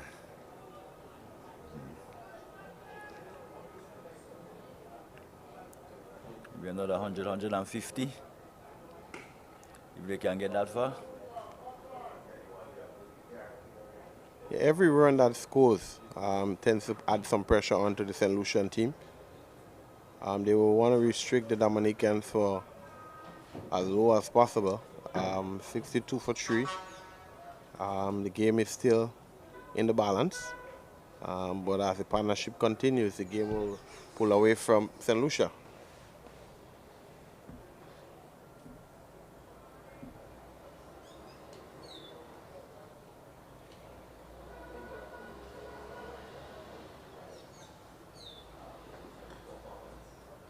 Steering that one away, Fontaine.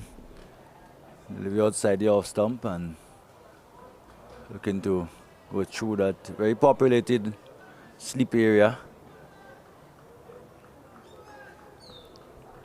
Because looking to attack, looking to pick up wickets. I think that's what St. Lucia needs to do.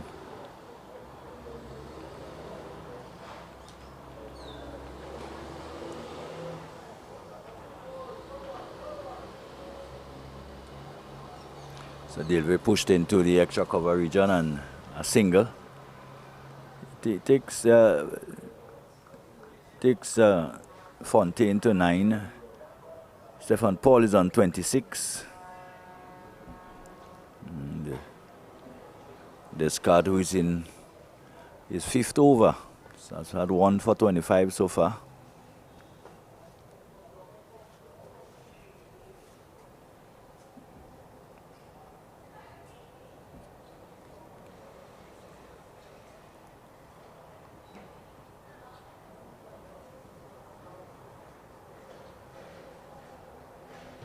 Pascal is on 26.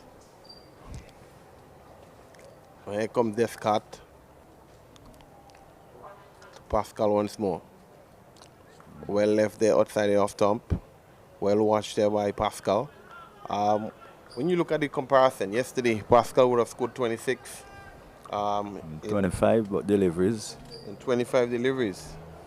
Today he's on 26 of 52 deliveries. So that definitely shows his intent and wanting to stay at the crease, wanting to bat long. And that's good for the game. That you can go back and assess how the way you played yesterday and try to make a difference in the game today. But there comes Descarte again. Well left there by young Pascal. And the over come to an end. Dominica 64 for 3. Pascal on 26 and Fontaine on 9. Well, you got to have that in-between game if you are to succeed at the next level. And Pascal showing that he can settle in and play the roles, play the different roles. You do what is necessary at the time. He looks comfortable. He looks very, very comfortable at the crease. Yet to look unsettled. And that's what you want to see from that level of cricket. They've already succeeded, had first inning points, and this is why the innings of the,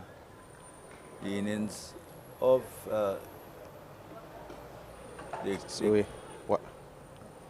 So we have sharp Eli single. Box to Fontaine, driven down the ground.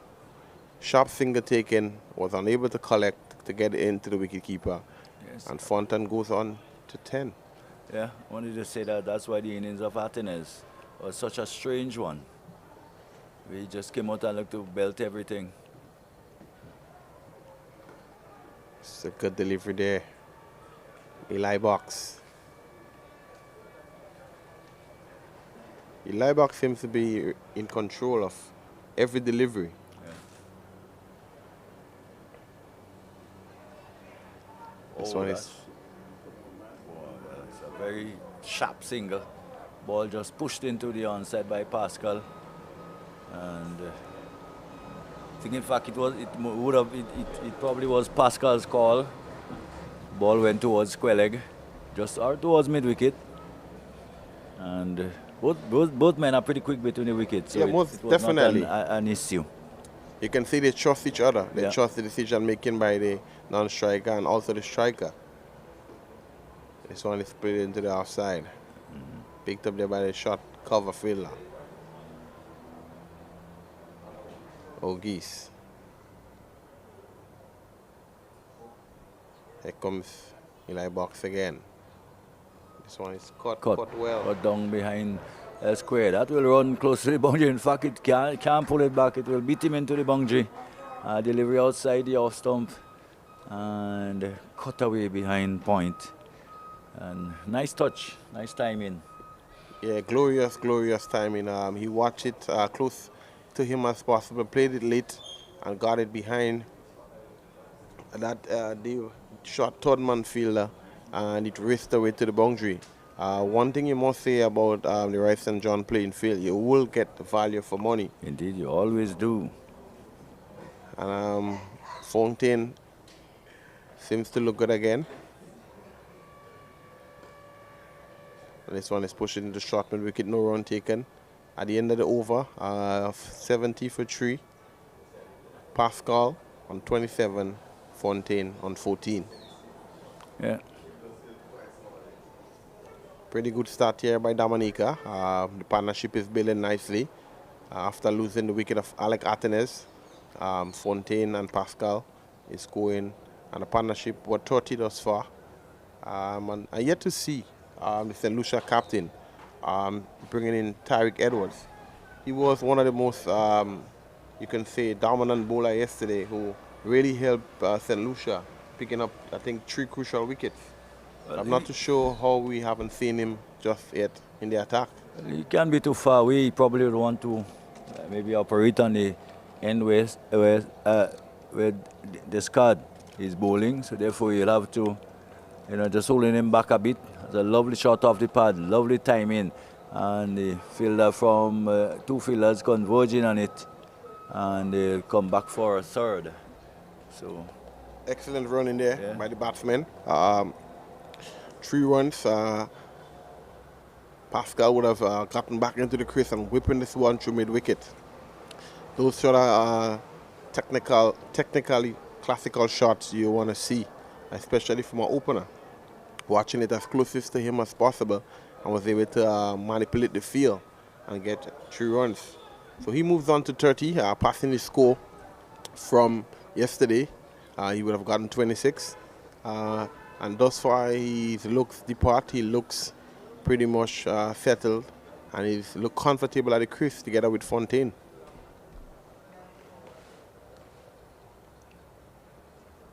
Another dead ball by Descarte.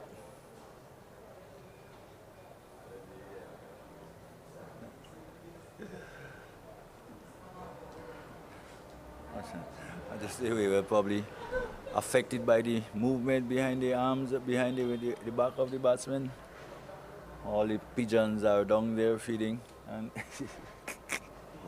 It's a good look for especially cricket in the Caribbean. yes, it's almost all over the world. There's this pigeons and It's so nice when the ball comes down to see how they all hop out of the way, fly out of the way, to make a picture. But they come here almost every day, these birds. Almost every evening. They were here yesterday for most of the time. Yeah. There is a feeling that it has something to do with the weather and the changes of the weather. Yeah, these pigeons, they're feeding on. I wonder if it's worms or whatever they're getting there. We don't know, but there has to be some kind of insect. Yes. Yeah. Yes. Pigeons. Mm. They're not the type that we used to eat when we were kids, we were. These pigeons are not the type we used to eat when we were kids, you know. You would have made traps and caught pigeons and ground doves and so. I don't eat that. This was not the type at all. Well, those pigeons, they normally take care of the grass weeds. Yes. I think they help the ground staff, especially, you know, taking out those weeds within the grass. Right. I mean, yesterday, if you noticed, they were over on this side. Yes. And today they're over on the next side. So that shows that they're pretty much precise and know what they're doing, and they know where the weeds, know where they can find the weeds. That's agronomy. Is it? Driven straight back towards middle, and could have been interesting had the fielder picked it up.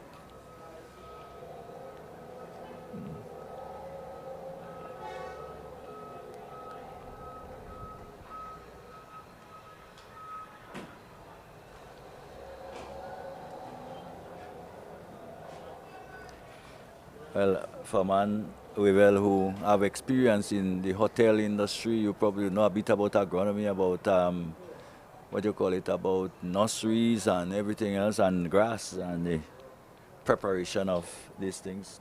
I guess not only food. That's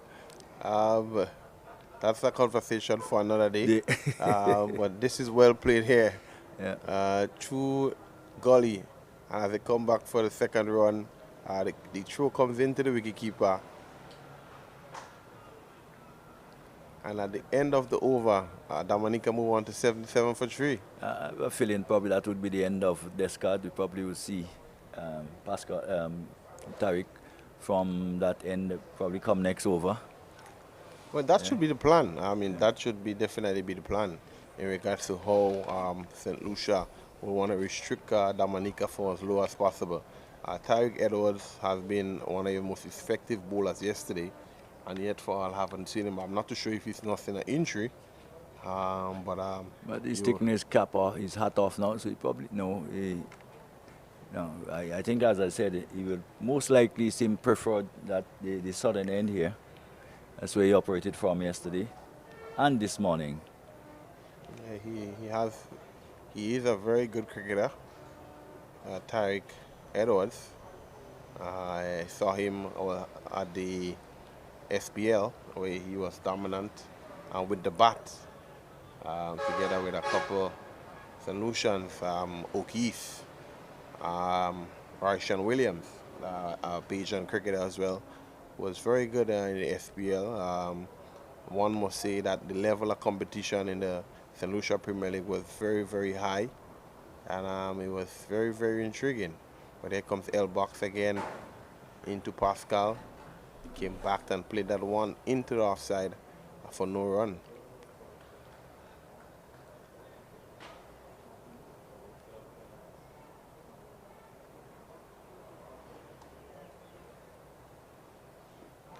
Going for tremendous heave down the leg side, and that's the frustration. Maybe batting very well, and all of a sudden you have like a rush of blood. Ball may have been just down the leg side, slanting down the leg side already, so but he had a free hit there.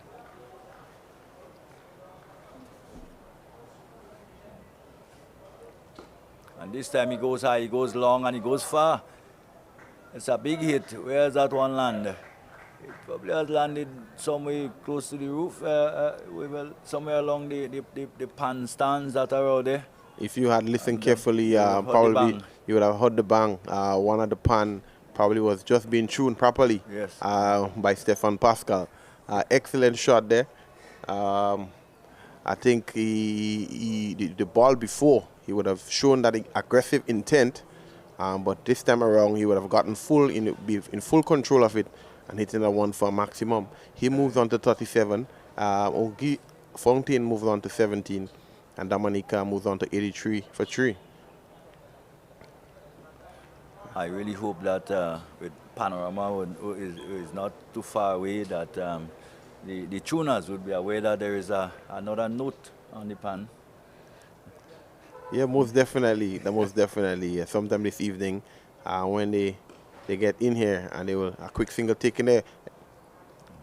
Excellent cricket all around. Yeah, But good he would. running. Descarte in the middle of it. And he's been in it today, but whether it putting down a catch or misfielding a ball or putting some very good deliveries, he's been there very much into it. Yeah, he's very involved in the game. That's him as a cricketer. I remember seeing him for a couple of years ago for the first time. He made his debut in Grenada in the same Windward Island tournament, and he was one of the most fitter personnel in the tournament. They say he used to do a lot of fishing. Right. He's a diver by profession. All right, so Yeah, so he's have a very strong heart. very strong heart, very strong lungs as well. In St. Lucia, he normally, go shooting fish and so on. So he's one who should be very strong mentally, because once you're going to be involved, especially within the sea and so on, with how challenging the sea and tides can be, mentally you will grow into a strong, young man. And I saw him here, and from the moment that I saw him, I was like, who is this guy? And I said, that's Shadrack Descarte. His name was very, not a familiar name. Yeah. So I was like, who is this guy? And I think that year St. Lucia would have gone on to won the 50 over tournament as well, right here in Grenada. And that was very, very good to see. And he was one of the highlights, and he would have gotten a contract from that same tournament. And from since then, he kept evolving. But here comes Descarte again. This one is driven straight there to mid on, comes around, picks it up, and he continued to shine. A beautiful ball and a beautiful day here at the Rice and John playing field. Yeah, lovely evening. The pattern hasn't changed much during the course of the day, or even from since we had it had nothing to do with the weather. When we didn't have play most of the morning, it was the effects of something that happened earlier than that during the evening, night, and into morning. And since then, we've had wonderful weather. Yeah, and that's very good for cricket. I mean, you expect, when guys travel, especially within the region, you want to have them play as much cricket as possible. And that was one of the most concerning things, when the tournament was scheduled for Grenada, in regards, will the weather, facilitate us to have the tournament? Yes. Because, prior to a couple of weeks ago, we was getting a lot of rain.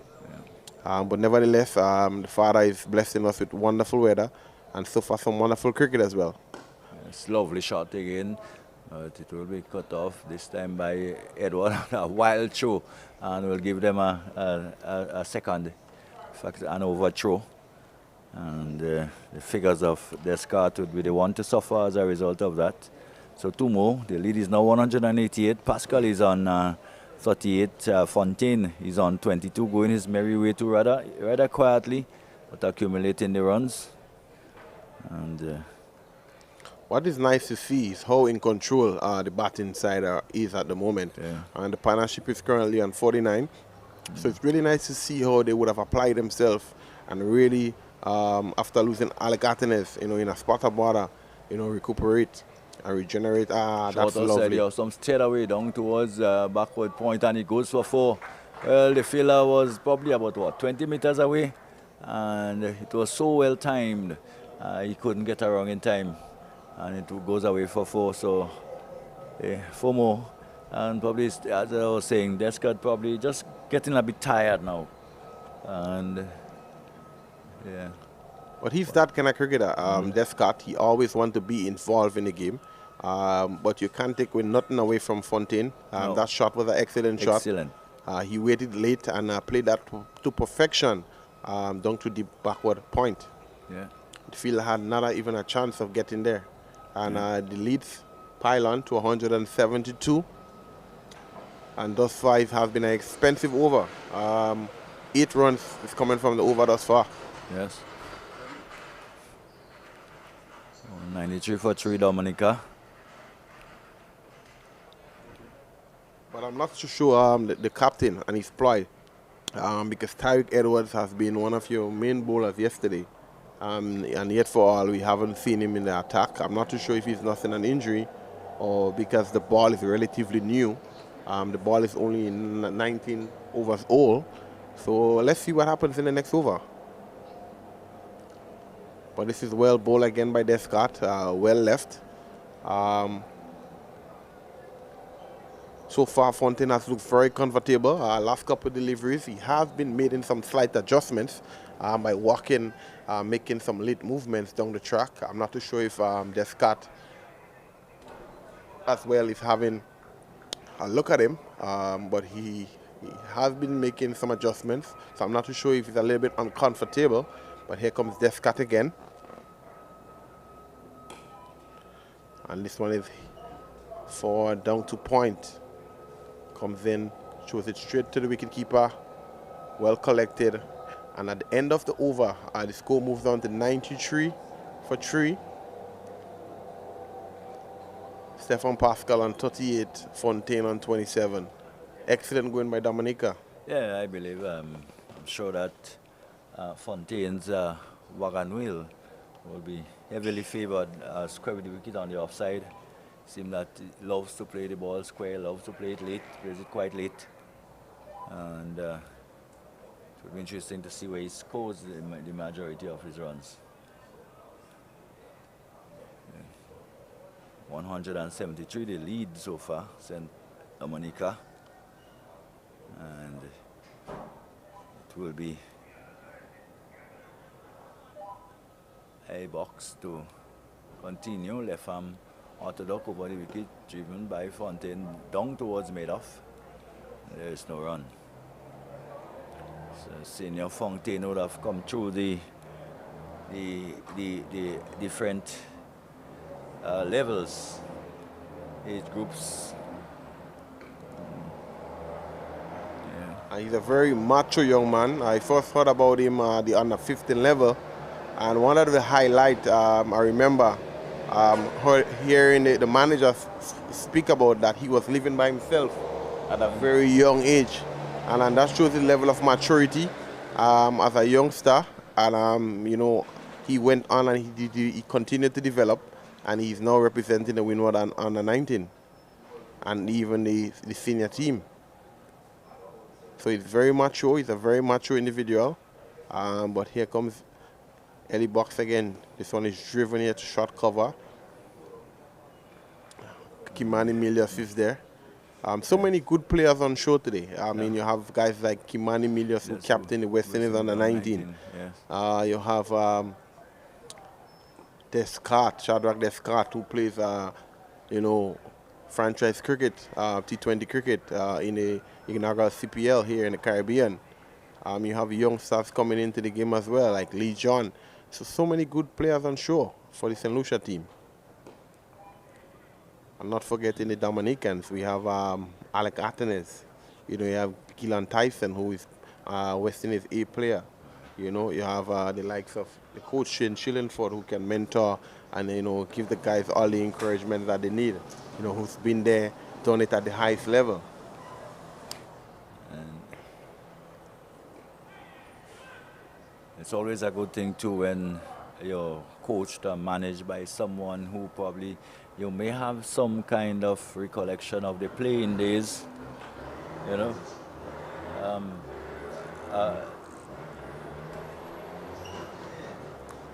Shane Shillingford would have played not too long ago. Some of these guys may have just been coming in to the game. Just see again. Yeah.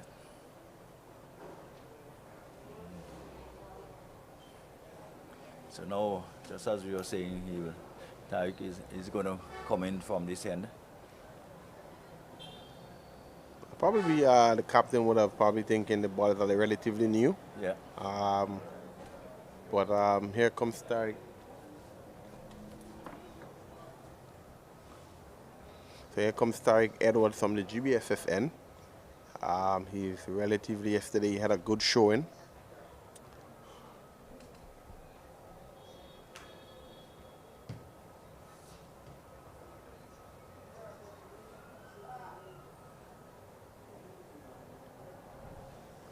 So he picked up 4 wickets yesterday. That's Tariq Edwards. He had 11 overs, 4 wickets of 42 runs, 2 maidens. So he's here. He's going to come from the GBSSN. First delivery here to Fontaine. Flight in this one here. He's hitting straight to mid-wicket. Excellent stop there by the fielder. And so far, good start there by Edwards. He looked really good yesterday. He's one of the Windward Island under 19, a former Windward Island under 19 cricketer as well. This one is flighted up here, straight back to him there. So this should be a good contest. I mean, they play the original cricket together, representing the Windward Islands. So let's see, what can happen. This one is flighted, driven here to mid-off. Excellent stop there by the fielder.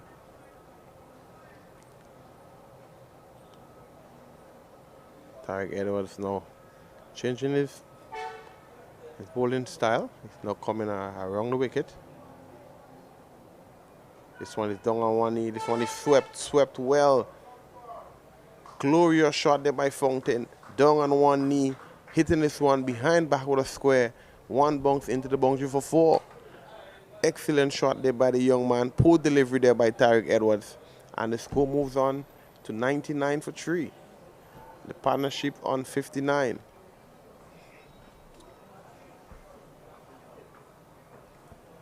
That's the level of positivity you want to see from your young Windward Island stars. And here comes Edwards again. This one is flighted there on leg stump. Well played.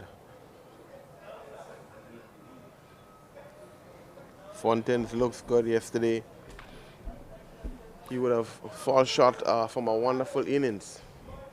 Played a one loose shot, and I hope that he can, this one is pulled well.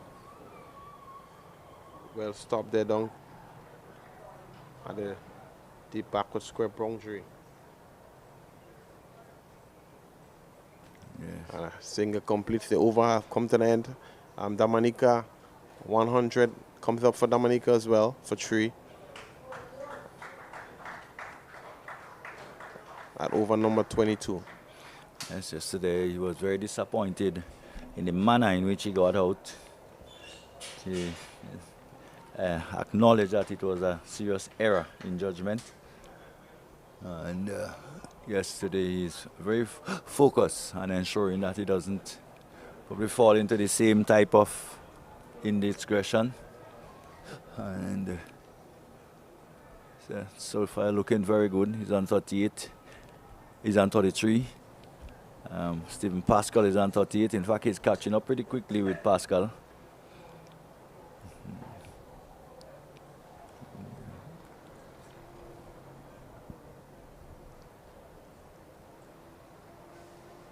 There's a ball. That was very close. It came off the bottom edge, it went into the air, and it almost dropped back on the stump. He made no attempt though to block it out or to kick it out or anything. So a stroke of luck there. Yeah, but excellent bowling by Eli Box as Yes. well. Faster delivery through the air. Having him, wanting to play this one, not sure how to play this one. Well, he was looking to play his favorite cut shot, but it was just too close and too quick and too close to him to attempt that shot. That's why he got the inside edge and it almost went back onto the stump. But what you can see by Eli Box as well, he do have a little bit of variation. He have the back of the hand one, the one where they have the arm ball as well. And you have the natural left arm off break. So let's see how Fontaine contains him and play with a level of respect. This one is cut and cut well behind point. Excellent shot there by Fontaine. He would have given a little bit of room, rock back and hit between third man and point, and this one will run away to the boundary for 4. Well, yes, that's what we've seen where he's played, as I was saying earlier. I guess his wagon will heavily favor the square with the wicket on the offside. Seem to have accumulated most of his runs in that general area. Love to play square. And it's another example of it. He's on 38. He's on 37. Stephan Pascal is on 38. He seemed to have just stalled a bit as Fontaine continue to be his fluent self now. Yeah, what you don't want is a repeat from yesterday. Yesterday, whenever you would have been starved of the strike, the next time you got on a strike, you would have been out playing a rash shot. So what do you want to make sure that the guys stay focused as possible, and always start over whenever you starve of the strike. So I think that's one of the things the coaches would have tried to implement yesterday, within the dressing room. Well, L-box well bowled again, well tugged out here by Fontaine, and over comes to an end. Another beautiful over by L-box, and the score moves on to 104 for 3. So it's playing a pretty good holding role there for the St. Lucian, just tying up one end.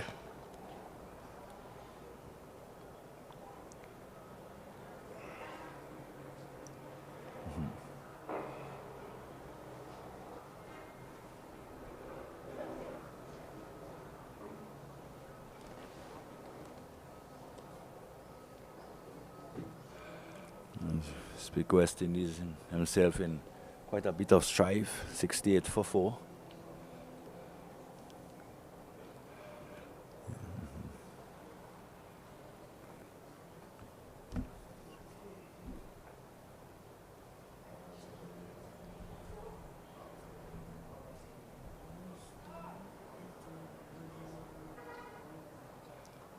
There is Edward. Right time around the wicket.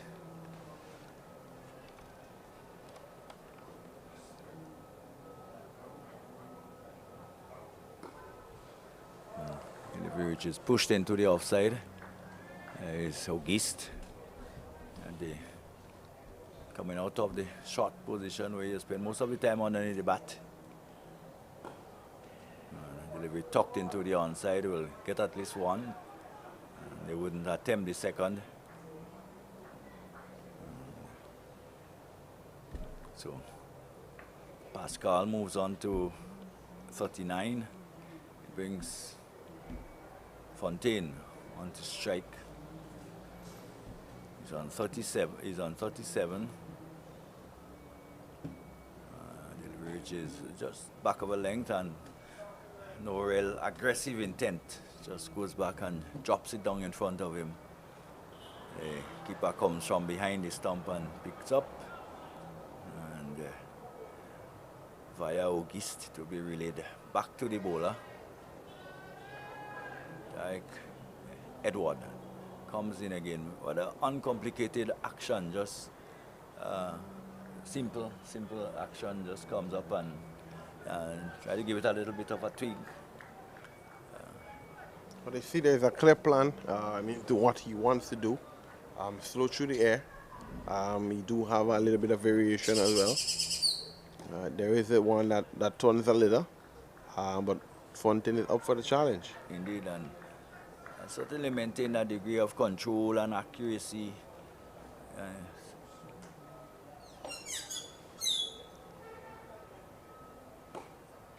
And does challenge the pad, of course, on the wicket quite a bit. Pull relatively straight. Brings up the end of the over, though at the end of it, Fontaine remains on 37. Pascal is on 39. 105 for 3. Dominica, of course, they lead now by 185 runs. very handy though. 185 leading by 185 at this stage. Very handy lead. Yes, yeah, you can definitely say so. 189. Dominica will be a little, you can say, ahead of the game in regards to the nature. But cricket is a game of glorious uncertainties, and Oh, that's a lot of appeal. Just a height maybe just a bit too high, as Pascal was onto the back foot and been what was to me almost a nothing shot, just looking to turn it down on the onside. No real intent in this stroke.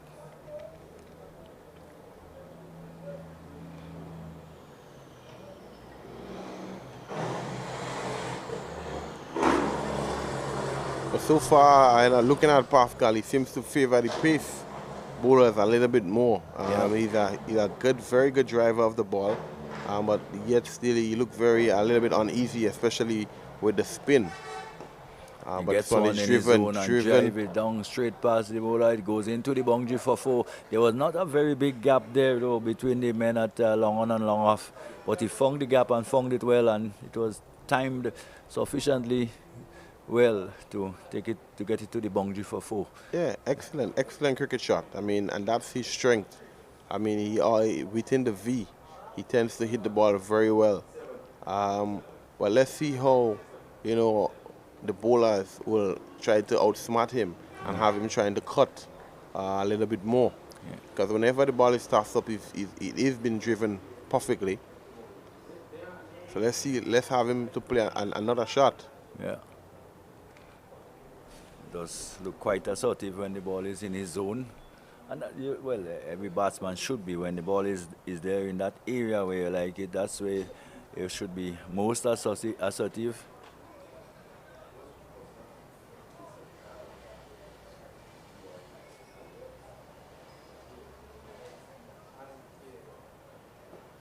He's driving again, this time up towards cover, the fielder at extra cover, having to run away to do the fielding.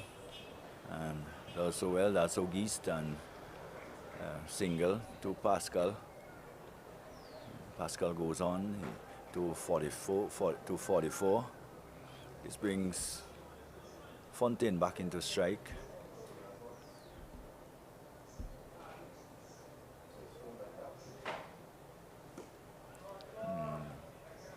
This comes forward and pushes it back up the wicket on the offside. We're at the end of another over. So at the end of it, 110 for 3. And the lead continued to mount up to 189. And of course, if we go back to the under 19s, it wouldn't be a surprise if the Dominica batting would do particularly well. They did do very well in the under 19 tournament, the under 15 tournament here too, when it was staged here in Grenada. So they're doing pretty well in terms of the whole development and for what I've seen in recent time.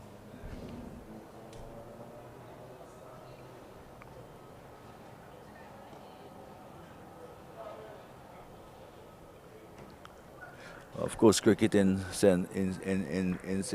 Lucia too haven't been too bad at all. It seems like they're doing quite some good work in their academies and so on there, producing a number of very good players.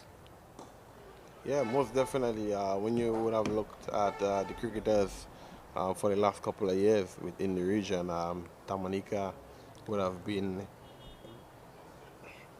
probably one of the most dominant side. But together with St. Lucia, they would have won. Dominica, I think, is the defending champions in the 50 over tournament. Yeah. And St. Lucia would have won the previous year. Mm-hmm. So it's, basically those two teams have been dominating the Windward cricket.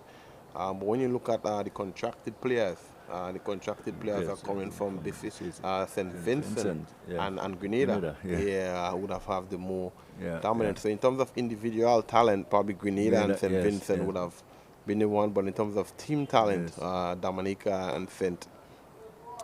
Lucia will be those favorites. But nevertheless, it's cricket. We want to see the Windward Islands do well. But there is some big names within the tournament, and we're happy to see, the likes of West Indies prodigy playing here in this tournament. We'd have liked to see Akeem Ogis as well. Yeah. But he is on West representing Indies duty. West Indies duty, and then he's heading to the To CPL in a couple of days. Yes. I think Shadrack Descarte is leaving us as well to represent the Barbados franchise in the upcoming CPL. We have Alec Atenes who's going to the Patriots. Yes. We have Darren Ned who is going to the Kings. Johan Jeremiah as well is going to the Kings. So many good talent on show right here in the Windwards. It's really, and a lot of the guys are coming up. There is a lot of opportunity for them, especially across the region. There are a lot of guys playing cricket in England as well, and who is eligible to play in this tournament. Grenada have a couple, St. Vincent, almost St. Vincent fast bowling lineup. In England. You look at the likes of Darius Martin, who was contracted by the Windward Volcano, Ray Jordan. They have Ryan Williams, who was knocking on the door for Windward Island cricket for a while. Dominica as well, a lot of cricketers, exploiting the talent elsewhere. But we here at the Rice and John playing field with Ellie Box here and driven well through the covers here. Excellent shot there by Fontaine, given the flight and driven with precision through the covers. The Ogis, who were in covers, didn't have a chance. He moves on to 42, young Fontaine. And the ease at which he's put that through to the boundary, just pure timing, because Ogis was really not too far away from it, but he barely moved before the ball passed him, and with minimum effort, the one raced away to the boundary for 4. So he's on 42. This time he's forward defensive and plays it up on the outside. Pascal is on 45, 116 for 3, and the lead nearing 200, 195.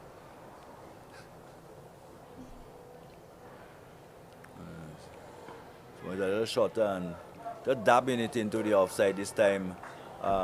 Ogis can come across, but not before the fielder coming around from backward point to do the fielding, and a single was hard. So one more to Fontaine. He's gone to 43. Pascal comes in to the strike on 45. 117 for 3. As you say, one blow away from the 200, and Pascal comes forward and just pops it out into the offside. I think Dominica might be mindful. Well, they might not be as easy in the second inning, but they would have gotten the Vincent chance. They would have gotten the St. Lucians out in just a bit over a session. They started yesterday evening, and this morning, They would have started this morning, and you could say a session and probably a later. So they wouldn't be too worried. No. They will try to bat as long as they can. Possibly can. Try to score as much as they can. They do have a good bowling lineup, led by Gillan Tyson, West Indies A player, also a Windward Island contracted player as well. And you want guys to relish the opportunity. I mean, there are selectors here. We do have the region of Super 50 to play in the upcoming months. I'm not too sure if they will continue with the contract basis. I did heard some rumors that the contract will be taken away and they were going to do a high performance center in Antigua. I'm not too certain how true that is, but if it is true, we want to wish the guys all the best so they can get at least a couple could make it to the high performance center in Antigua. And if, or Barbados, they do the Cave Hill College and so on. But if not, and they go back to the franchise level, I hope that the selectors can, pick the best players to represent the Windwards. And this is a in the chance air and given. taken. Well, Pascal this time fall into the pressure. In Fontaine, in fact, Pascal, in fact, fall into the pressure, hitting one in the air again as we normally, as we've been seeing so often, and probably wanting that one blow that would take him close to his 50, and he was on 45, and probably looking to hit a 6, not quite getting underneath it, and the ball probably too well up, pitched up, and if anything, maybe just tugging it a bit on towards the leg side, and if you look at it, the face of the bat wasn't actually straight, so he didn't look to hit it straight. He did tuck it around and gave the fielder enough chance to come around to take the catch. So he's gone again and he'll be disappointed again. Yeah, definitely. Why would you do that? You're set. You're the captain. I mean, you're in a position where you can go on and to give yourself an opportunity to score 100, perfect conditions, and you will just give your wicket away. That shot wasn't necessary. No, it wasn't. I don't know what he's thinking. As I say, he can just move from 0 to 0. Yeah. I mean, he will be disappointed. I mean, it's 2 innings. He is set, getting opportunity, getting a start, and just a break in concentration. Yeah. But he will be disappointed. But nevertheless, good bowling there by Tariq. He is a wicket taker. He normally comes and get the breakthrough, and I think he would have outsmarted Pascal. Yeah. Playing the regional under 19 together. Yeah. I think he would have known whenever Pascal gets set, he intends to do something, out of the ordinary, and that he did, and he perished. Yeah. But nevertheless, that's bring Jovin Benjamin to the crease. He'll be facing up to Tariq Edwards, his first delivery. He's a left-handed batsman. Packs a punch. He did very well yesterday. In the first innings, he would have gotten a 50. Well, the thing is, today is another day, and the successes of yesterday doesn't guarantee same or equal success on another day. Gotta start all over again. So there's lost the fourth, 118 for 4. But Pascal must be disappointed in that shot selection. I mean, he was set.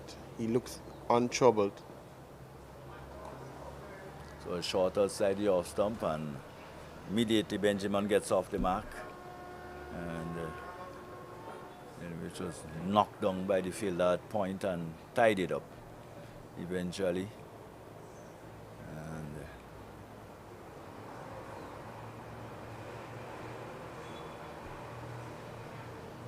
total moves to 119.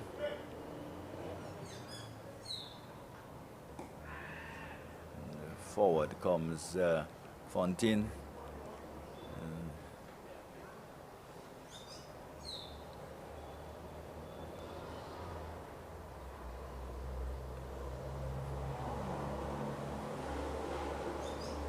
Delivery thrown up there and almost deceiving Fontaine there. Probably just beaten there in the flight. Slower delivery thrown up, and he almost played well before the ball got to him. And that's the end of a successful over for Tariq Edward. So far, his ball 4 overs, 1 for 10. 198 the lead, remembering all the time.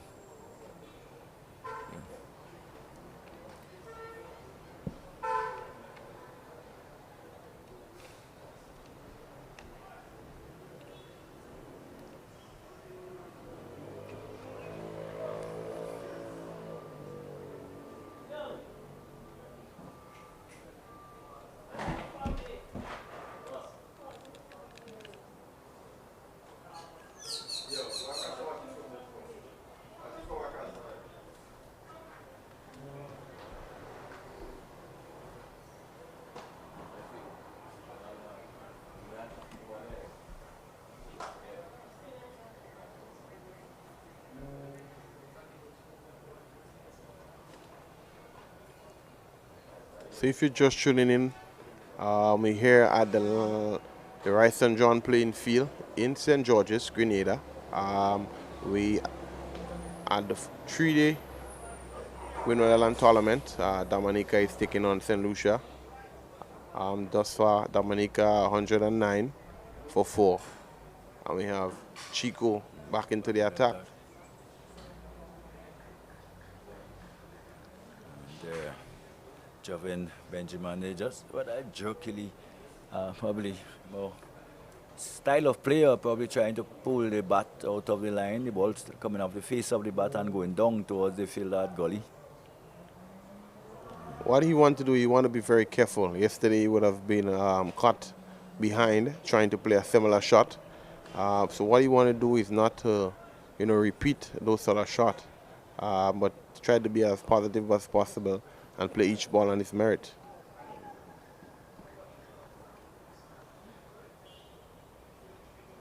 But here comes Chico again. Not comfortable on the run. We'll have to go back, dead ball signal by the umpire. But he doesn't seem to be the same, as he were yesterday. Probably carrying a little niggle.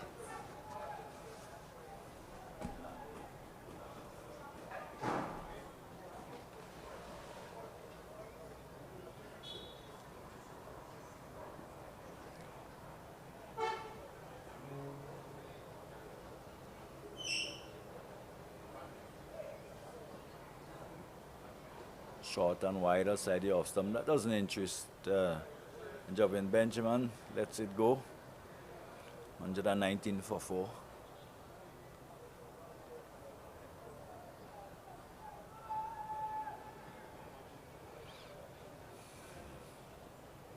Every run you have to add 79 to that.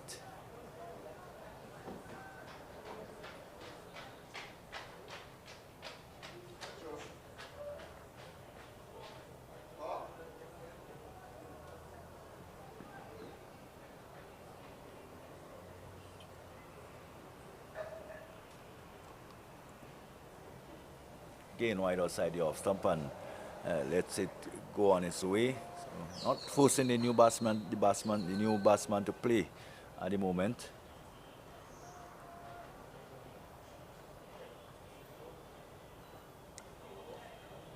And you don't want him to settle. You want to try to get him into the game as much as possible, so you can at least try to create an opportunity for your team. But yesterday, I'm not too sure if it would have a rippling effect and the amount of overs he would have bowled yesterday. But today, he just not seems to be himself. His run-up is not as energetic as it was yesterday. But let's see what happens in this delivery. Benjamin onto the front foot there, well forward here, down to the deep point fielder.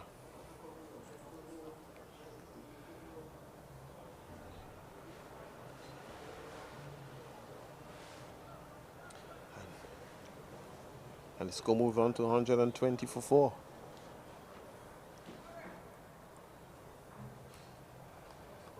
Let's have the cornrow plats. The cornrow. Yeah, he seems to have one of the top hairdressers in St. Lucia. Much in the mode of Joffrey Archer. Yeah, and he seems to be someone who watched Jaffa a lot. If you check his run-up and his approach to the crease, similar to Jaffa, chest up. All he's missing is the goal chain. Yeah, and the pace. Down the leg side.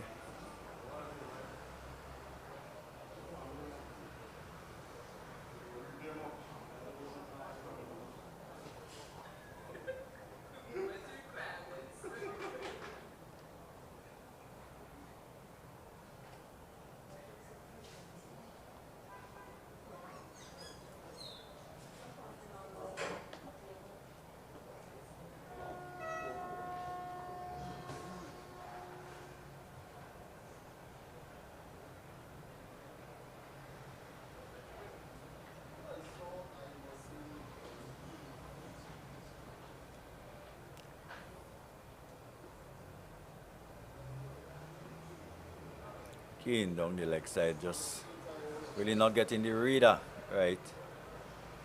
And there's no run. The scores remain at 120 for 4. They lead by 199. Just one more to stretch the lead to 200.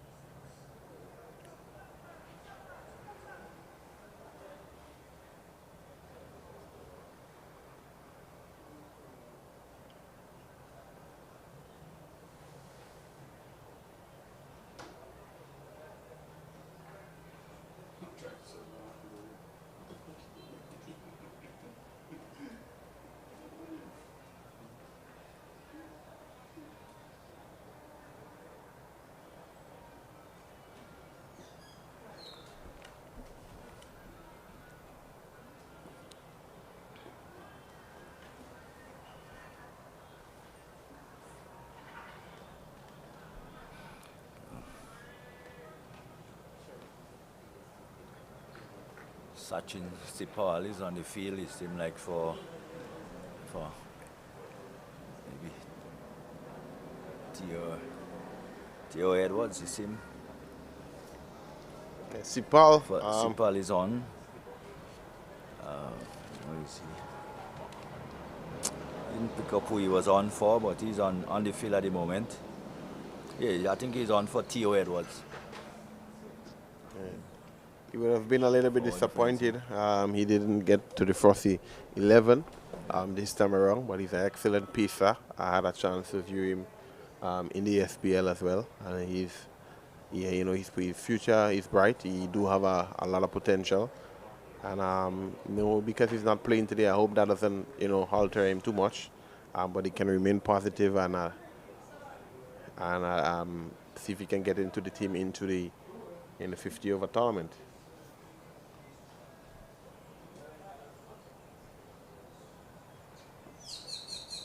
Oh, there's a loud appeal and not out, says the umpire. And another good decision there by George. Yeah. So far he has been excellent. So far he has been in control of the game.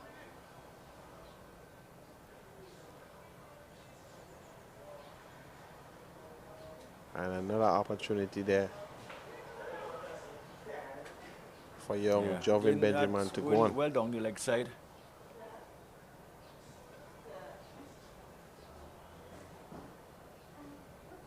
Of course, Ogis will find himself right in the view of the batsman, getting close on the onside in a forward short leg or silly mid-off position. In fact, he'll be at forward short leg. That's silly mid-off, in fact. He's positioned himself. Just a little edge. Goes down towards fine leg. They're going for 1. They'll be back for 2. So that will bring up the 200 lead. So 201. They lead by now 122 for 4. So far, excellent going here by the Dominican batsmen. The Wolves feel a little at ease that they was able to get to 200.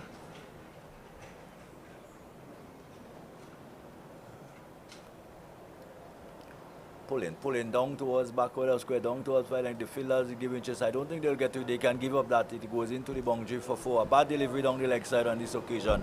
Not very often you would say that Tariq has bowled too many bad deliveries, but this was a really bad one and capitalized on by Benjamin.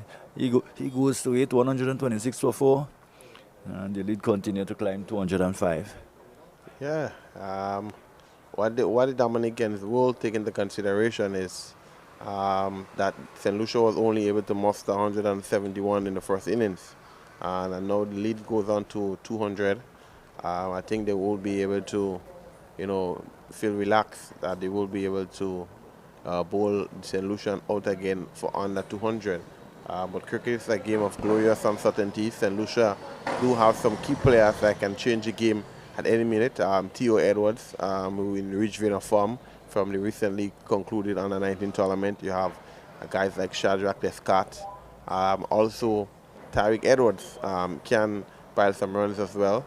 Stephen Natram is a hard-hitting batsman as well, and Ogis is another hard-hitting batsman. So St. Lucia wouldn't be too bothered because they know they do have the ability and the potential. Not forgetting Kimani Milius and wicketkeeper Leo. Well, the West Indies continue to struggle. 80 for 5. And Chanda Paul, the last batsman out.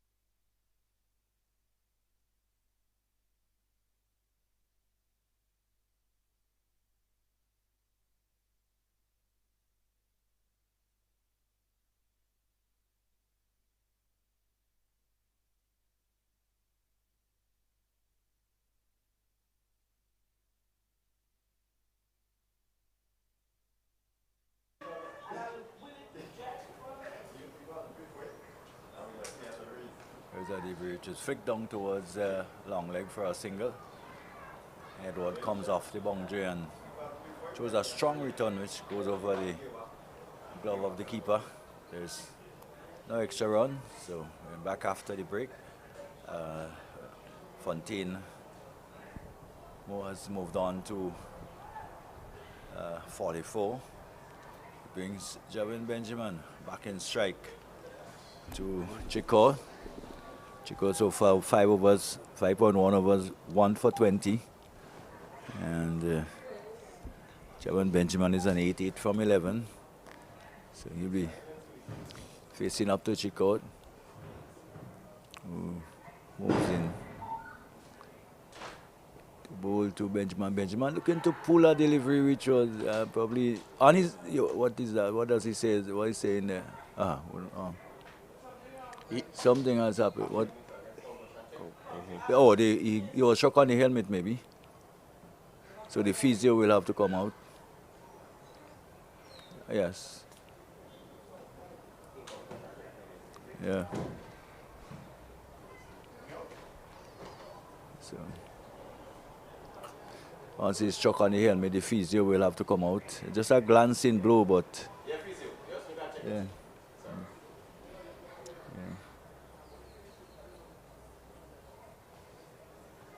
So there's a little, just a glancing blow though. But once he's struck, the physio will have to go have a look. So that is part of the new concussion protocol. So just let's get to the.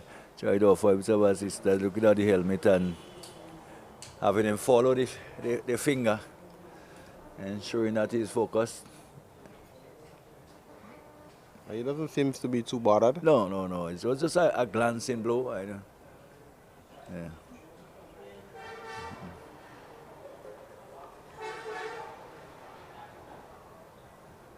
It's basically just a glancing blow, but once it's struck, especially in the back of the head, has to be checked out. What will be the key factor here is how Dominica go about this last session. Would they try to push it on a little more, try to be as aggressive as possible, and allow themselves to, bowl for the entire day tomorrow? Having a look at the pitch, it seems to be a good batting wicket. So, they will know if any of the St. Lucian batters get set. 200 will not be sufficient. And also a day. And they will try to win the game. So what will be Pascal tactics will be very important here this evening. Yeah, I think they will continue to play normal cricket like they're playing. I don't think they would change it up too much there and just play by ear and see what happens, see where they are when it close, probably by the end of the day.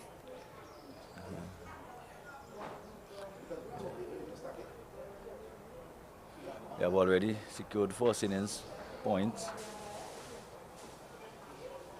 It is likely that the game in Las Vegas may not have a result either.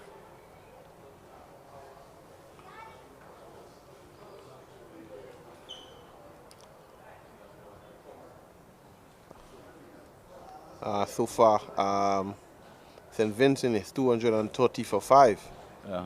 Losing, you can say, 5 quick wickets, being 100 and probably 80 odd without loss.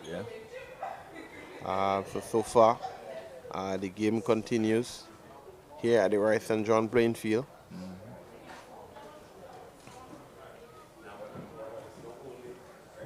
So there is still some more time for the bowlers to do some more damage.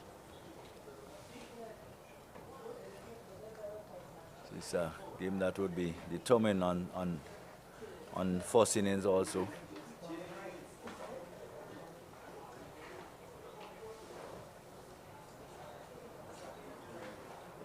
But here comes Chico again. Short delivery here, pulls. Down the leg side, not making contact. Probably you'll feel that he has missed out on that occasion, but not employing the one to bluff. Struck him on the helmet and probably go for the Yorker next delivery. Almost too predictable there, probably again the batsman being struck and expecting another short one. Yeah. What I can tell you is after hitting him in his head, Chico might get the consensus that he's not a good puller of Pull the of the ball. ball. Yeah. But what he didn't realize, Benjamin would have played before the ball would have arrived. Yeah, yeah. But let's see what he does in this delivery. He looks better. This one is pitched up and well stopped there. In the mid-off region by Shadrack, Descarte. That's the level you want to see from him. He is a franchise player, so you would expect him to do those sort of things within the field. Yes, and that's more what I was looking for. Probably the follow-up delivery, a little pitch it up. Probably he would have been a little bit tentative to come forward, come onto his front foot after being struck. And a lot of times after you're being struck, you want to sit down on your back foot, expecting another one. Cuts magnificently. Oh well, it was a delivery shot outside the off stump, but one was saying what? Hit me, please. Well, this one was shot wide and just sat in the wicket, and Benjamin needed no invitation to dispatch it to the boundary. Yes. You will see one of the better shots of the day. Yeah. No, not a man move. And those sort of shots are the one that can gain you confidence and have you feeling more comfortable at the wicket. Yeah. So he goes to 12.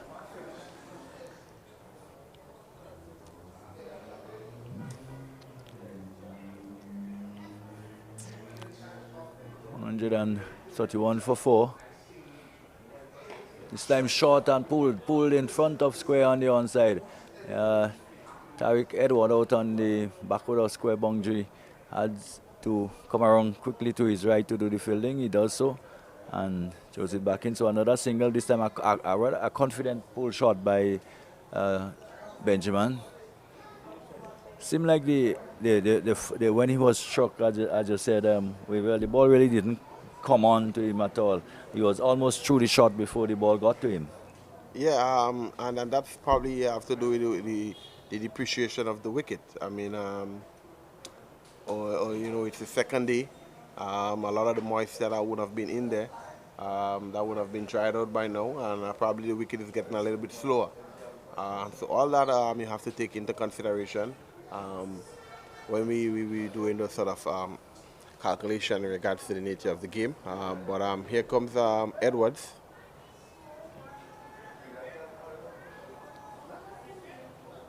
But from observation, we did observe that some of the deliveries wasn't bouncing as much as they were yesterday. Some of them did. There were one or two, if you remember, did stay down a bit from a reasonably short length. Oh, just in front of him, swishing at it outside the off stump, and that will run into the boundary. He does so now. So another boundary to Benjamin, and looking a lot more aggressive, Benjamin. Yeah, you can see they have a clear plan to be as positive as possible. I think that decision would definitely come from management in regards to let's try and see how much we can get so we can at least give ourselves a chance to win the game tomorrow. 250 in the lead so far, which is quite healthy already. But very aggressive intent there by Benjamin. But what I can tell you as well, Edwards is a very smart cricketer. Yeah. This one is much more closer, well played there. And there is a silly point. Closest to the bat is O'Geese, number 28. He's in there for a sharp chance. But Edwards again. This one is flighted there on off stump. Well played there by Jovin Benjamin. He's not a tall guy, but he's using his legs, using his reach, and getting as closest to the ball as possible. And he's hit it straight back down to the bowler. Yeah. This one is for a sweep. That could have been missing off stump. Trying to sweep it from outside the off stump.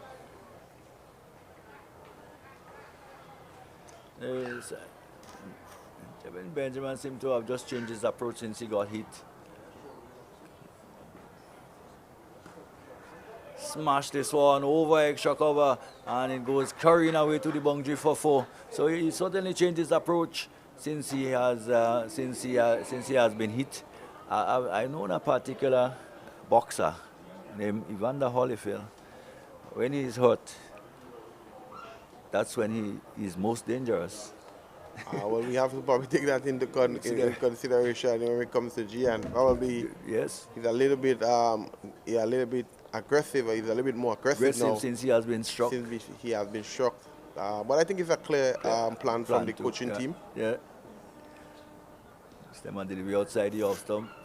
As you say, not a lot of reach, but utilizing every inch of it, every millimeter of it, Benjamin, and allows it to go through to the keeper.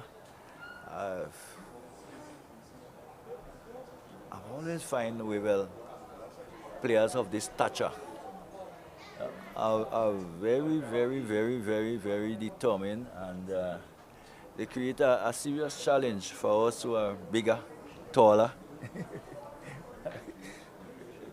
Well, you're not a short man either, you're a relatively tall man too, but so even bowlers of that stature, batters of that stature, do create some kind of problem.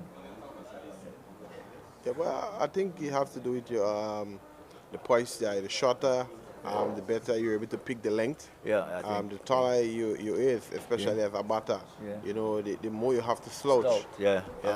So you being a shorter personnel, it's easier to play. I think the difficult aspect is when you have to pull the ball. Yeah. That's a shot you'll have to play a lot of the times. Yeah. But this is Chico. Center of gravity. The difficulty I've had as bowling medium pace to them is that you can't bowl, you bowl the ball too short, it will go over the head, and you pitch it up, it wouldn't bounce as much, and they would be able to play it so comfortably because of the low center of gravity.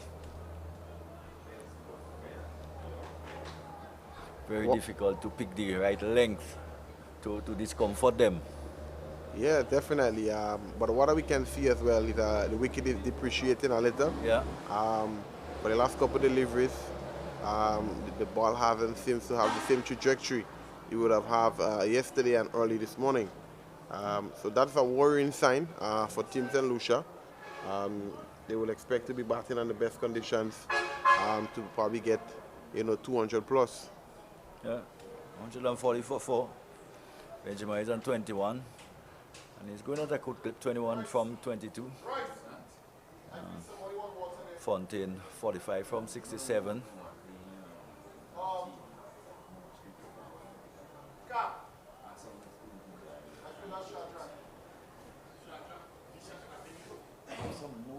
So your flock.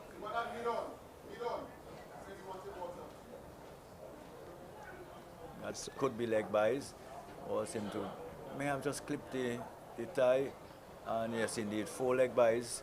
All of that will count. Takes the total onto 144. Push the lead up to 223. And finally, your flock, Weevil, has reached in front of us here from the northern side. They have come all the way around, and they have now found their way right in front of us here on the southern side. What is ironic is the pigeons is basically going around the field like they do. Almost a cycle. It seems to be a clear.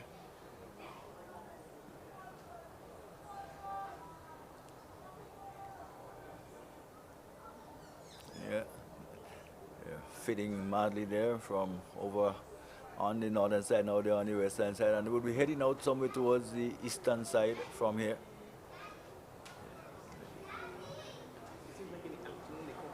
Side, yes.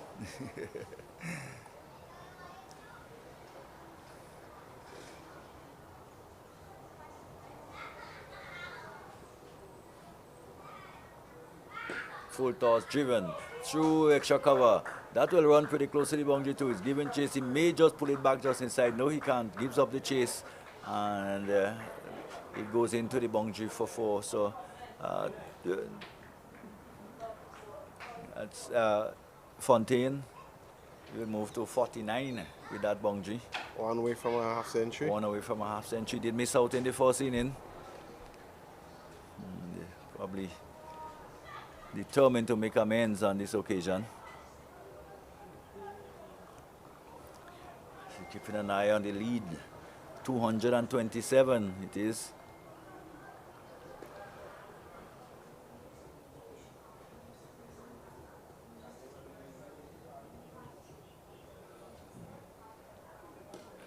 Flicked it away into the onside. Can't score.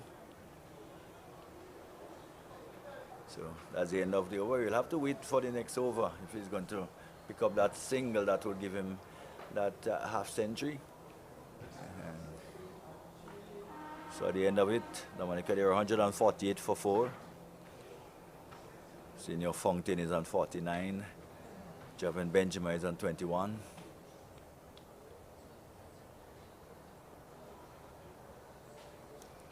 Benjamin have gone at a fair clip, almost 21 of 22.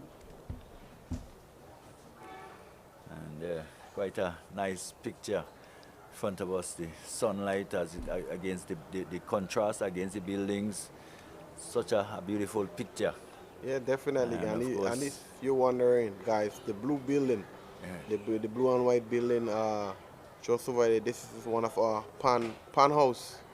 And they are getting ready for the 2026 Panorama Championship. Of course, the Angel Haps would have won a number of those championships over the years.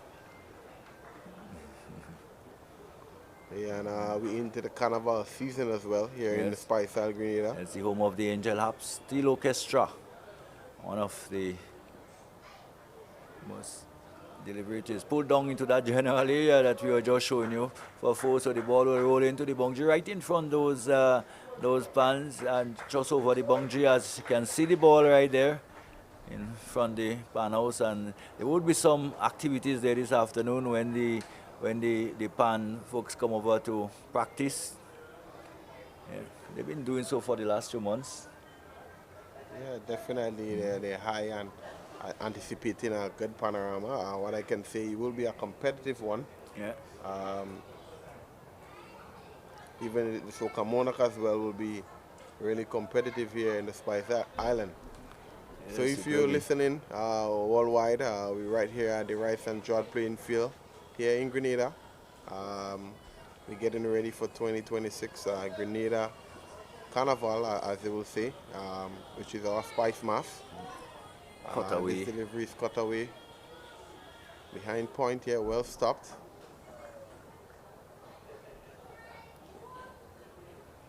Benjamin has gone to 26 from 25.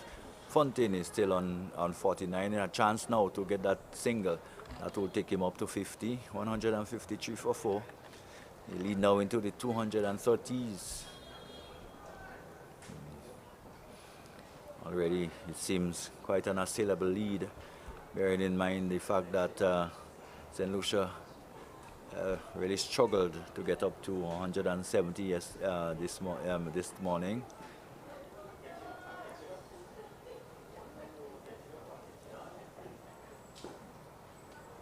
Now that will be the single that will give him his 50. Just a simple push down to long on, and the young man who was so dejected yesterday that he didn't go on, today has gone on to get his 50, and as he was just been told, just keep going and take the total on 254 for 4. And a well compiled 50 by Fontaine. Excellent knock there by the youngster. He would have gotten in and gotten set and capitalized on this opportunity. And that's where you want to see from from the batsman. Once you get set, you want to carry on and try to go as big as possible. And I must commend him. He showed tremendous discipline, tremendous shot selection. Yeah. And I hope he can go on and carry on to score big. But I don't think it will be too long again before the Dominican team put a pep to the medal, as they say, in regards to the context of the game. Well, already we've seen Benjamin almost as the enforcer out there, pulled again, down to mid-wicket for 4. So he has been the one really pressing the accelerator. He's the one who seemed, as I said, from the moment he got that blow, he seemed like a totally different player. Just change a gear, up a gear, and has been very aggressive since that time. He's moved to 26. We feeling there may be enough time to 30. In fact, yes, he moved to 30, and probably with prospects of scoring a half century by the close of play. Yeah, clear intent. The plan is definitely to try to score as much runs as they can, especially within the evening.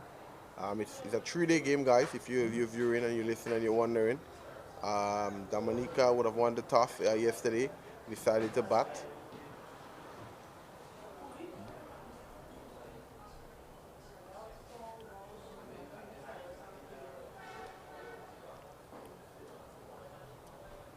$158 for 4.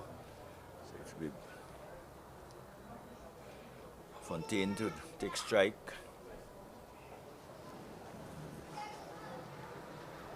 So we have a change of bowling from the bakery end. We have Swinell Edward back into the attack. Shawnell Edward.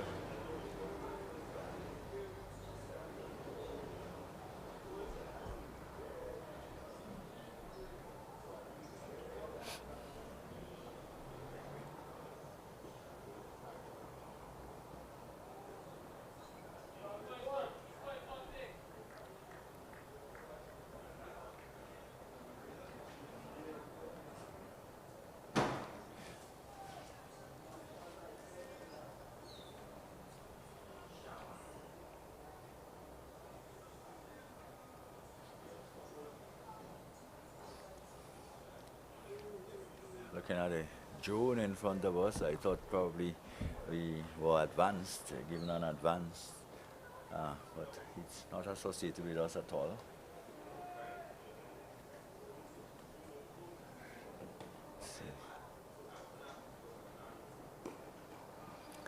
See the drone in the picture there, just went up into the screen. Looking just like a giant insect. Oh yeah, definitely. I did have a chat with the camera crew, and what he mentioned on the last day of this game, we would get a drone shot. Yes. So guys, hopefully for the viewers, tomorrow, the technical team did mention tomorrow we'll be watching the cricket from a bird's eye view for a couple deliveries. So let's hope we can get that tomorrow. We would love to see how it looks from up in the sky. But here we have Edwards again. This is driven. From the eye in the sky.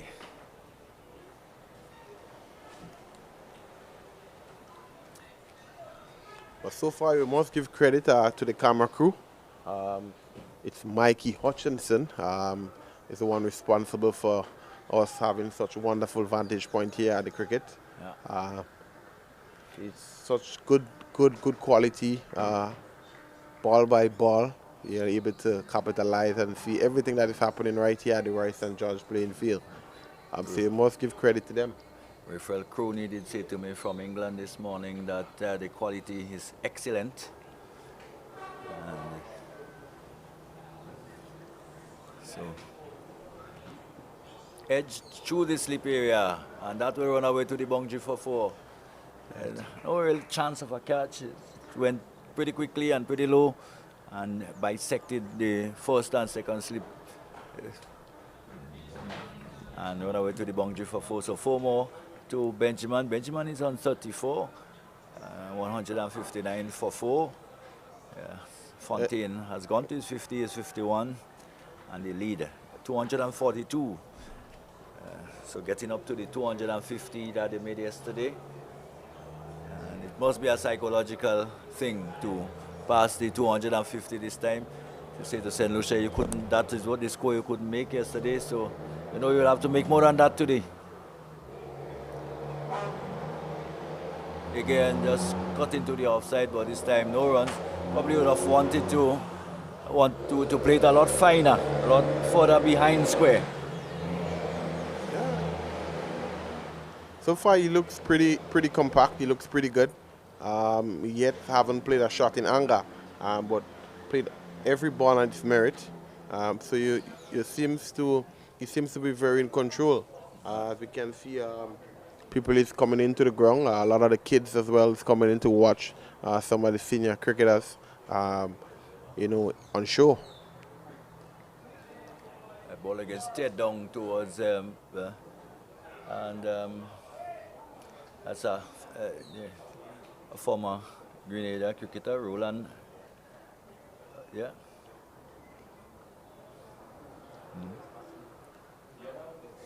Yeah. These guys will have come back for the holidays. Former Grenadian off spinner he was. And it's always nice to see those sort of senior pro, Yeah. coming back and having a look at the talent within the region.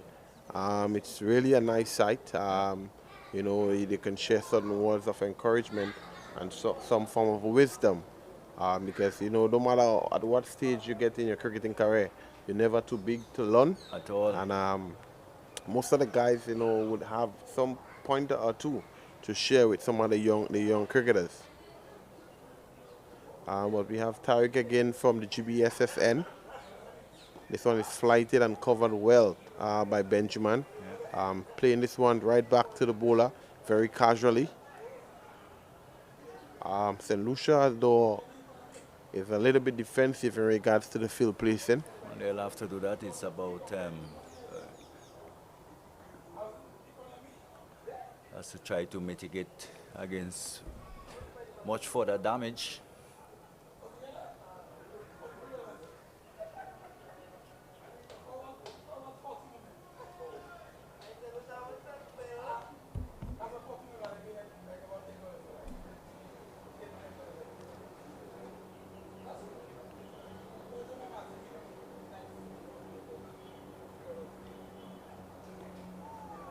He's played well and played well. Yes. So far, he haven't played a shot in anger or a shot, an unorthodox shot. He is playing every ball on its merit. This one is shot and pulled and that gone all the way. Well, you spoke too soon. As soon as you say he hasn't played one in anger, well, this one has been dismissive. It was short and he just got inside of it and pulled it away towards backward square. And it went a long way over the boundary for 6. Yeah. So, lovely shot there by Benjamin. Indeed, a lovely shot.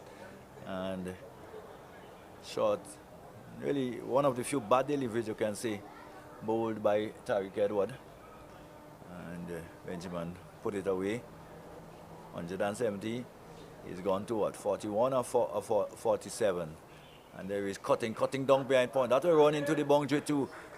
Short outside the off stump and just giving himself some room and sparking it away for 4. And what? So that takes him on to 45. Just 5 away. 51 is Fontaine.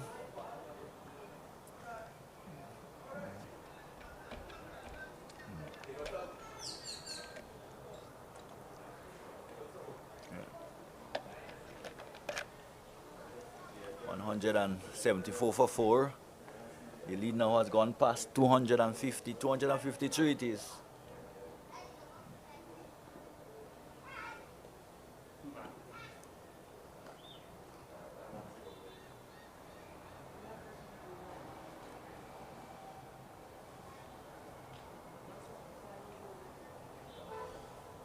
So the end of another over by Tariq Edward, on which cost him it's fairly expensive by his standard.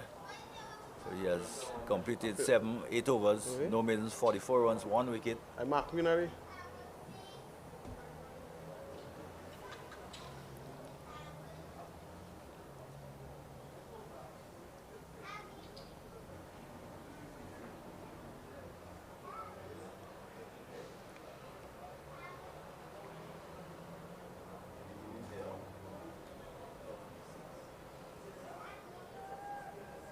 So we have Edwards again to come from the bakery end.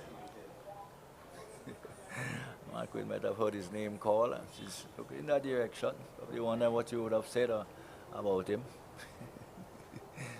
So all of those guys are there to see.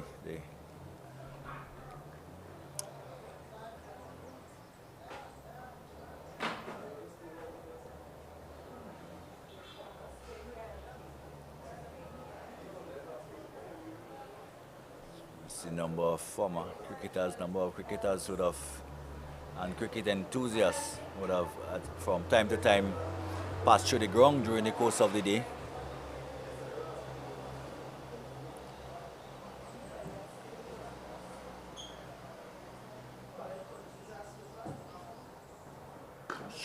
Short, just stand up straight, standing up and deliver, short outside the off stump, and just thumped it through extra cover, two covers, and it raced away to the boundary for 4. That's the shot of a batsman in command. Beautiful shot. Yeah, that's a glorious shot there by the youngster. No invitation to score. He's been there for a while. With given, and dispatched to the boundary for 4. What emphatic he did it. It's gone to 55. The total has moved pretty quickly on to 178 for 4. And of course, another log. The lead is climbing. It's 257. 45 to Benjamin, 55 to Fontaine.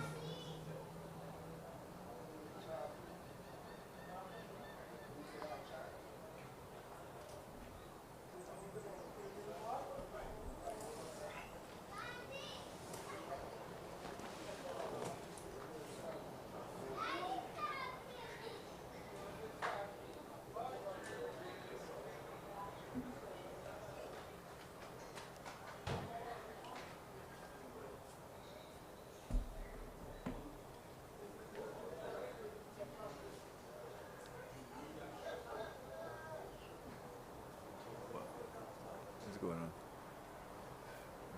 Change of ball, it's him.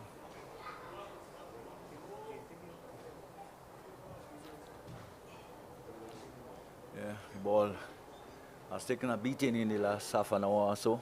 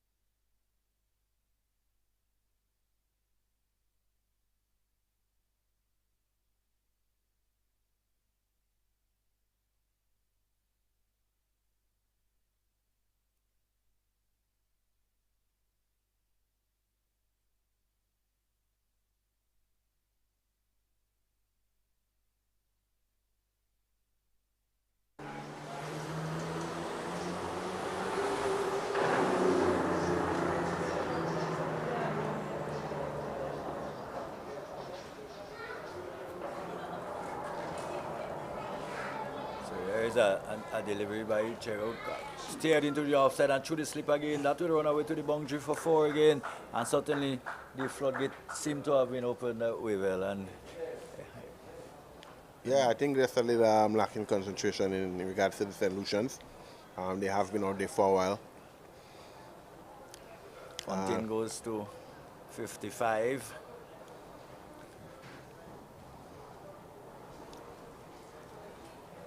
Also, the St. Lucians have to take into consideration not to lose the pride. The game is very much in the balance. So 59 to Fontaine, 142 for 4. The lead has gone into 260s now. And back-to-back boundaries. Yeah. There were a change of ball.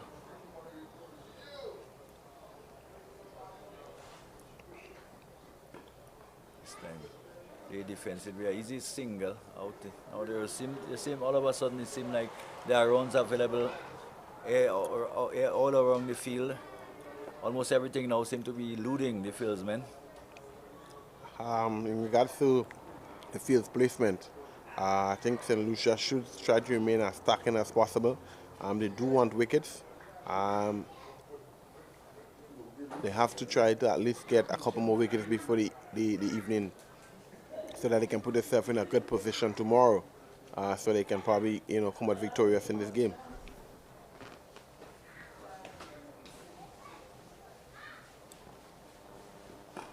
Full toss, flicked away through the onside. More work for the fielder on the backward of square boundary. They're gone for one, and they'll be back for the second.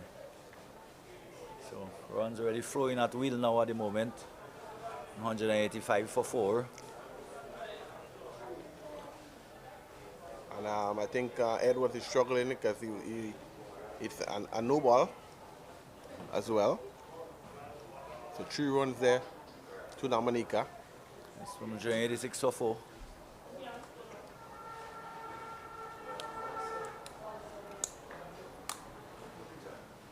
Benjamin is on 47, nearing his 50.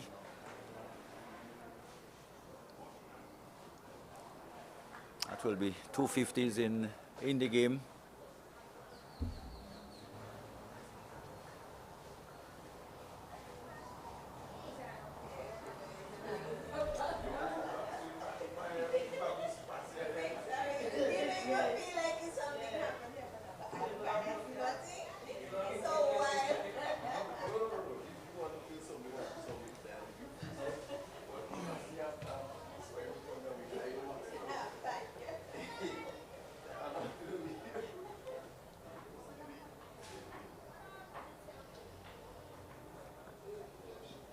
Edged again, but not carrying this time to the fielder.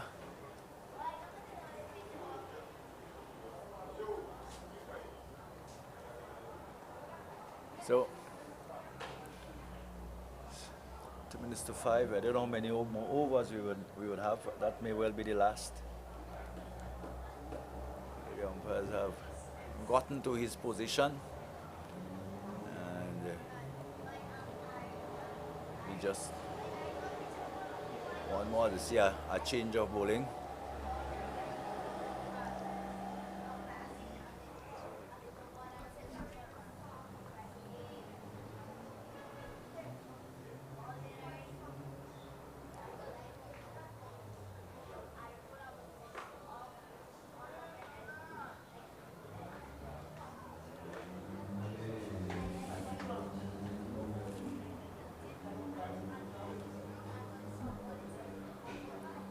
How can this be? Number 13 is who? Is number 13 playing in the game?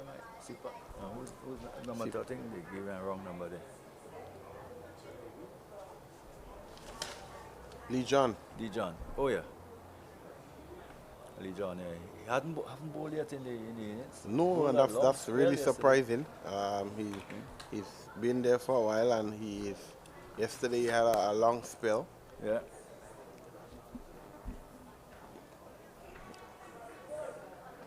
And he is a prolific cricketer for the St. Lucia team. He has made his debut for the Windward Islands men's senior team. I think it's 2 years ago. So it's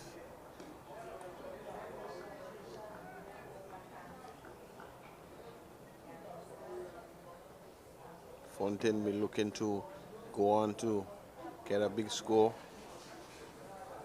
here today. Cuts well. That will go into the boundary too. A little bit short outside the off stump and almost in his act. Just put that away with his eyes closed. Yeah, excellent shot there, and he continues to be positive. He continues to pile on the runs here for his team, and the intent seems to be clear. Try to get as much runs as they can before the end of play today. And so far, they've been executing that tremendously. From the bat for another hour tomorrow. You don't see that happen. What you don't want is to give St. Lucia a chance That's correct. in the game.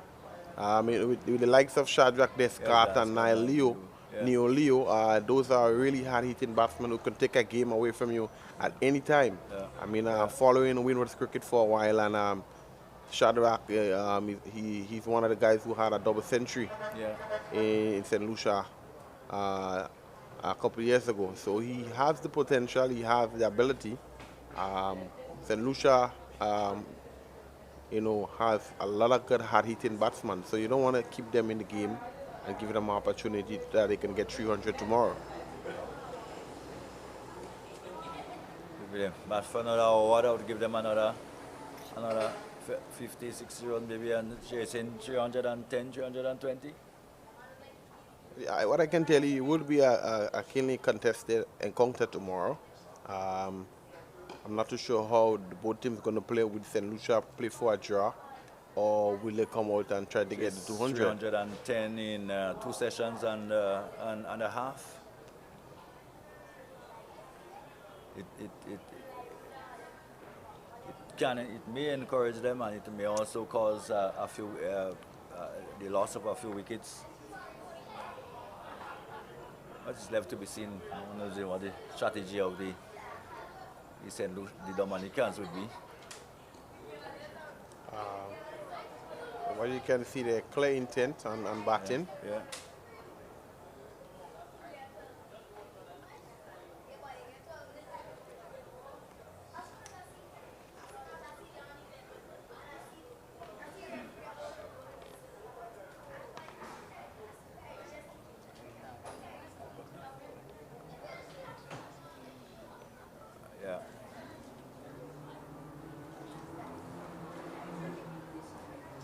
So we're here at the Roy St. John playing field here in Tantine, Grenada. Dominica is 192 for 4 in a 3-day encounter. We're into the second day in the last session. Last ball is scheduled to bowl at 5:30. So let's see how much overs we can get in today's play. But we have Edwards from the bakery end. He's going to bowl to Fontaine, who's well set on 65. Thus far, he looks pretty much set. And the wicket conditions is pretty much, good for batting. So you expect everyone to come out and back themselves and trust their ability and go on to score a big runs. He's one behind the top score in the game thus far. We had 66 yesterday from Alec Atenes. He was looking to go past his countryman in regards to scoring the highest runs of the game. But let's see what happens here with Edwards. This is short.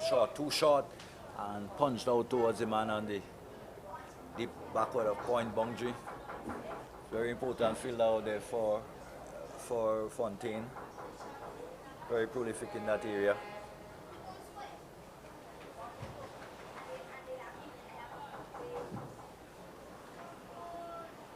He moves on by 1.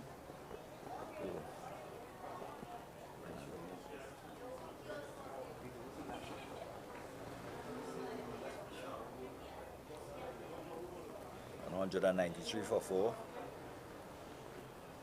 172. They lead.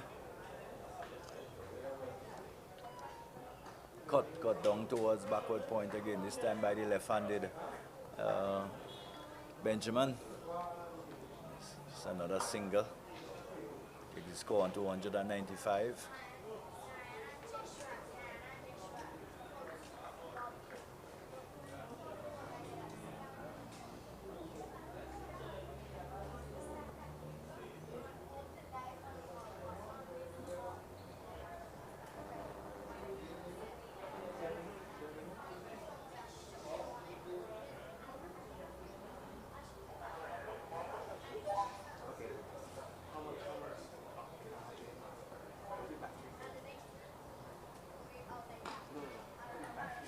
Reaching for that wide outside the off stump, looking to punch it square.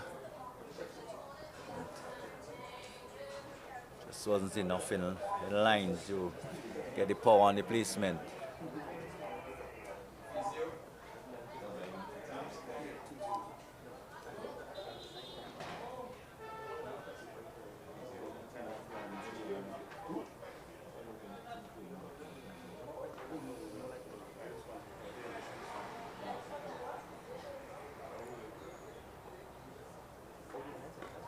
This time set out towards the man on the deep, having to come in and make a good bit of failure and a powerful throw back to the wicketkeeper. So keeps it to a single, 196 for 4.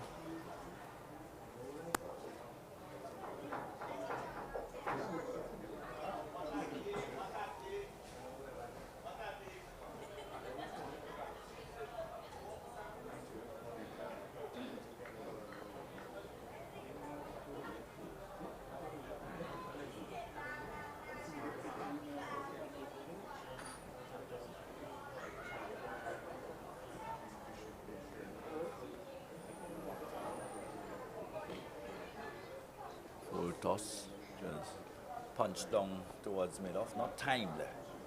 Or probably just hitting the very bottom of the bat.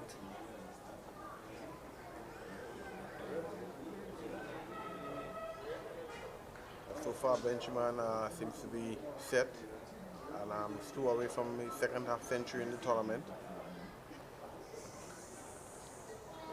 Edwards will be trying his utmost best to deprive him from that opportunity.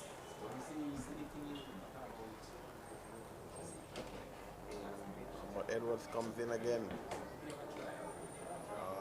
Full face of the bat and gotten behind this one. Well done by Benjamin.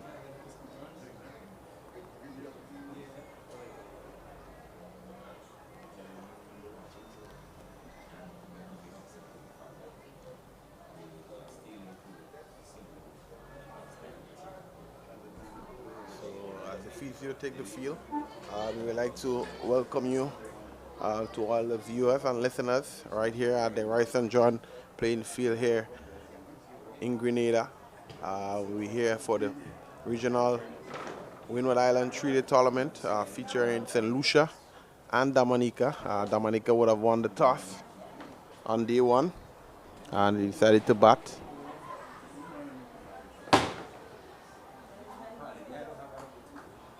They were all out for 250 in 63 overs, and in reply, St. Lucia was only able to muster 171.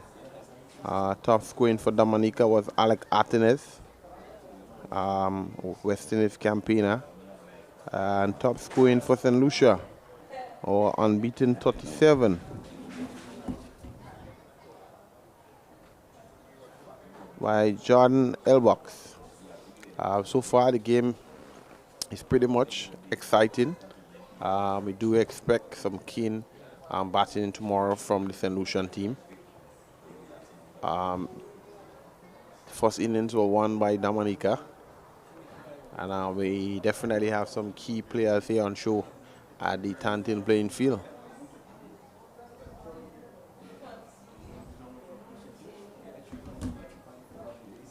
So Dominica 195 for 4. We have some men remaining in the dugout. Joel Durham yet to come. Jed Joseph, he got a 50 yesterday as well. We have Micah Joseph and Kyron Phillip and Gillan Tyson still in the dugouts for the Dominicans. For the bowling so far, the peak of the bowling so far for St. Lucia, we have Chanel Edwards picking up 1 wicket so far after 7 overs. Shadrack Descarte picking up a wicket as well. And we have Tyreek Edwards also picking up a wicket. The other 2 bowlers was Elbox and Lee John. Lee John would have bowled his only 1 over, and Elbox in his 9th over. So this is a summary thus far of the game. We're here at the Tantin Plain Field. The physio is out. I'm giving Fontaine a little bit of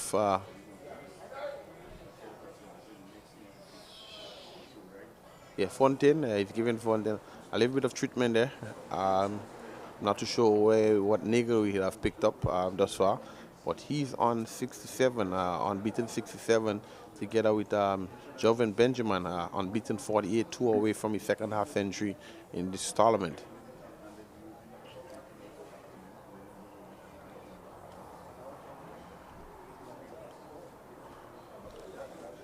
So if you're wondering who is in the commentary box, you have Mr. Senior Pro Justin Hector and myself, Weavel Benjamin. So Mr. Hector, when we do a summary of this game thus far, who do you think will be in the driving seat? I think Dominica is very well placed. After seeing the performance of the St. Lucians in the first inning, although that maybe not something we can actually go on, but the wicket haven't gotten better, and as such, I don't expect them to, whatever they may be posted in whatever time they are given, and that's the important thing. Whether whatever they are posted, they can chase it down in the time that they are given to do it. And I don't think they would make a too sporting declaration. The management wouldn't make a too sporting declaration and let St. Lucia back into the team, into the contest.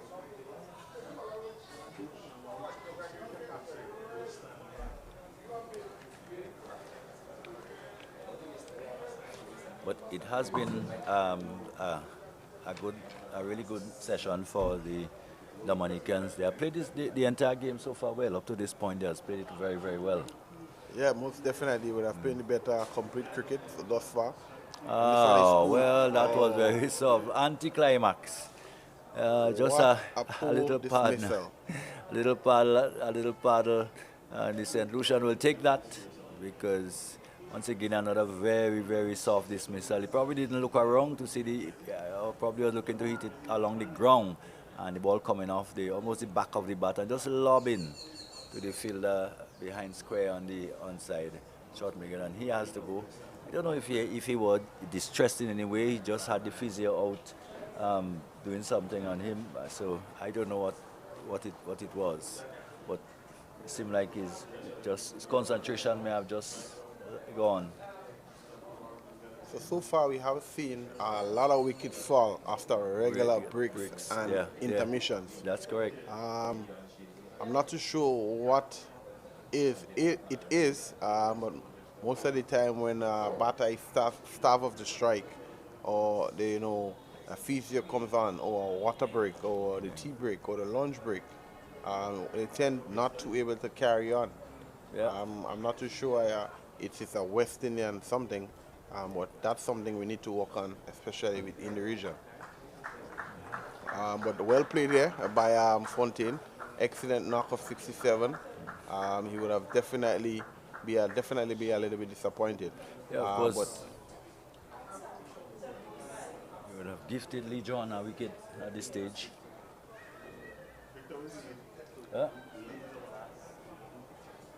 275.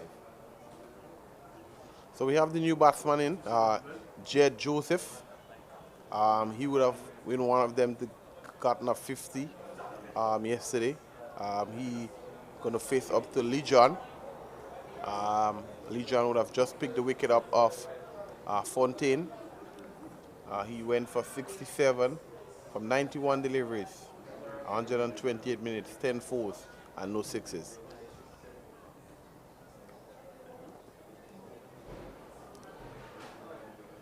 Dominica lead by 275. A good lead thus far. And looking to see how much it can pile on some more. But there comes John to Joseph. So to play this one down in front of short mid wicket. Picked up by Kimani Milias.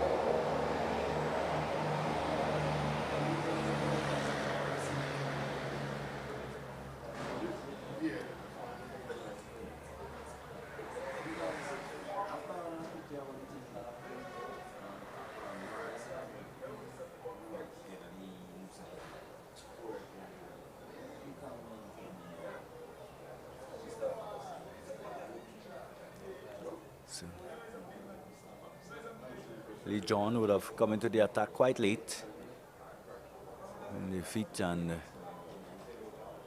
has picked up a wicket.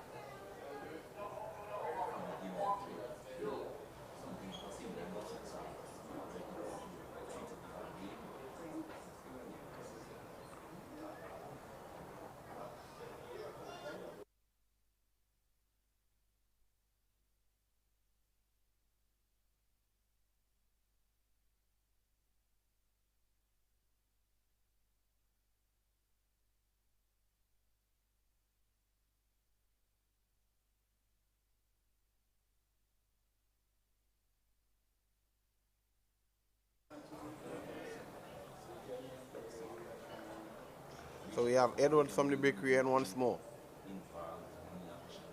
To bowl to Joseph.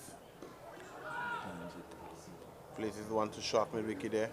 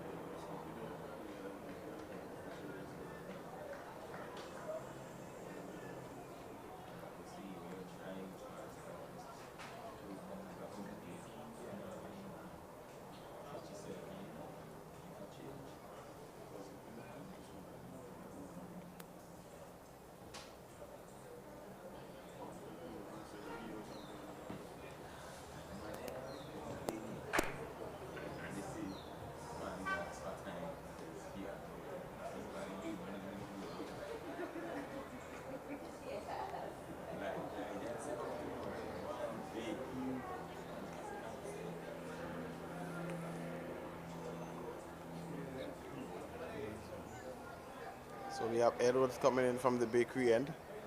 He's looking to get another breakthrough. He has had one wicket thus far in this innings. And he runs in and he bowls to Jed Joseph. Jed drives well. And this will run away to the boundary, will it? No, it wouldn't. Well chased there. Back to the wicketkeeper, and it will come for two. Well run there. Excellent cricket. The leads moved on to 278.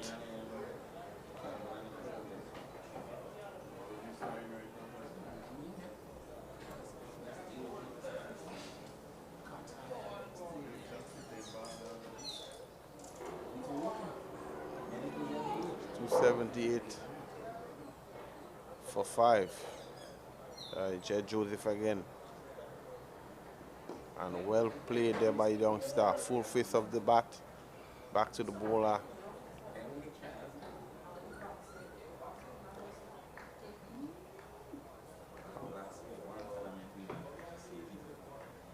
All you can say, Hector, there is so many good cricketers within the Windward Islands. Over the years, we have seen a lot of cricketers pass through the Windward. A lot of young cricketers who had so much talent. I remember we spoke about Larry Edwards. Yeah. There was a guy who was really talented in St. Lucia when I was growing up as well, Tyree Gabriel. I'm not too sure where, what these guys are doing right now, but Gabriel is one of the batsman within the Windward with a lot of potential. He would have played with likes like Devon Smith and Tyron Theophil and those guys. But life goes on, and even that Dominica, you had Jelani Robinson, who was a very good opening batsman as well. When you go to St. Vincent, you can see a lot of the people. Ryan Williams is one of the guys who was knocking on the door for a long time. And in Grenada here, a lot of the guys, who never got an opportunity, a guy like Darren Hippolyte, who's always been there. So a lot of cricketers within the Windwards, but here comes Edwards again. Well bowled to him. and well batted again to Joseph. And as they turn around, the score moves on to 178. 199 for 5. A lead of 278. Yeah.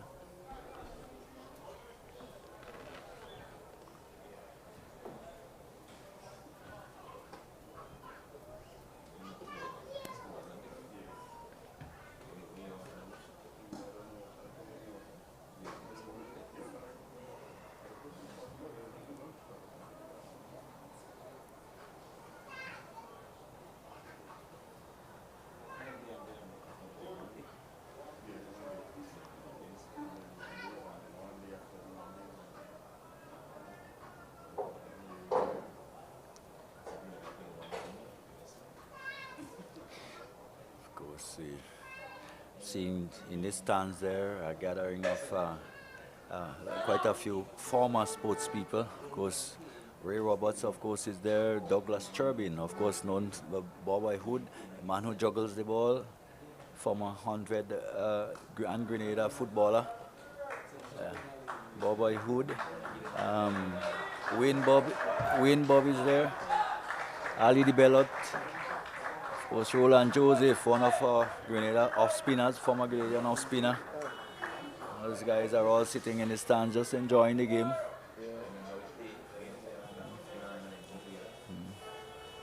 Of course, there is the chairman of selectors at the top of them, Miles Bascom. And sitting on the lower deck trying to escape the sun.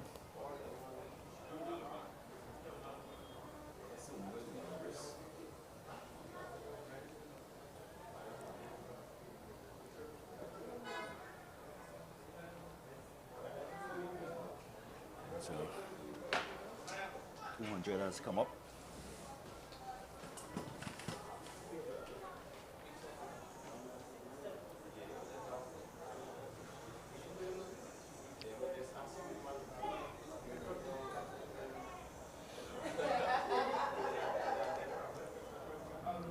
Swept and so an attempted sweep. We didn't quite make contact. The ball was through the wicket keeper, and there's no signal from the umpire. So he may have gotten a nick onto it. So he will go. Jed Joseph will go on to 5. 201 for 5, and brings Kevin Benjamin into strike. He's been on 49 for quite a while. Find it quite a task to get that final single to take him on to 50. Wow, and that's not out, says the umpire. Again, height. Although he's a short man, but he did hit him quite high. Let's look at it.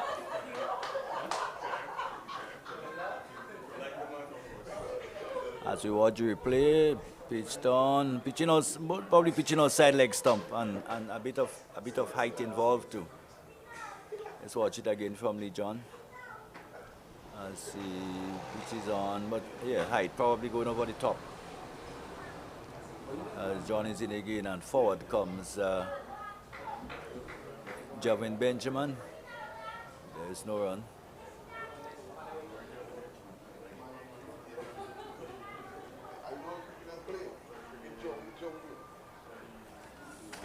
Been on 49 now for quite a while.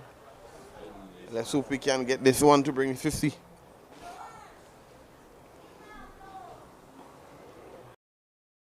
It's harder to make 1 than 49, yeah?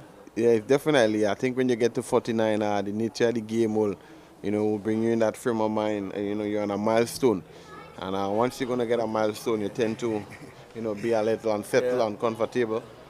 So let's hope we can, get it. Some batsmen find it very difficult to get off the mark. Once they get off the mark, they get to 49 or 99, and difficulty to get 100 or 50.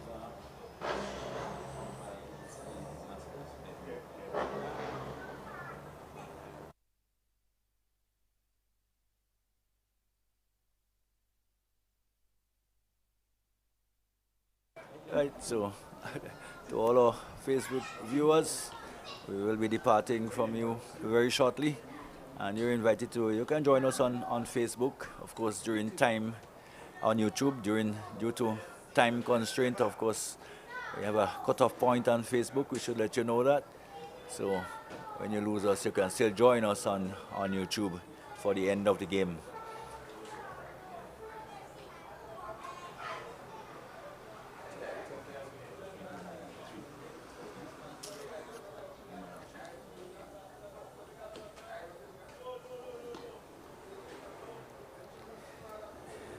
The question is, there probably must be a bet out there as to whether Benjamin will get a 50 this evening. May have to come back tomorrow.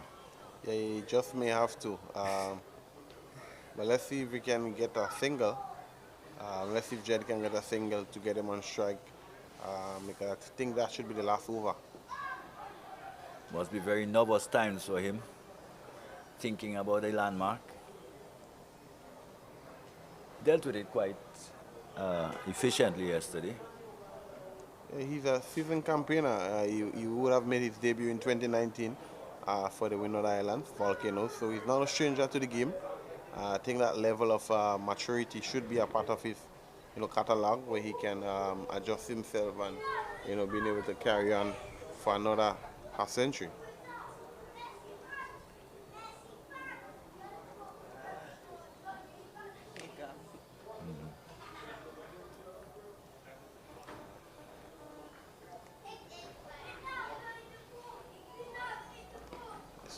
Shot through the offside, two covers.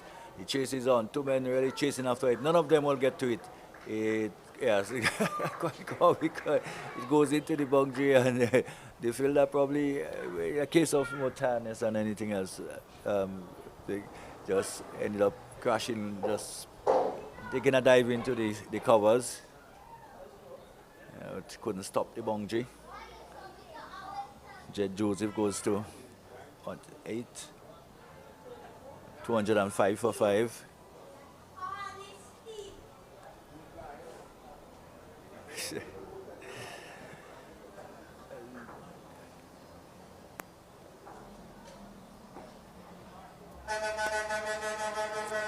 If I were a betting man, I would have probably betted even money on the fact that Benjamin would not have gotten the 50 this evening.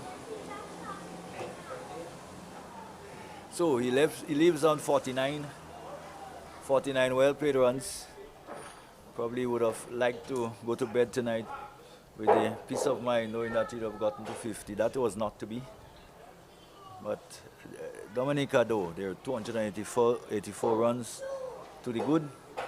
And probably bat for another hour tomorrow.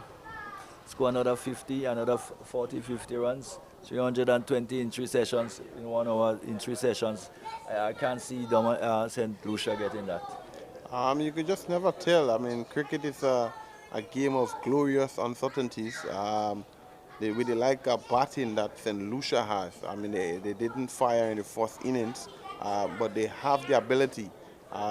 Stephen Natram, he's a T10 specialist. Leo is also a T10 specialist, very aggressive batter. And you have a Shadrack Descarte who can carry on and who can score quick runs. So, you just want to make sure that you have enough runs on board so you can... Yeah, but I think at the end of it, it will be difficult because you're talking here about scoring 100 runs a session, and then you can manipulate the field. You don't have restrictions. You can, at a certain time, So it will be very difficult if they have to score anything in close to 300 runs in the day, 100 runs an hour. It will be very, very difficult. Well, what will have to happen, time will tell us tomorrow. Yes. It's a close-up play here at the Royal St. John playing field. Dominica with a well-deserved 205 for 5 with a lead of 284. We'll start the day tomorrow. So Hector, I think it was a good day overall. Oh yes, it was. It was a long day. It was a good day.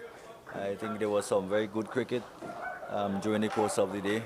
The Dominicans have shown they have certainly dominated the match so far, having skittled out St. Lucia for less for 178. So all in all, it's been a good day. I guess the umpires who are now making their way in, they have had a fairly good day too. And yeah, really good officiating. And I think looking at Shane Shillingford out there, he must be a very happy man at the moment, together with his team. Yeah, most definitely. Yes. So So it's been a pleasure having you viewers. I hope that we were clear, loud and clear, and the broadcast were, the type which you certainly enjoyed. We certainly enjoyed bringing it to you. And as the sun sets in the west, we too must go home. I hope you join us tomorrow morning again when we would be here for the final day of this encounter. And we can promise it will be an interesting day, very interesting day. And we would certainly be here to carry the action to you. So from us, all of us here, from producer Mikey, of course, the main man behind the thing, is goodbye and see you tomorrow.